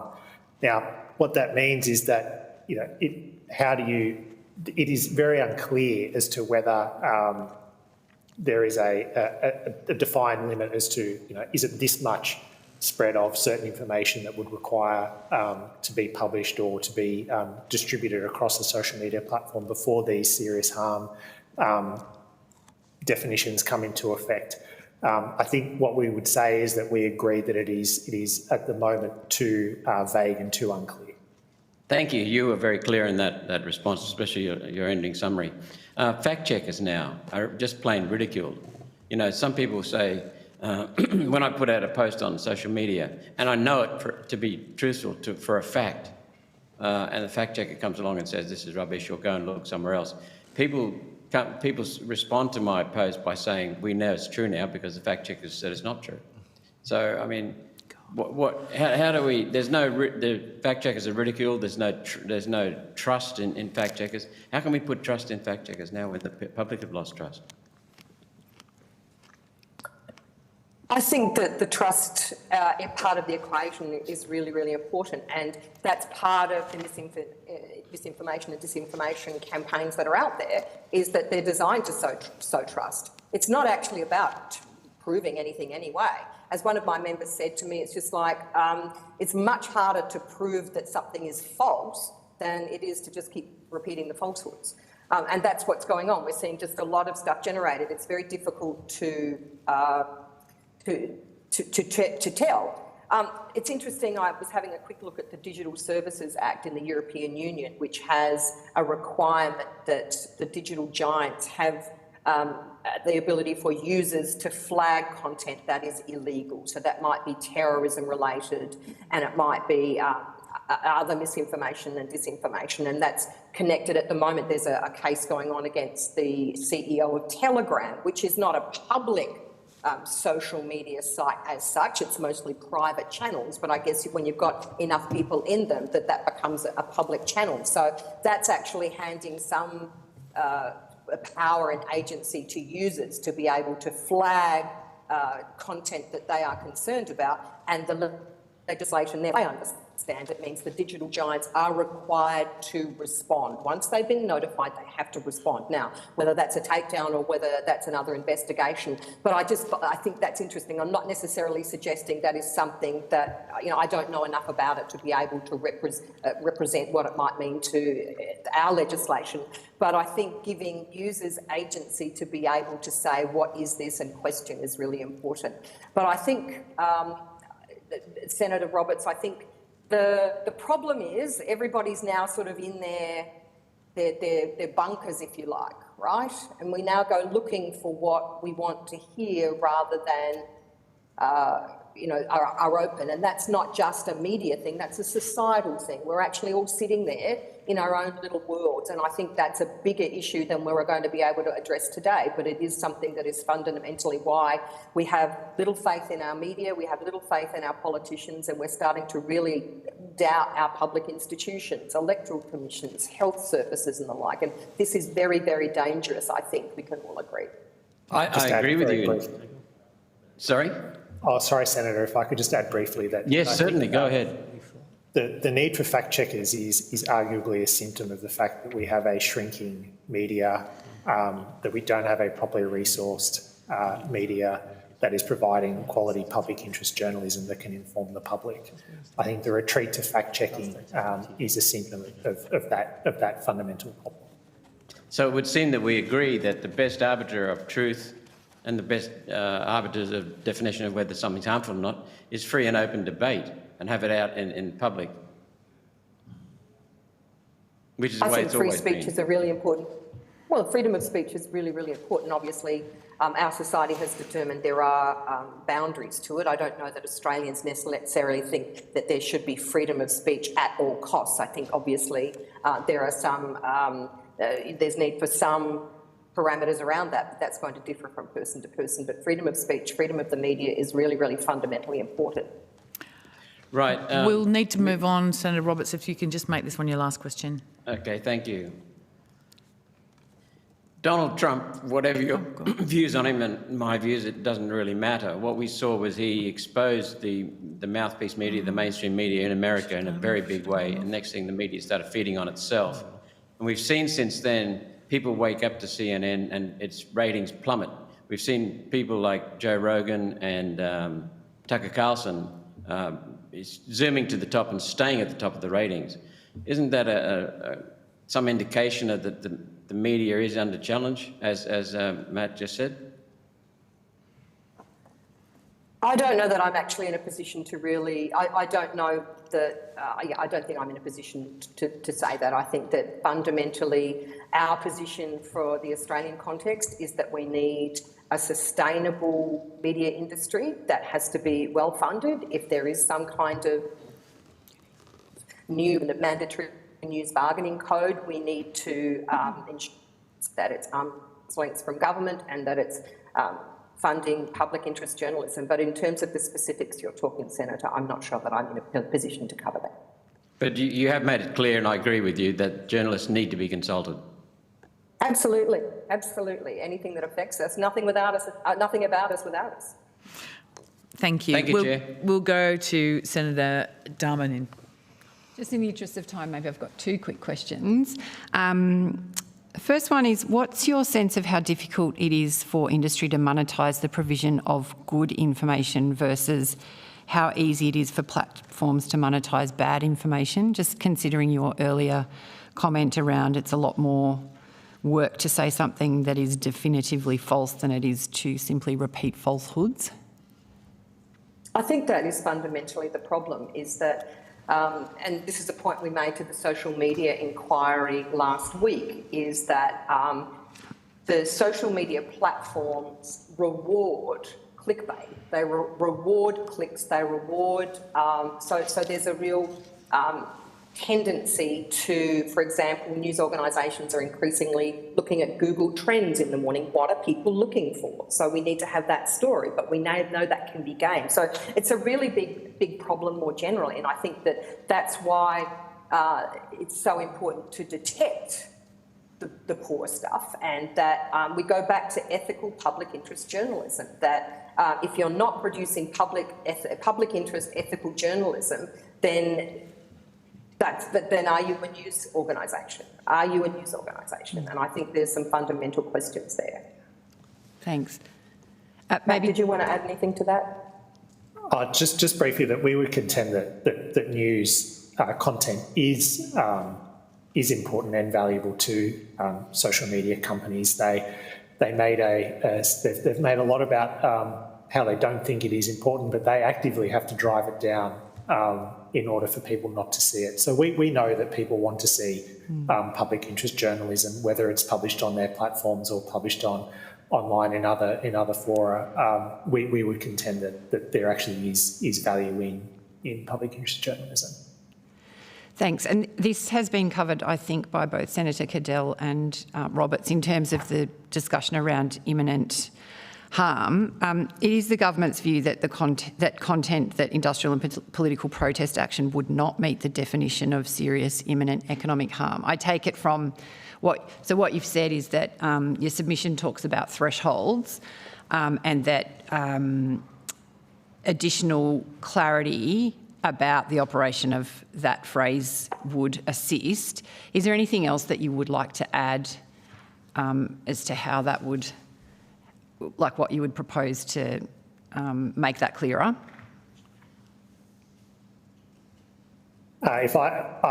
No, I think what is in our submission is what we can say at this point. You know,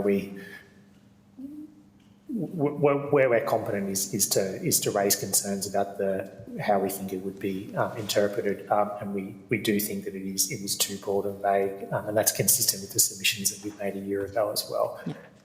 There's been a number of fronts. We're pleased to see the changes that have been made in removing the subclause on harm to environment and disruption of public order, because I think they were also too vague and open to exploitative interpretation from a potentially reactionary government in the future. And we look at this subclause in a similar vein. Thank you. Thanks, Chair. Thank you. Senator Sharma. Thanks very much. Thanks, Ms Percy and Mr Byrne. I did just want to go towards that your concerns you expressed in your submission about that harm test. One of the scenarios that is outlined in the explanatory memorandum to the bill is the collapse of Silicon Valley Bank last year as an example of something that would meet the test of harm to the Australian economy. It's cited as a potential example. Now, Silicon Valley Bank was insolvent at the time, and there was a good reason there was a run on deposits there, is because people were concerned that the assets the bank held were not enough to cover its obligations. But from what I understand, and your points about ethical and public interest journalism, if you were someone who's a journalist but doesn't necessarily meet the test of providing professional news content, so you're a freelancer, for instance, in your test. Oh, I would contest that a freelancer can be and is a professional journalist. Mm-hmm. Okay, but we have an issue about the term professional because it implies that you have to be earning money out of it, and these days, the parlous nature of freelance journalism. There are also a lot of very senior accomplished journalists who are writing things in the public interest for the public good for their own newspapers, etc. So I just want to clarify that. But do you accept that there are people who are engaged in ethical public interest journalism, your words, who would not fit the test of a person who is providing or producing professional news content? I mean, you're obviously concerned there's a gap there that's not covered of people that you can consider should be considered journalists. I'm not sure I understand the question. So I think, because in your submission you take issue with the excluded dissemination category of professional news content, and you suggest another test of ethical or public interest journalism be the one that's... The tests are ethics and the tests are public interest. If you are engaged in public interest ethical journalism, regardless of whether you're paid for it, I would think that would meet the test. We are just concerned about the connotations of the word professional, implying that you must be paid for it or that it's the business of journalism. And the reality of our industry at the moment is that that's not the case for all people that I would consider who are journalists, who are ethical journalists. So you're concerned that people that you consider to be journalists would not be covered under Section 16 currently? There's a potential category of people who are producing content but are not getting paid for instance, or doing something, a Substack newsletter in your example. That's right, yes. And it's peers. Peers should be determining this, not governments, not bureaucrats. So how would peers determine it? I mean, obviously, if you're a tech platform and you've been given this legislation to deal with, you're obviously going to err on the side of caution because of the financial penalties involved. And so you're probably likely to interpret these exclusions narrowly because you don't want to fall foul of them. So how would you, if you're one of the publishers for the purposes of this Act, how would you be assured that someone is covered by your ethical public interest journalism test? What would they refer to see whether that's the case? You talk about the peers, but who do they go to determine that being the case? Yeah, well, there should be something on the website or Substack of that person. You know, they might be one of our members, or they might say that they abide by the Code of Ethics, or they might give a bit of an indication of who they are and what they are. So just trying to kind of put some framework around the kind of work that they're doing. But abiding by the Code of Ethics and saying they're abiding by the Code of Ethics is a very good start. And then it should be evident in the work that they're doing. Okay. That's right. I agree with Karen, Senator, that the Journalist Code of Ethics from the MEAA is the basis from which we make this argument. It's a document that is formed and is held to account by members of the union, which is the most representative group of journalists that we have in Australia. They set the standard for the profession, and it's through that, through adherence to that code, either as members of the union or otherwise, that determines the standard for our industry. Would it be open to me, though, just for argument's sake, as a politician, to say I adhere to the code and I subscribe to it, and so then I could be covered by this exemption? We would look at your work and we would see, is it honest? Is it fair? Is it independent? Is it respecting the rights of others? So it's not just saying it. And then we would look at those 12 steps and go, are you doing this? And you are a politician with with party affiliation, so probably not, because you're going to come from a particular point of view. So no, it's very clear. So that's what I'm trying to. But so ultimately, then you're suggesting that the MEAA should be the arbiter of who fits this test. Then you can't sort of self-identify as a journalist, I guess, is what I'm saying. You have to be approved by the MEAA. Can I just add something? I'm interested. When you say you wrote something, would that be considered more of an op-ed rather than a journalistic piece? Or are you saying if you were kind of writing on a regular basis, what would be your definition? I think, I could, I'm really interested in that. Say I had a Substack newsletter or something that I published. Yeah, people do newsletters, and obviously... You're a party political, so we wouldn't determine you as a journalist because you are sitting as a politician with your Liberal Party hat. So I don't think anybody would legitimately think that that is fair and honest and independent. It's certainly not independent. Are you going to give equal time to the Labor Party and your colleagues? No, you're not. So I think that's part... It's kind of new content. You're producing content, no doubt about it, but you're not producing journalism. I'll just finish here. I appreciate that rationale, but I guess what I'm trying to get to is not necessarily my scenario, but someone else's scenario who doesn't need to be a sitting member of Parliament or a member of a political party, but that says, I adhere to the MEAA's ethical code, but you don't accept that they are a professional journalist. Ultimately, you're saying that the digital platforms would need to go to you and say, is this person a journalist? Is this person covered under your test of ethical public interest journalism? I'm just trying to understand who arbitrates who is engaged in ethical public interest journalism, or is it ACMA, or is it Google, or is it Facebook? Well, we certainly wouldn't want it to be Google or Facebook. But do you want it to be the MEAA? I think we'd probably have to take that on notice. We wouldn't have the resources to be able to do that. We wouldn't be the arbiters of that. But Matt might want to weigh in, but I think that's something that is definitely worth a discussion. Okay. Chair, on that same point, on that exact point, it was an interesting, and I am being a bit cheeky again, I acknowledge this. On that same point, if Senator Sharma's viewpoint of being a member of Parliament would, on the face of it, prima facie exclude him from being a journalist, wouldn't journalists have to disclose their membership and or affiliation to any other group, party or otherwise for risk of the same thing? Can a journalist be non-biased if they are a member of an organisation that has a certain view, given that that was the reason for exclusion of Senator Sharma? It's kind of a very, very specific hypothetical that I'm not sure is useful in this debate. But again, I would go back to the Code of Ethics. Is it independent? Independence is really, really important. If you can prove that you're independent, sure. If you can prove that, you're engaging in fairness and honesty and respect for the rights of others, and then those 12 very reasonable steps within the code. So I think it's, I'm not sure it's helpful to go into such specifics, but in the main, accountability and transparency really is important for the credibility of journalists. But I'm going back, if a member of yours is a member of the National Party, as am I, can they be independent without disclosing that?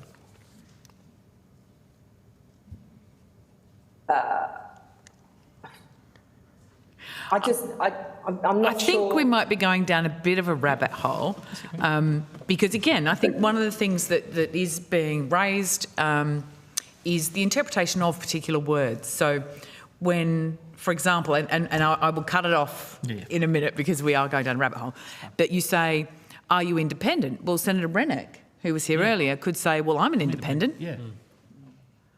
So I think, and professional, as you say, the concern you have about professional implying it being paid, well, does it? And I think there's some interpretation pieces here that are maybe getting us a little sort of grey around the edges. Sit in Parliament and say they're professional journalists. Yes, absolutely, absolutely. Chair, doesn't this go to the heart of the issue, what Senator Cadella said? Because we don't know people's affiliations, we don't know their leanings. And especially with the Australian Communication and Media Authority. So it puts enormous power in the hands of people we don't know their background. Anyway, again, like I say, I think we might leave it there because we could, like, I have a lot to say. We could go round and round and round on this one, but I'm not sure it's going to help us in terms of. We really could just on the one question. So we might just cut it off there. I would like to thank you very much for joining us and bringing the views of your members to bear in this really important issue. If you have anything further to say, please feel free to send it in to us. If you've taken any questions on notice, the 18th of October is the date we would like you to return them.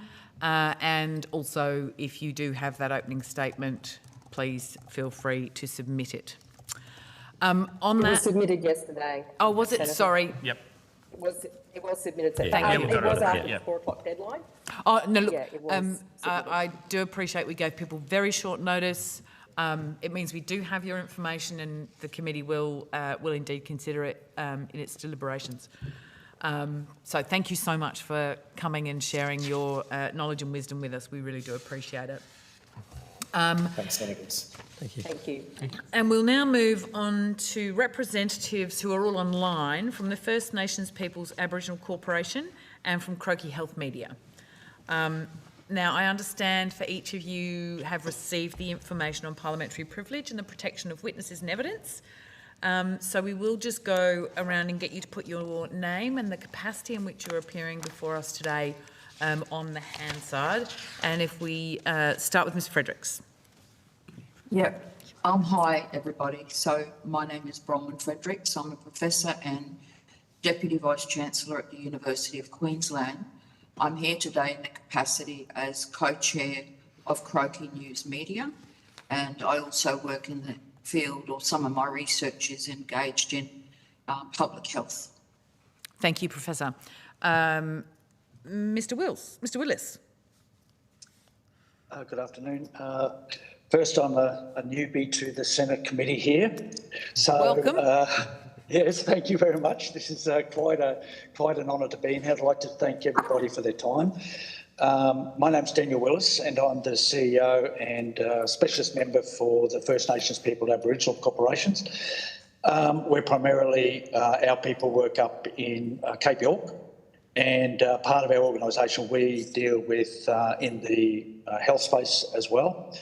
But we put in this today to share our thoughts on the bill. So that's what I do, and I'd like to again say thank you to everybody.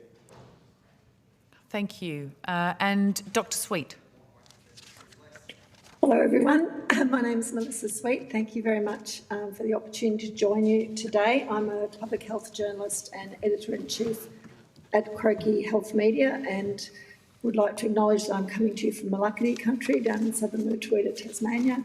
And I would really like to thank our co-chair, Professor Bronwyn Fredericks, for making her time available.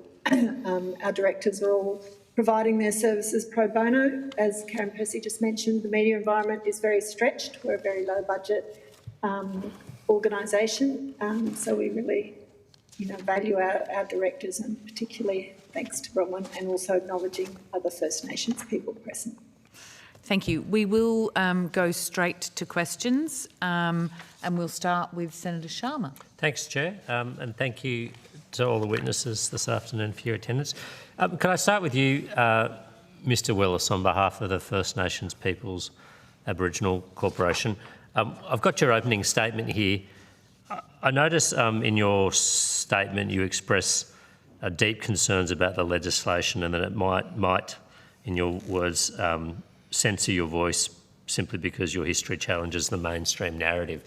Can you just tell me, expand a little on your concerns about this draft legislation?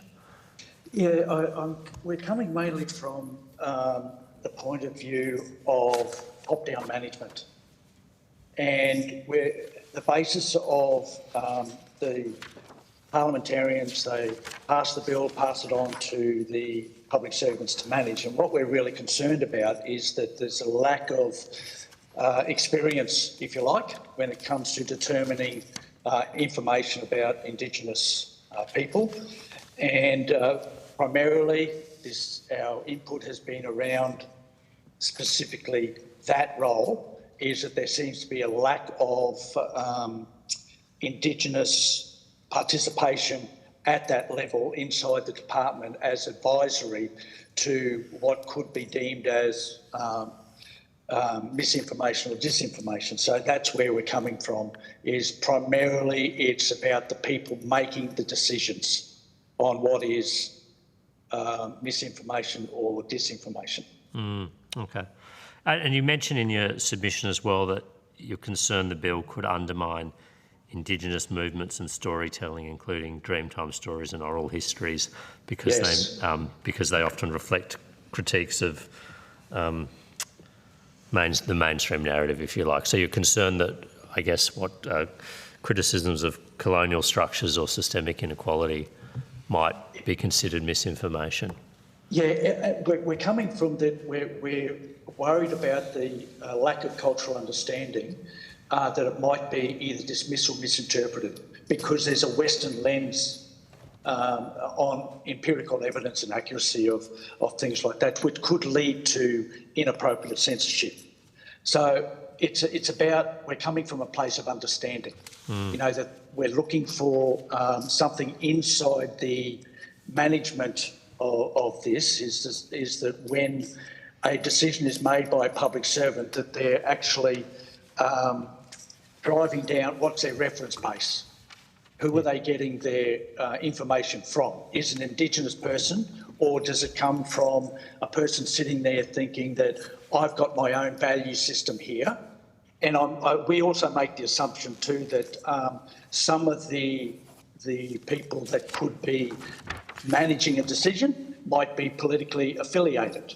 So again, that puts a bias on an outcome, even though public servants don't have that. But I was listening to the conversation before with the media guys when Senator Roberts raised it about political affiliation, and you raised it yourself. So there tends to be, or there could be, people sitting there making decisions through a different lens. That's all we're saying. No, that's a good point. I think, actually, Mr. Willis, my understanding of the legislation is who would be making those decisions is actually the hosts of your content, so the tech platforms themselves. So they may be even further removed than the public servants from Indigenous culture and knowledge. Just as one example, if I could, traditional medicine or therapeutic remedies or healing. Yes. I presume, that is something that I imagine you might be concerned about. Yes. If you were to put something up online which contraindicates Western medical advice, for instance, it could be taken down as something that would meet the test of misinformation, verifiably false, could cause risk to public health. Is that something you would be concerned about? I have to tell you, Senator Sharma, you must be reading my diary. Part of what we do... There's more questions to be asked on that. That's actually not true, I'll say. And I say that because what I didn't say in there is that we've actually, in this space, where we're building manufacturing into this medicinal nutraceutical space at the moment to give jobs to local Indigenous people. And that's the other thing that we're concerned about, is that we've got TGA linked in here as well, because there's thousands and thousands of years of remedies in Indigenous remedies, just like Chinese Eastern culture, that we have to jump over the hurdles for. And we're being restricted in what we can and can't say through other laws with the TGA. So yes, you're right on the medicinal front, because there's a lot of history around that's not set aside or taken into consideration in natural remedies and things like that. So that is a big issue for us as well. All right, thank you, Mr. Willis. Do you want to take the rest of my time? Ms. Sweet, did you have a view on that, on the health aspects and traditional medicines and other things? Could I ask if Professor Fredericks would like to respond to that? Okay. Yeah, definitely. Just that I do work in the university, and I'm very aware that numerous teams of scientists are currently working with traditional owner groups in a range of locations around unpacking some of those things around the TGA. This is not about that. This is about other mechanisms today in terms of this work. But I will only to say that there are some traditional owner groups who wish to pursue science and information to verify their claims in regards to medicinal plants or other elements, as well as to protect them from biopiracy and have them regulated and go through those motions. Because without that protection either, they then stand to lose their possibility of economic gain. My main interest here is in how this misinformation and disinformation, in terms of naming the bill, plays out in numerous ways, and specifically around public health. That public health or broad population health is not mentioned at this time, and what that does is it discounts all those things about prevention of health, measures that people can take them for themselves, whether it's taking medicinal elements or whether it's, doing other things for themselves in terms of care.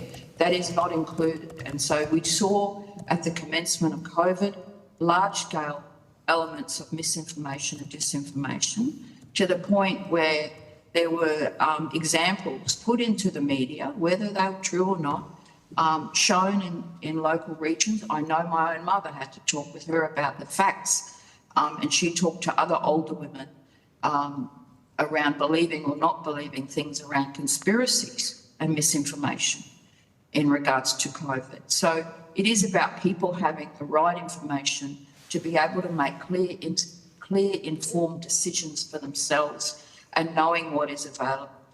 I also think, when did it become okay? When did it become okay in Australia to deliberately deceive people that may result in harm? When did that become okay? And it seems quite a contemporary thing. It doesn't seem that years ago we had this issue. But that is a concern for me. When has that come about? And why would we go along with some of this? We are at a point in time when we have capacity to make some changes. So I think there's a whole range of industries that gets the raw deal in terms of misinformation.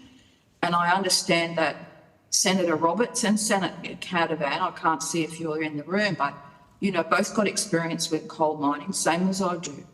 It's been given a bad rap as well in terms of misinformation and disinformation.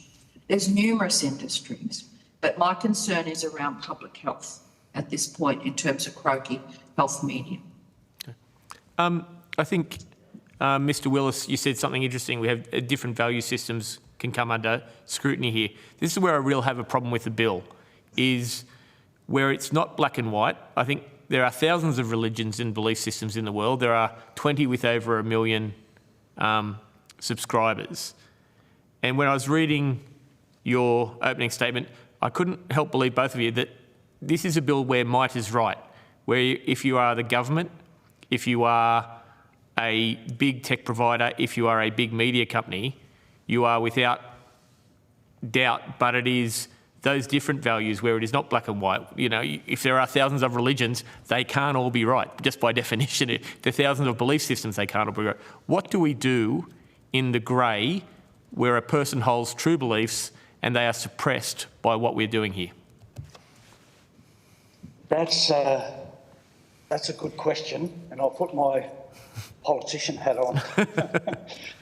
I think at the end of the day, the question actually is the answer to what I've written in my submission, is that it's very, very, there's a high need here for closer advisory, for an Aboriginal or an Indigenous advisory body to sit with or alongside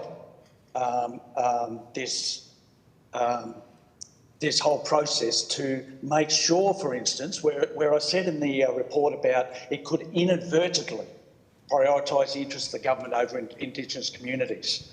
And I said that without,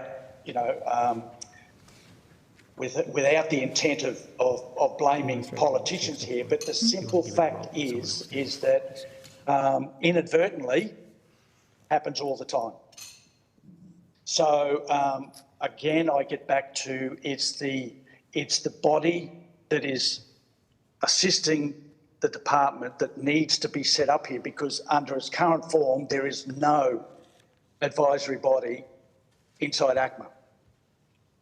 And this is where we've got to, that I think is going to solve most of the problems, because again, the advisory body is there not being political.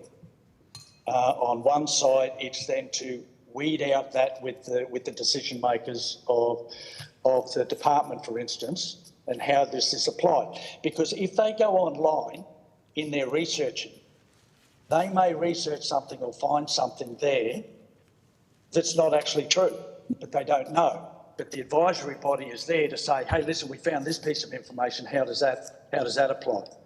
That, I think, is probably the answer to the issue that you raised, because inadvertently happens all the time. Thank you. I will just say that the bill doesn't exclude government content, just to be clear. It does cover it. We will go to Senator Roberts. Thank you, Chair, and thank you all for appearing today. I was going to quote from your submission, Mr. Willis, but I don't need to because of what you just said a minute ago. It's a very fair point about things happening inadvertently. It relates not only to the Aboriginal community, it also relates to the needs of the aged, the disabled, the different ethnic groups, as Senator Cadell started discussing. Correct. Would you agree that ACMA, the Australian Communications and Media Authority, is going to need a wide range of skills that their Canberra bureaucratic heritage just fails to give them?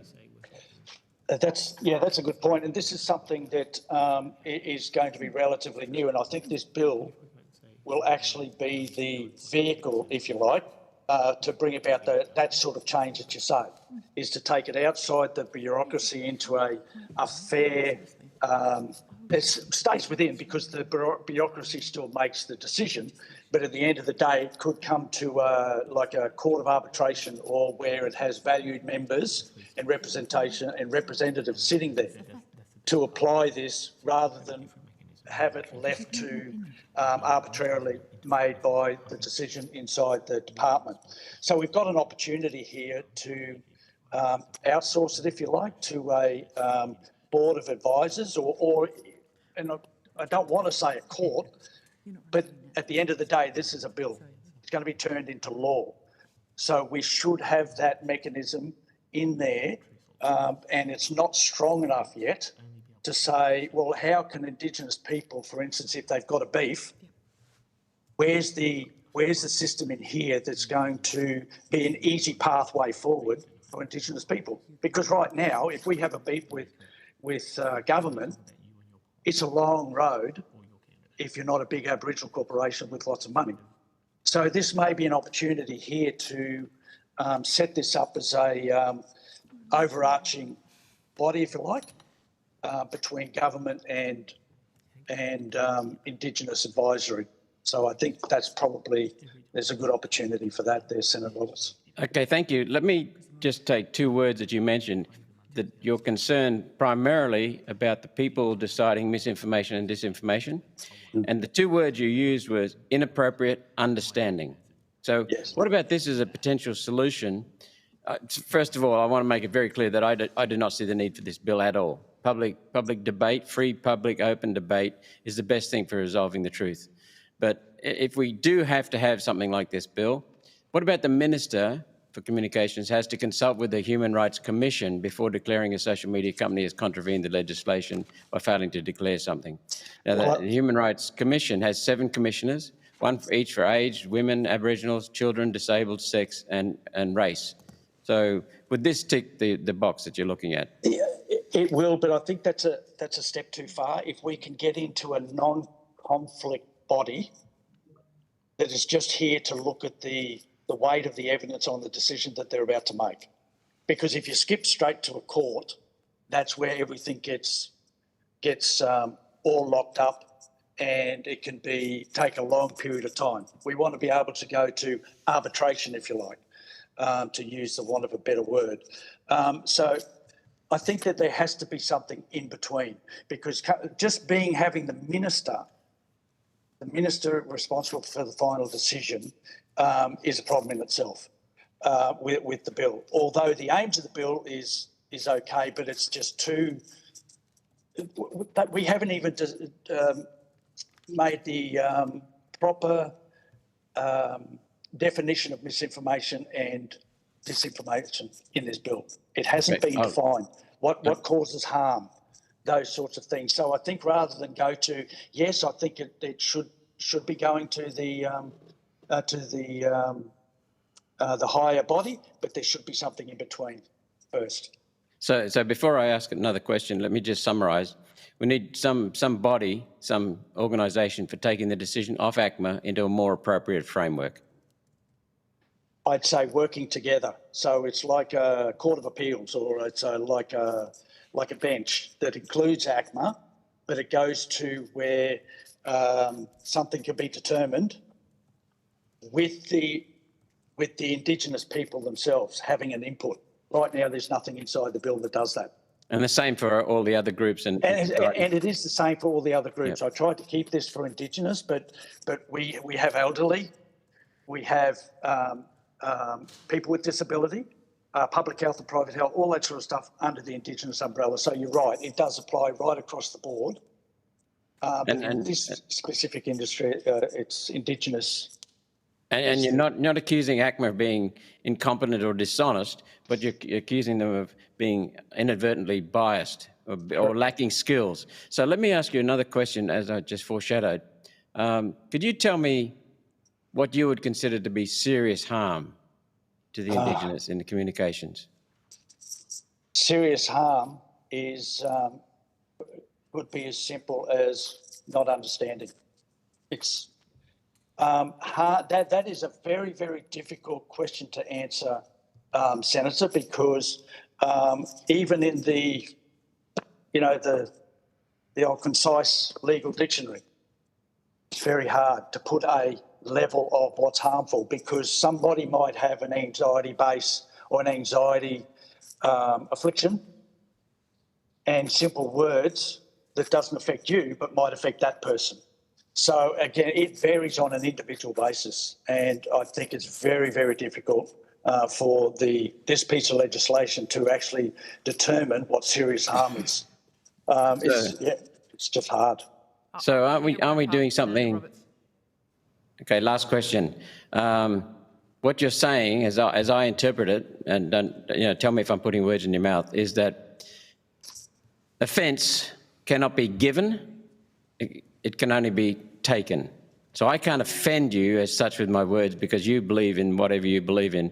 But if you want to believe that I'm offending, then you feel offended. But sometimes water will just be off a duck's back to you. That's right. You've got to walk in other people's shoes. And I don't think the people in the decision-making process, from the minister down, they don't walk in the shoes. And until you do, there's obviously going to be offence. Where are you based, Mr. Willis? I'm actually in Queensland. Ah. Well, I'm over the border in Tweed, but I'm a Queenslander. Okay. I don't want to admit that I live in New South Wales. No, I do. I live down there. I move this witness be dismissed. I live down in New South Wales, but I work in Queensland. We'll have you. We'll have you. We will go to Senator Dummerman. Thank you.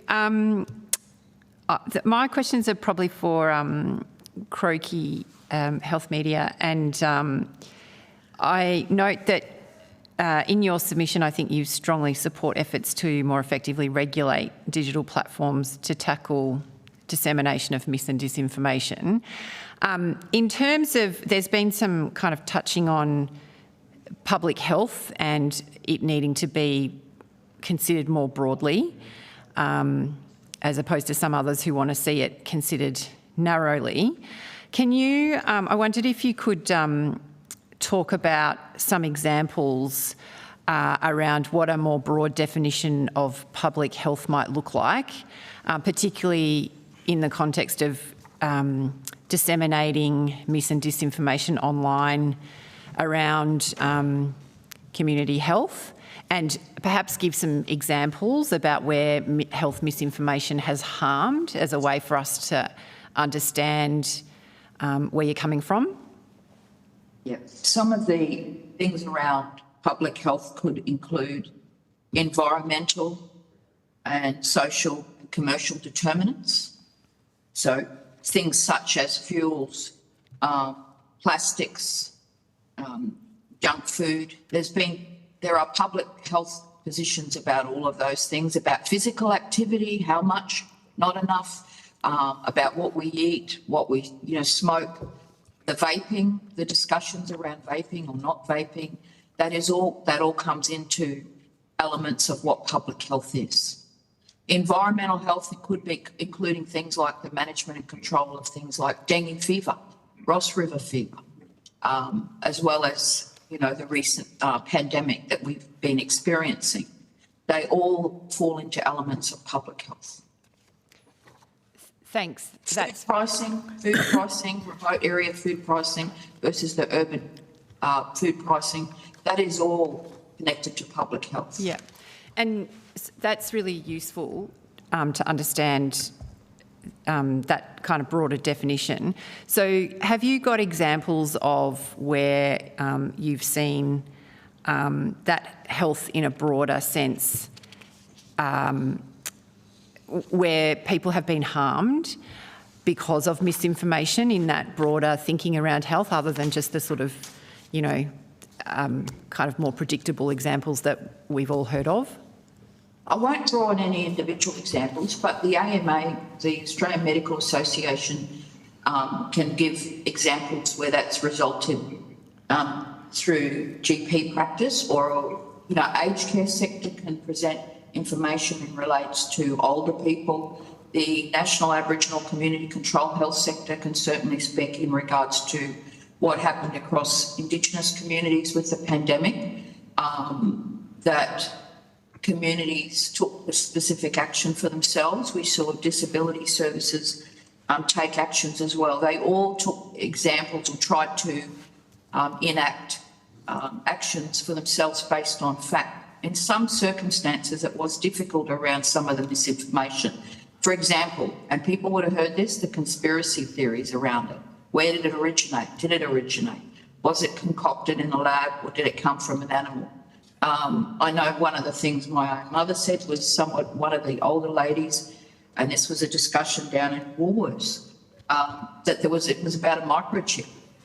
So that's an example. So they weren't getting a vaccine because the vaccine was about putting a microchip into them. So they're all examples that associated misinformation. That's examples associated misinformation and disinformation with people accessing factual, correct information that could assist them to manage their health going forward. And Melissa may have others because she's working as a journalist with Croaky. Thanks. Thanks very much. Should I jump in now? Yeah, please do. Okay, just really to underscore what Professor Frederick said about public health being much wider than healthcare, which is what the explanatory memorandum seems to define public health as. It seems to mediate misinformation, disinformation as being around healthcare, whereas if you're talking about public health, it's any of those forces that shape our health. And Karen Percy earlier gave a really great example of what's happening in response to Hurricane Milton in the United States. The spread of misinformation, disinformation is actually impeding, emergency responses and how communities are able to respond to this terrible disaster. So that's a really pertinent example. And I think, at Croaky we report a lot on the public health problems that arise from us not having a safe and reliable news and information system, whether we're talking digital platforms or other forms of media. So, that in itself is a massive public health issue. Thank you. And how, in your view, how are Aboriginal and Torres Strait Islander peoples, as well as other population groups, disproportionately affected by the dissemination of disinformation and misinformation? And I think, from a health perspective in particular, but more broadly from what you see in your work. Yeah, look, National Aboriginal Community Control Health Sector produced some information about that, as did some of their specialists in Indigenous health.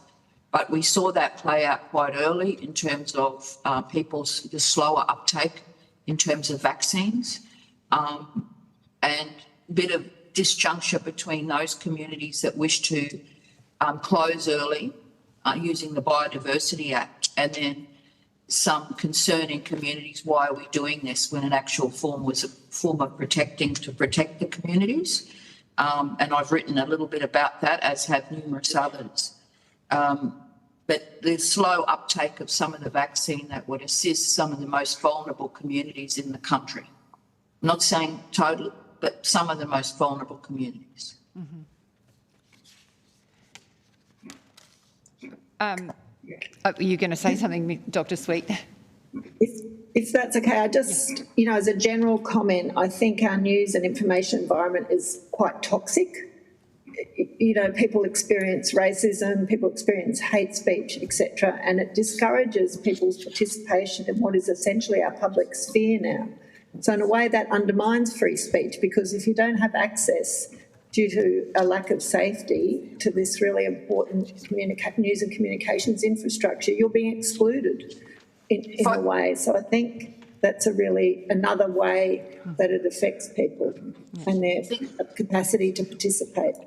Yeah, I think one clear example I personally remember was when at the time the Prime Minister was Scott Morrison, and he made the decision, it was a wise decision, on a Sunday, there was a public announcement to have people over 60 not come into the workplace and people over 50 who are Aboriginal and or Torres Strait Islander. And so some workplaces were then saying to their workers not to come in on the Monday, whether they were over 60 as workers or over 50 if you're Aboriginal Torres Strait Islander, taking into account the disparity in health. You know, we know about the Close the Gap. All of the senators there would know about the Close the Gap reports. I clearly remember writing a letter for my partner who was at that time working in the coal industry to ensure that they could have that time off work because it was being disputed, a directive from the Prime Minister himself. So I did. I had to ring up the representative to try and argue and advocate because he had already done that. At the same time, I was trying to navigate, and my husband at that time was Aboriginal. In the same vein, in the university context where I went, the university staff, quite a large percentage of our Indigenous academics are over 50, which meant then they weren't on campus. So just that was only my personal experience, let alone the experiences of others, of how we manage that. How do we go about those things? Yep. And so it doesn't matter. Some of these examples, Senator, is not whether it's an LNP thing or a Labor thing or a National Party or One Nation. It is about how we as a country do that and how we manage that in the best way. And the questions come up about harm. And was party to this, hearing some of it before we came into the room about what constitutes harm, and that's been asked here. There needs to be some kind of measures around what is that. I also take the points that Mr. Willis raised in regards to a cultural body, but I want to position it. It needs to be some form of cultural safety along a continuum here. Yeah. So whether that's a body, whether it's not a body, but it is about cultural safety and cultural premises for Aboriginal Torres Strait Islander people, but indeed also for other groups of people that have specific needs or specific issues that things may apply to. Yep. Thank you. Thank you very much. We really appreciate you joining us this afternoon and providing us with your views on this legislation. If you have taken any questions on notice, if you could return them by the 18th of October, and if this has prompted you to provide any other further clarification points, please feel free to do so. Thank you so much for your time. I would now like to welcome representatives from UTS Centre for Media Transition. I understand that information on parliamentary privilege and protection of witnesses and evidence has been provided to you. And for the Hansard record, could I ask you both to state your full name and the capacity in which you're appearing today? Thank you, Senator, and thank you for having us here today. My name is Monica Attard. I'm here in my capacity as a Professor of Journalism and the Co-Director of the Centre for Media Transition at UTS, which is a cross-disciplinary research centre focusing on issues around the digitisation of media and news media in particular. Thank you. Michael Davis, Research Fellow at the Centre for Media Transition and lead researcher on the Information Integrity pillar. Thank you very much. I'm going to kick off this time. For the benefit of the committee, given the close nature of your work with what we're dealing with today and the particular focus that you have, could you just start off by outlining your key work and projects in an academic and research sense when it comes to mis and disinformation? Well, one of our 4 research pillars is information integrity, and our work on information integrity spans consideration of regulatory approaches, both in Australia and around the world. So that includes looking at regulatory approaches to misinformation and disinformation. We've also acted as consultants for other nations in the region on their legislation relating to misinformation and disinformation. We have a couple of research projects underway right now which are related, I guess, which are looking at the impact of generative AI One of those is looking at the impact of generative AI on journalism and the broader implications and the need for further guidelines and safeguards there as generative AI is implemented. Another project is looking at the implications of generative AI for Wikipedia and the open knowledge ecosystem more broadly. And that includes thinking about the use of generative AI to propagate misinformation and so forth. And what would be some of your key sort of findings and insights into mis and disinformation in terms of the work that you've been doing? One of our focuses has been on the a suitable regulatory approach to misinformation and disinformation. It's quite clearly a very fraught area of policy and requires a subtle and nuanced approach. And so part of what we've been doing is clearly looking at the different approaches that are being introduced around the world. It's a very novel kind of area of regulation. And also thinking about how misinformation and disinformation relate to other areas of law and regulation, such as privacy and so on, which I know that you've discussed in part already today. One aspect that we I guess agree with Lizzie O'Shea from Digital Rights Watch, who was on earlier, is that we need to consider misinformation and disinformation in terms of the information ecosystem as a whole. And it's very difficult to deal with it as a kind of problem that focuses on particular kinds of content. One of the reasons for that is, as we've seen in the discussions today and the debate over the previous bill, is that it's very difficult to define misinformation and disinformation. Now, that's a problem, I think, that's really just essential to what they are, and I don't think that's going to get any easier. And legislation really needs to take that into account, the fact that these are contested terms, that they're irrevocably vague, and legislation needs to be able to accommodate that fact. And so we've taken, I guess, an interest in suggestions towards more of a participatory model where you think about, okay, whose speech is being, whose freedom of expression is being contained by this legislation and by digital platforms as well. And it's the public, it's public speech, right? So we believe that the public should have an input into the kinds of considerations that are being made about what is taken to be misinformation and what isn't. The other point I would make that is really essential here to think about, and I think a lot of the discussion and debate about the bill really doesn't take this into account enough, and that is that the purpose of the bill is to make digital platforms accountable for the content moderation decisions that they already make. So we've heard today that all user content on digital platforms, social media and so on, is moderated in one way or another, whether that's algorithmically, whether it's through manual content removal, what it may be. Now, the purpose of the bill is to ensure that digital platforms can answer for the decisions that they make there, that their policies that relate to misinformation, disinformation, and other kinds of online content as well are reasonable and consistently applied.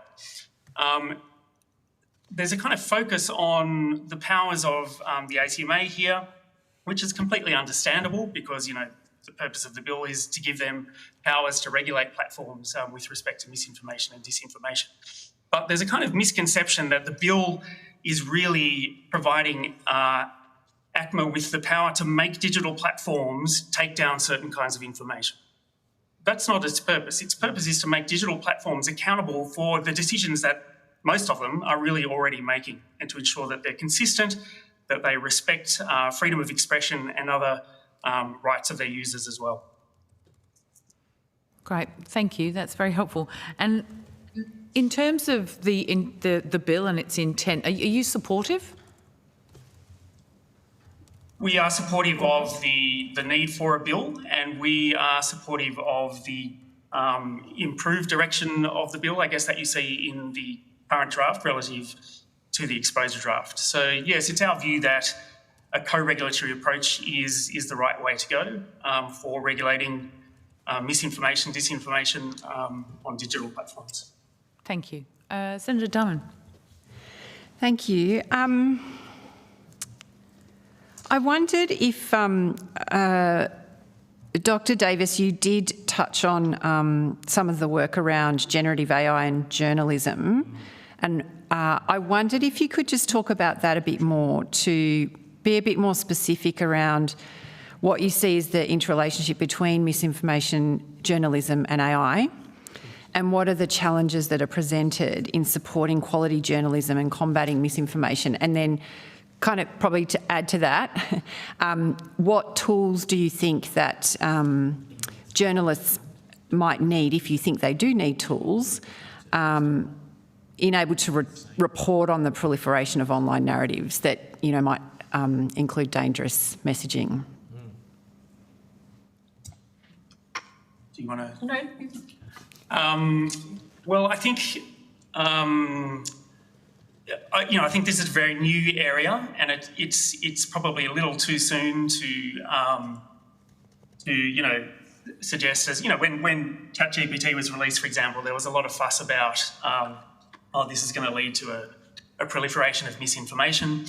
Certainly, it's true that it does reduce the cost of producing misinformation, and we're seeing the consequences of that already. That it's very easy to launch a kind of flurry of AI-generated misinformation online, targeted at particular people or particular areas of discourse as well.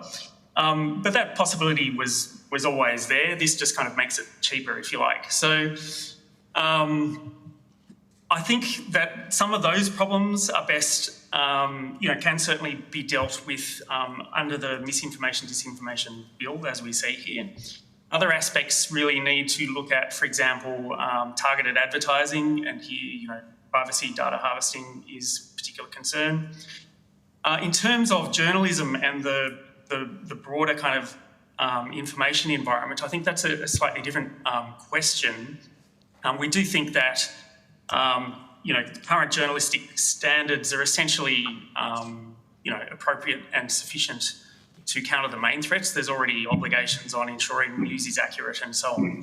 And if you look at, say, what happened with the stabbings in Bondi, which are referred to in the exposure draft here, you can see that there's a failure really of journalistic practice, but that's not something that is necessarily exacerbated by artificial intelligence, I don't think. I was just going to add, I think it's also important to note that at the moment, the deployment of generative AI in the production of journalism is actually very, very limited, which is not to say that there aren't journalists who are using generative AI capacities to improve their work, but, as a baseline technology, it's not really being used for the production of journalism. It's certainly has been used for a very, very long time, actually, for back-end processes. And there's often been a lot of confusion between the two, particularly in the journalistic community. But we're not. We are certainly not seeing any evidence that it is being used in any endorsed way for journalism output.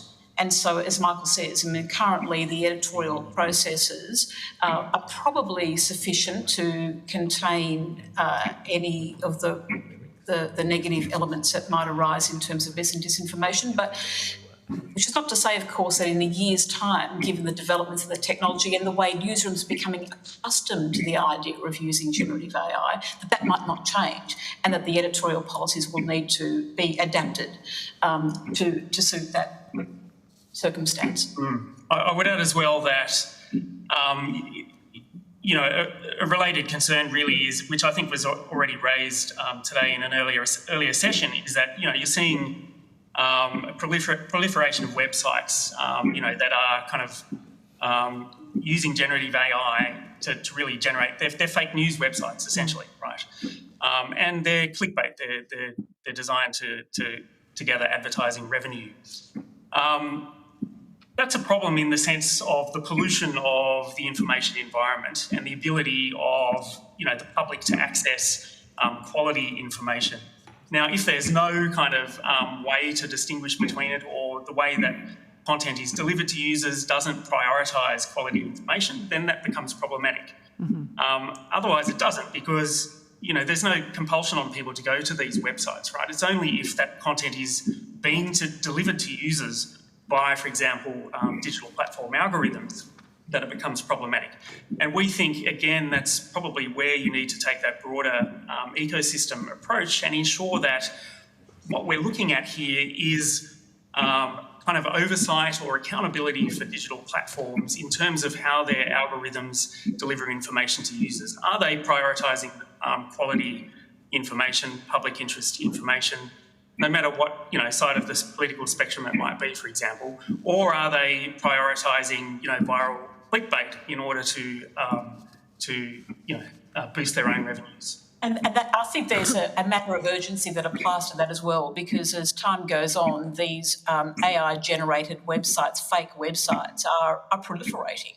I mean, NewsGuard, for example, ChatGPT was launched in November 2022. By March 2023, NewsGuard had detected 55, which we thought was alarming. NewsGuard are now counting in their thousands the number of fake websites that have been produced by generative AI, and as they proliferate, the algorithmic capacity to promote them and to spread that kind of viral disinformation increases. So there is a degree of urgency around the need to impose some level of accountability on the digital platforms to be able to contain it. Can I just for one moment? Senator Roberts, could you please put yourself on mute? We're getting some noise here. We think it might be from your end. I've been shuffling papers. My apologies. If you could just pop on mute, that would be great. Thank you so much. Sorry, back to you, Senator. So maybe just to follow up there, I think the commentary about the bill being too narrow, I think Mr Davis, in your commentary, you talked about that the revised bill undermines its ability to promote accountability by setting too narrow a scope, both through restrictive definitions of mis and disinformation that require reasonable likelihood of serious harm and through the exclusion of professional news and private messaging. So I think that goes to what you were just talking about then.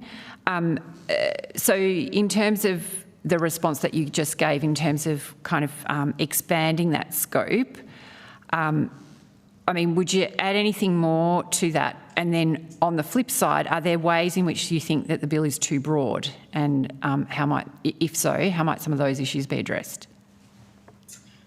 Yeah, thanks for that question. I guess, we kind of have a different view in that respect to a lot of the observers of the bill and the legislation, in that a lot of people are arguing that the definitions are too broad. And I think the problem with that is, as I said at the beginning, that it's always going to be extremely difficult to define misinformation and disinformation. And the reason why people think it's problematic is because they think it gives ACMA the power to essentially ask certain content to be taken down from platforms. But I think that's a kind of narrow view of what the bill's trying to achieve. And I do think that there's problems in the drafting of the bill as well, which reflect this kind of misconception, if you like. So I think if instead the bill took a more ecosystem-oriented approach, which was more kind of focused on digital platform accountability, and the new accountability measures in the bill are a great improvement, I have to say. But where the focus of ACMA is, as they say, on systems and processes and ensuring that digital platforms have systems and processes in place, and those systems and processes are appropriate. And I think that's the kind of the crux there is, okay, how are you making judgments about whether their systems and processes are appropriate? So somewhere along the line, someone has to be making that judgment, and that judgment needs to be informed by what is considered to be misinformation and disinformation, what is considered to be harmful or seriously harmful, or whatever it might be.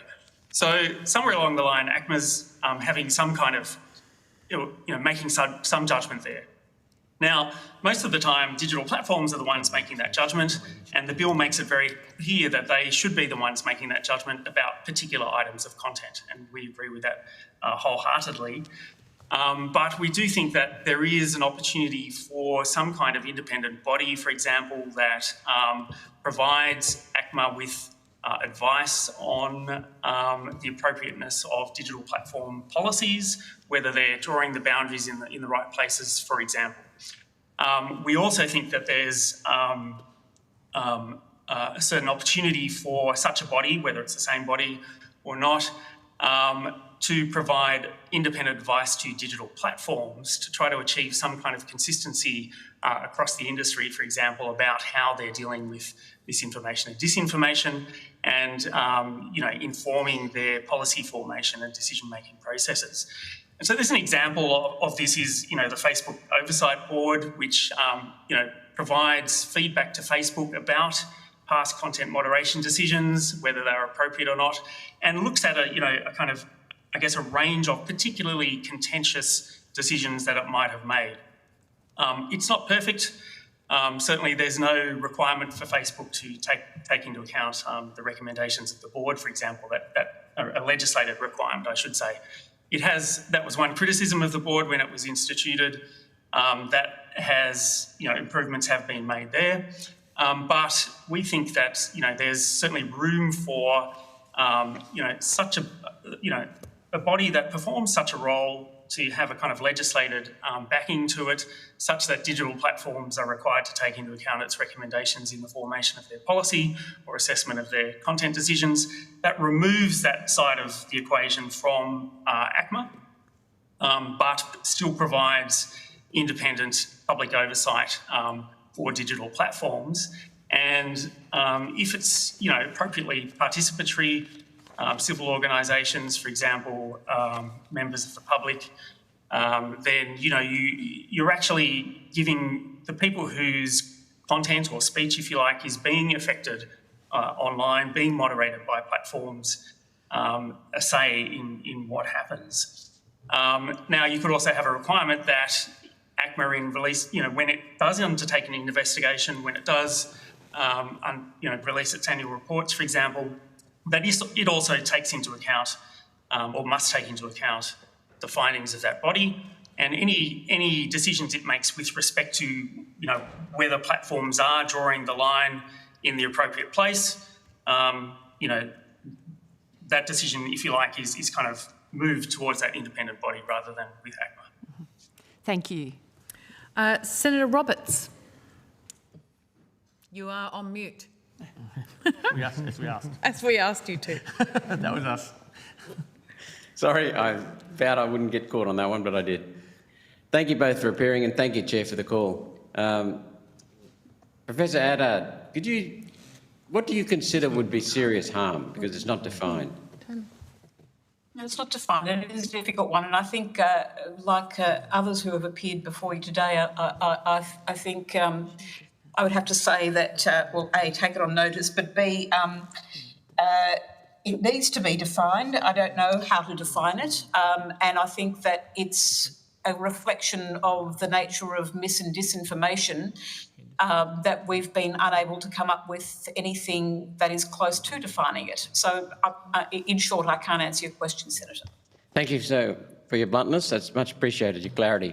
Referencing your public trust in journalism research project, a publication was produced entitled Trust in News Media in Australia, a qualitative study from 2018. This clearly shows the public want media they can trust, which I'm sure you'd agree with given your background. But when asked which media they trusted, the responses were different. It's an old report though, but I imagine it would be even worse today. It'd be still varied, the media trusted. Would you agree that the reason for online media diversity is simply because a nation of 27 million people has 27 million different perspectives? The ABC champions renewables and they present their facts. The Spectator, in the meantime, challenges climate change and they have their facts. How feasible is it to actually say that this publication is information and one other publication is disinformation? Well, I think if I might disagree with you in your assertion that the ABC champions anything. I mean, I think the ABC is... No, I didn't mean that. I must correct myself. I didn't mean that. What I meant was that the ABC champions renewables and the Spectator challenges complete opposite, and they both rely on facts. I don't think it does champion renewables, Senator. I think it reports on the climate situation. So is your question? Can I ask you to actually re-ask the question? I'm not quite sure I understand what the question is. Sure. One publication with a prominent reputation, the ABC, publishes one side of an argument. The Spectator, with a prominent reputation, publishes the other side, and they both claim to be factually correct, and they both claim to be honest. Which one do we? Which one is misinformation? Which one's disinformation? Well, I don't think you could categorise. I don't think you necessarily. That's not the way that you would categorise mis or disinformation. I mean, disinformation. Most media organisations in this country, at least, and abroad as well, would tend to publish from a particular perspective. I mean, that much is clear. The ABC is the exception to the rule, where it sails down the middle. I know that you would expect me to say that, but I absolutely firmly believe that. So I think that, what you're talking about there is the tendency of media publications to report in a way that reflects their fundamental ideological beliefs. I think that's what you're probably getting at there.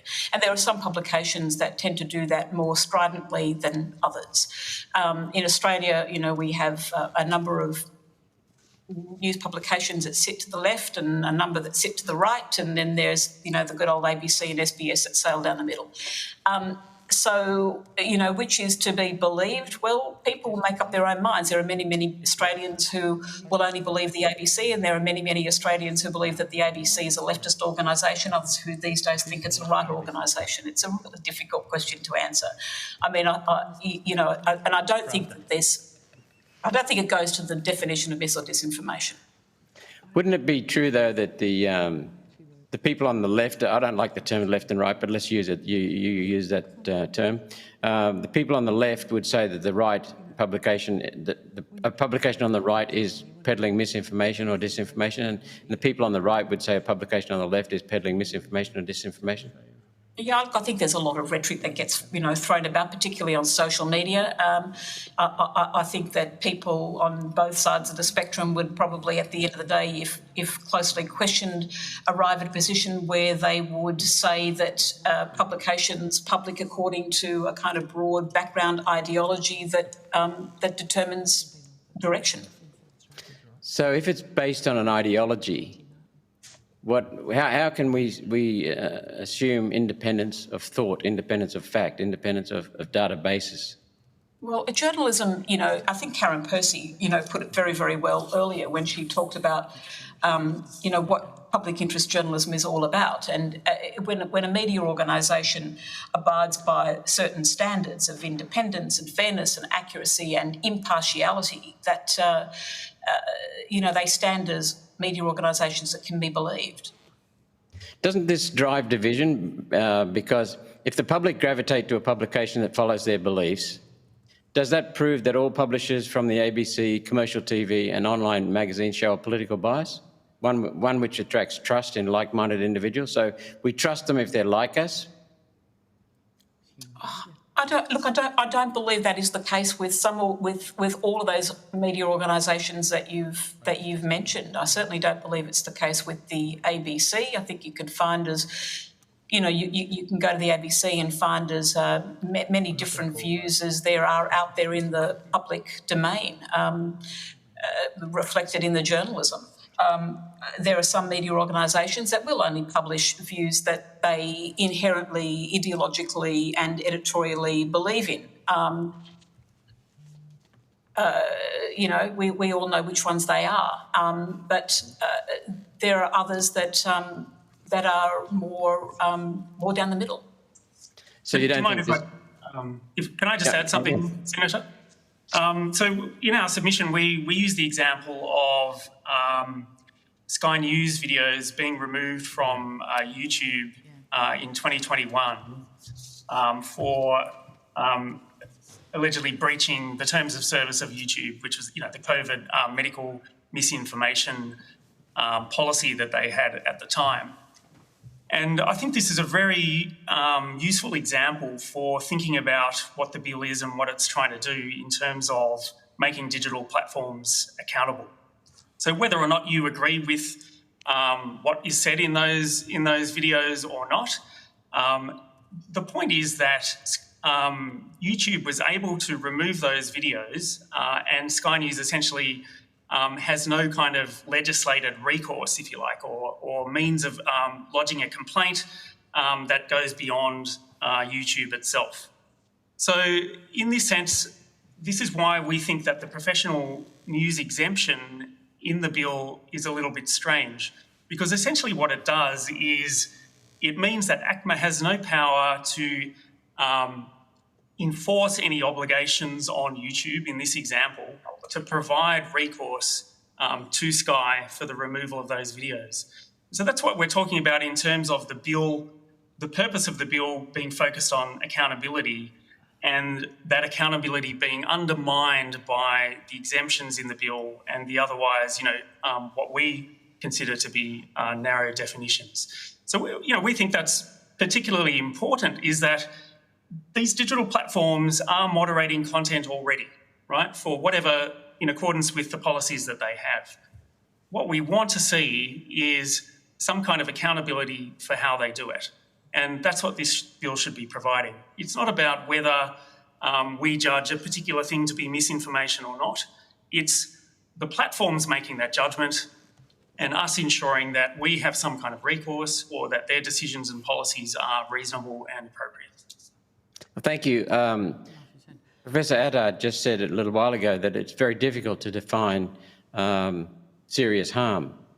So that makes it very difficult to enforce the bill. That makes it subjective, and especially when accountability needs data. For example, there's no requirement for YouTube or Facebook or any of the other platforms to reveal their algorithms for suppressing viewership or likes or any feedback on a platform. I've had YouTube has shown my videos on COVID for over a year, and they've taken 39 down after they've been up for some time. They've taken 39 down, including one that's been up for more than a year. So, the algorithm changed and I got wiped. And all of my videos are factually correct and they've been borne out. So what recourse do we have to YouTube? Well, that's right. That's what we think that the bill should provide. And the problem with exempting certain services or content is that ACMA no longer has the power to enforce accountability on those platforms. I'll get you to Thank you very much. now, Senator. Thank you very much. We'll go to Senator Cadell. Thank you, and looking at the time, I'll try to be quick, but I'll go through stuff. Going through your submission in chronological order, as opposed to level of importance necessarily, overview point 2, where you're talking about where I think you're going to these professional news, and you mentioned just then the Sky News thing, where they can't make someone put something back on if it's taken away. What about vice versa? If big media is excluded and this sort of stuff, Senator Canavan raised today the fact that a commercial TV station and others went live with the incorrect identification of someone involved in the Bondi stabbings 7 hours after it was clear that there was concerns around that name being accurate or not. So you see the upside of the current regime not being able to put something back on when it was taken down. What about the potential of being able to take something down when it is wrong from commercial media? Well, I think there we would defer to the existing regulatory schemes for media, so commercial broadcasting and so on, and they already contain protections designed to prevent that. Whether they're effective or not, I think is another matter. Okay. Your point 2.2, and it's something you've raised here as one of the strengths of the bills at the moment, about the fact that you're just going to have ACMA work with the current regulators internally within the media platforms. Something that came up today that I hadn't considered until the committee today. Does that mean we're putting potential censorship in the hands it means we're putting in the hands of foreign companies. So when you have let's go through them. Facebook, Meta, when you have Google, when you have TikTok, those are foreign companies who will now be responsible for the censorship and the classification of what gets on and what doesn't get on in Australian content. Isn't that a weakness of the bill, not a strength of it? Well, that's already the case, Senator. So nothing in the bill changes that. This clause just clarifies that that power doesn't lie with ACMA to investigate, individual items of content. That being the case doesn't make it right, though. Do I want the Chinese government censoring or choosing what promotes and what doesn't promote? Isn't that exactly the sort of thing this bill is meant to be fighting? Well, that's why we think that that the bill should be, focused on accountability measures for digital platforms. That's a reason why we do think that there needs to be some input into what digital platforms are doing, how they form their policies, how they apply their policies relating to misinformation and other kinds of content and online harms as well. And in our view, that that's where we see a role for an independent body providing independent advice to platforms. Perhaps there could be, a stronger legislative requirement there that platforms operating in Australia need to take into account the input of that body on whether their policies are appropriate or not. Yeah, okay. I think the view we'd take would be that there's an upside, there's a downside to this. That ACMA is going to be tasked with assessing whether the thresholds set by digital platforms are reasonable and appropriate. There's an obvious upside in that in relation to the multinationals the international companies that you've just identified, Senator. But there's also the obvious downside, which we've outlined in our submission, which is that it takes ACMA closer to being, in a sense, an arbiter of truth. But you can't improve what you can't measure. And we've had evidence today from Reset Tech Australia, the lack of data and lack of insight into the algorithms, into data, into skimming, and potentially the protection of these companies against giving that legal action in some case. If we don't have that, we don't see what is being suppressed. You raised, I think, suppressed on the second page, point 2. It's okay to say what goes up and down and what's there, but without being able to see what is suppressed and what is promoted, if we don't have that access, we can't really measure how we're going, can we? No, I'd agree wholeheartedly with that, yes. And I just add on your previous point as well that I think this is quite a good way of putting it. Emily Bazelon, an American journalist, expressed it as the disinformation dilemma, which is that we're not comfortable with governments regulating online speech. We're not comfortable with digital platforms regulating online speech, but we're not comfortable with no one doing it at all. And I think the problem is in seeing it as a kind of either or between government oversight or digital platform, leaving it to the whim of digital platforms. Really what we need to think about is how can we institute some kind of public mechanism to provide input into these processes that, holds both government and digital platforms to account. Which is why we think an independent body might be, a valid way to move forward.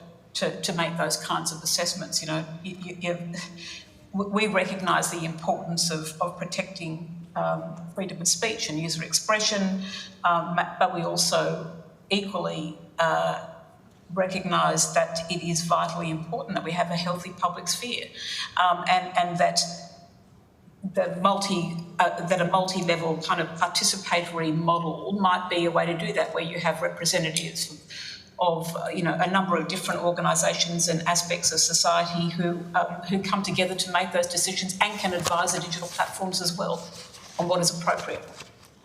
We just had the Media, Entertainment and Arts Alliance on, and they were raising concerns about where it's talking about the economic harm and the banking sectors, and they were talking about misrepresentation or misinformation around industrial action. The Australian Human Rights Commission, in their submission, saying the bill shouldn't be passed and passed. Part of their section is on the same economic values about interest rates, causing economic, being able to comment on those, where you may have, and this is this definition thing we keep falling into, and you're saying broader, like to me, everyone has their own definition. To me, disinformation is around motive. It is around the intent to go out there and cause, put false information out. Misinformation, I can just be wrong, and I've done that plenty of times. But are we going too far in that scope where we have two very reasonable bodies out there that would say somewhat progressive, very progressive, out there saying that economic stage where we're talking about interest rates, where we're talking about banking things, where we're talking about this, does it go too far when harm to those organisations can be a reason for these? And my fear is that so much, and I know Senator Grogan's point, I think it's fair, up to 5% of global turnover, where you've got such punitive penalties, when over-censorship, being overly careful costs nothing, don't we run the risk of impinging that cornerstone freedom of expression on those aspects for the sake of, not intentionally, not by this bill, but by a corporation make a decision, it's not worth it, let's crack down? Well, I mean, that might be the case, and we don't really have a view on whether, any particular harms included in the definition of serious harm are worthy of inclusion or not. I think, what the point again that we're trying to get at here is that Clause 67 prevents ACMA from making decisions about individual items of content, and that might include content relating to protests or whatever the case may be, right? So it's not in ACMA's power to make requests to digital platforms to remove particular items of misinformation or alleged misinformation. That's certainly not part of the bill as it stands, and we understand that that's not the intention of the bill. Digital platforms might, of their own accord, make such a decision, right? And they already do make such decisions. The point really is, are they accountable for it or not? And do you think they're currently accountable? No, not sufficiently, no. Do you think this makes them significantly more accountable to a level you would say they're accountable? It definitely improves accountability. We think, as we've outlined, that it could go further in that respect. So, okay, I understand that. What's your view as we go forward on this about the powers that are included in the bill where a minister may refer to ACMA to start an investigation on a type or a period of this where an individual can be subpoenaed by ACMA and brought in to an inclusion, and there are penalties including jail for someone not complying with that? Well, I think if we look at the case that's and I think someone mentioned this earlier of Pavel Durov, the CEO of Telegram, under charges in France. I think we're not looking at the same kind of powers here, but I think that's kind of what is being intended there. So Clause 68 also prevents ACMA from investigating particular items of content in those particular, it's types, it's global stuff. I agree with that. It's not particular. Yeah, that's right. Yeah. So I do think, that there is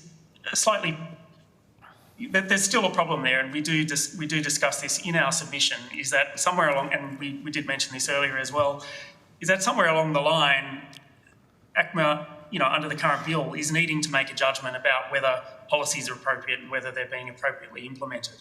And we do think that that's the kind of judgment that people are reluctant to see in the hands of the government or the regulator. And so we do think that that's where there's potential for an independent body to provide advice to ACMA, and then ACMA would be able to act on that advice. Okay. Quick bit. I note last dot point on your point 2 raises something the community broadcasting sector was in this morning, asking for inclusion under the same commercial broadcasting. That's something you believe would improve the bill if that was the case? So far as there is an exemption, we've already argued that there should not be an exemption. That's what I'm saying, yeah. So would you prefer no exemption or to put these guys in as the same as them? Well, if the exemption is going to stay, then we think that community broadcasting should be included, given that they are subject to the same professional standards, but we prefer there to be no exemption. Okay. On that same point, exemption and no exemption, we had the Media and Arts Alliance again saying that professional journalism should be expanded into, that covers a more broad thing of ethical and community interest rather than just professional, which implies a paid stuff. Would you see that if there are exemptions caveat, that we should look at that definition as well to expand to those things with ethical journalism in the public interest? Monica, do you want to? Yeah, I'm not sure that I necessarily agree with the MEAA's definition of professional in the sense that they described it earlier today. I don't think it's just a matter of whether one is paid or not paid.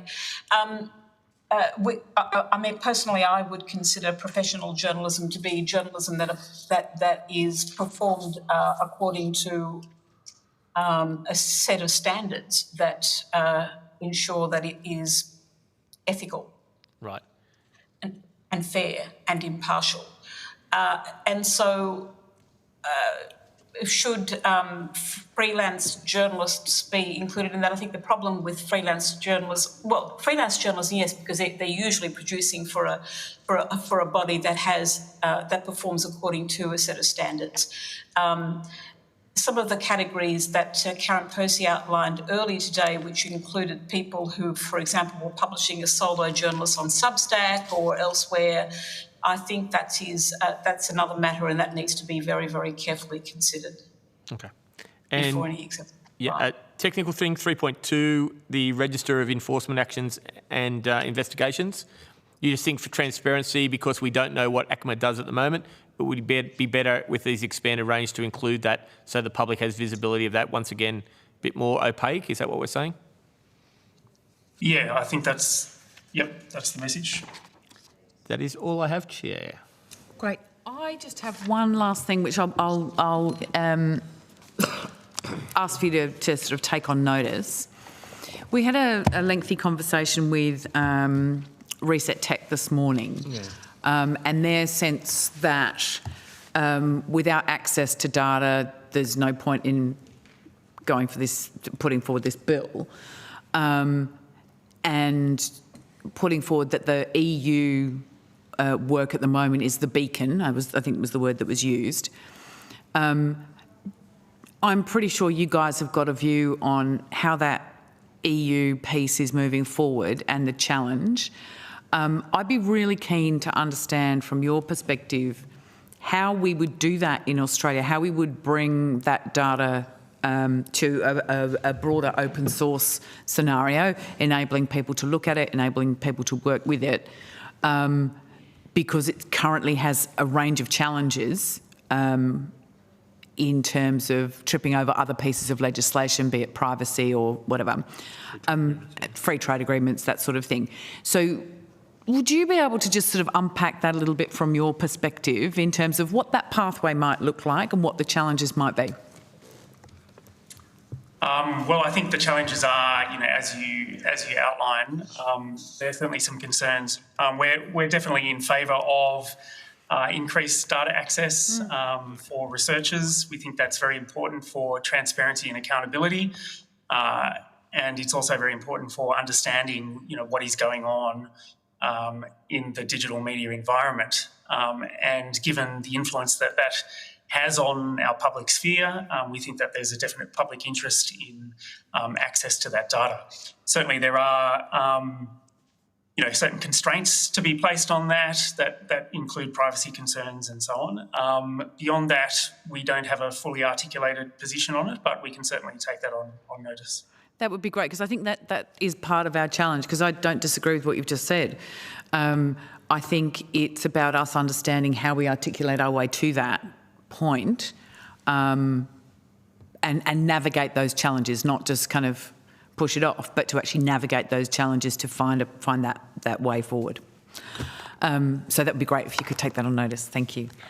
Thank you so much for coming and talking to us this afternoon and sharing your knowledge with us. 4 questions on notice. If you could come back to us by the 18th of October, that would be great. We may also have some further questions to send through to you, and anything else that you feel you need to provide us with based on the conversations we've had this afternoon. Again, please feel free to forward that to the Secretariat. I would like to thank yourselves and everyone else who's been with us today for your time, And that does actually conclude our hearing. I would like to thank Broadcasting, I would like to thank the Secretariat, and I would like to thank Hansard for all of the amazing work that they do. And the committee will now stand adjourned. Thank you. Thank you, Chair. Thank you.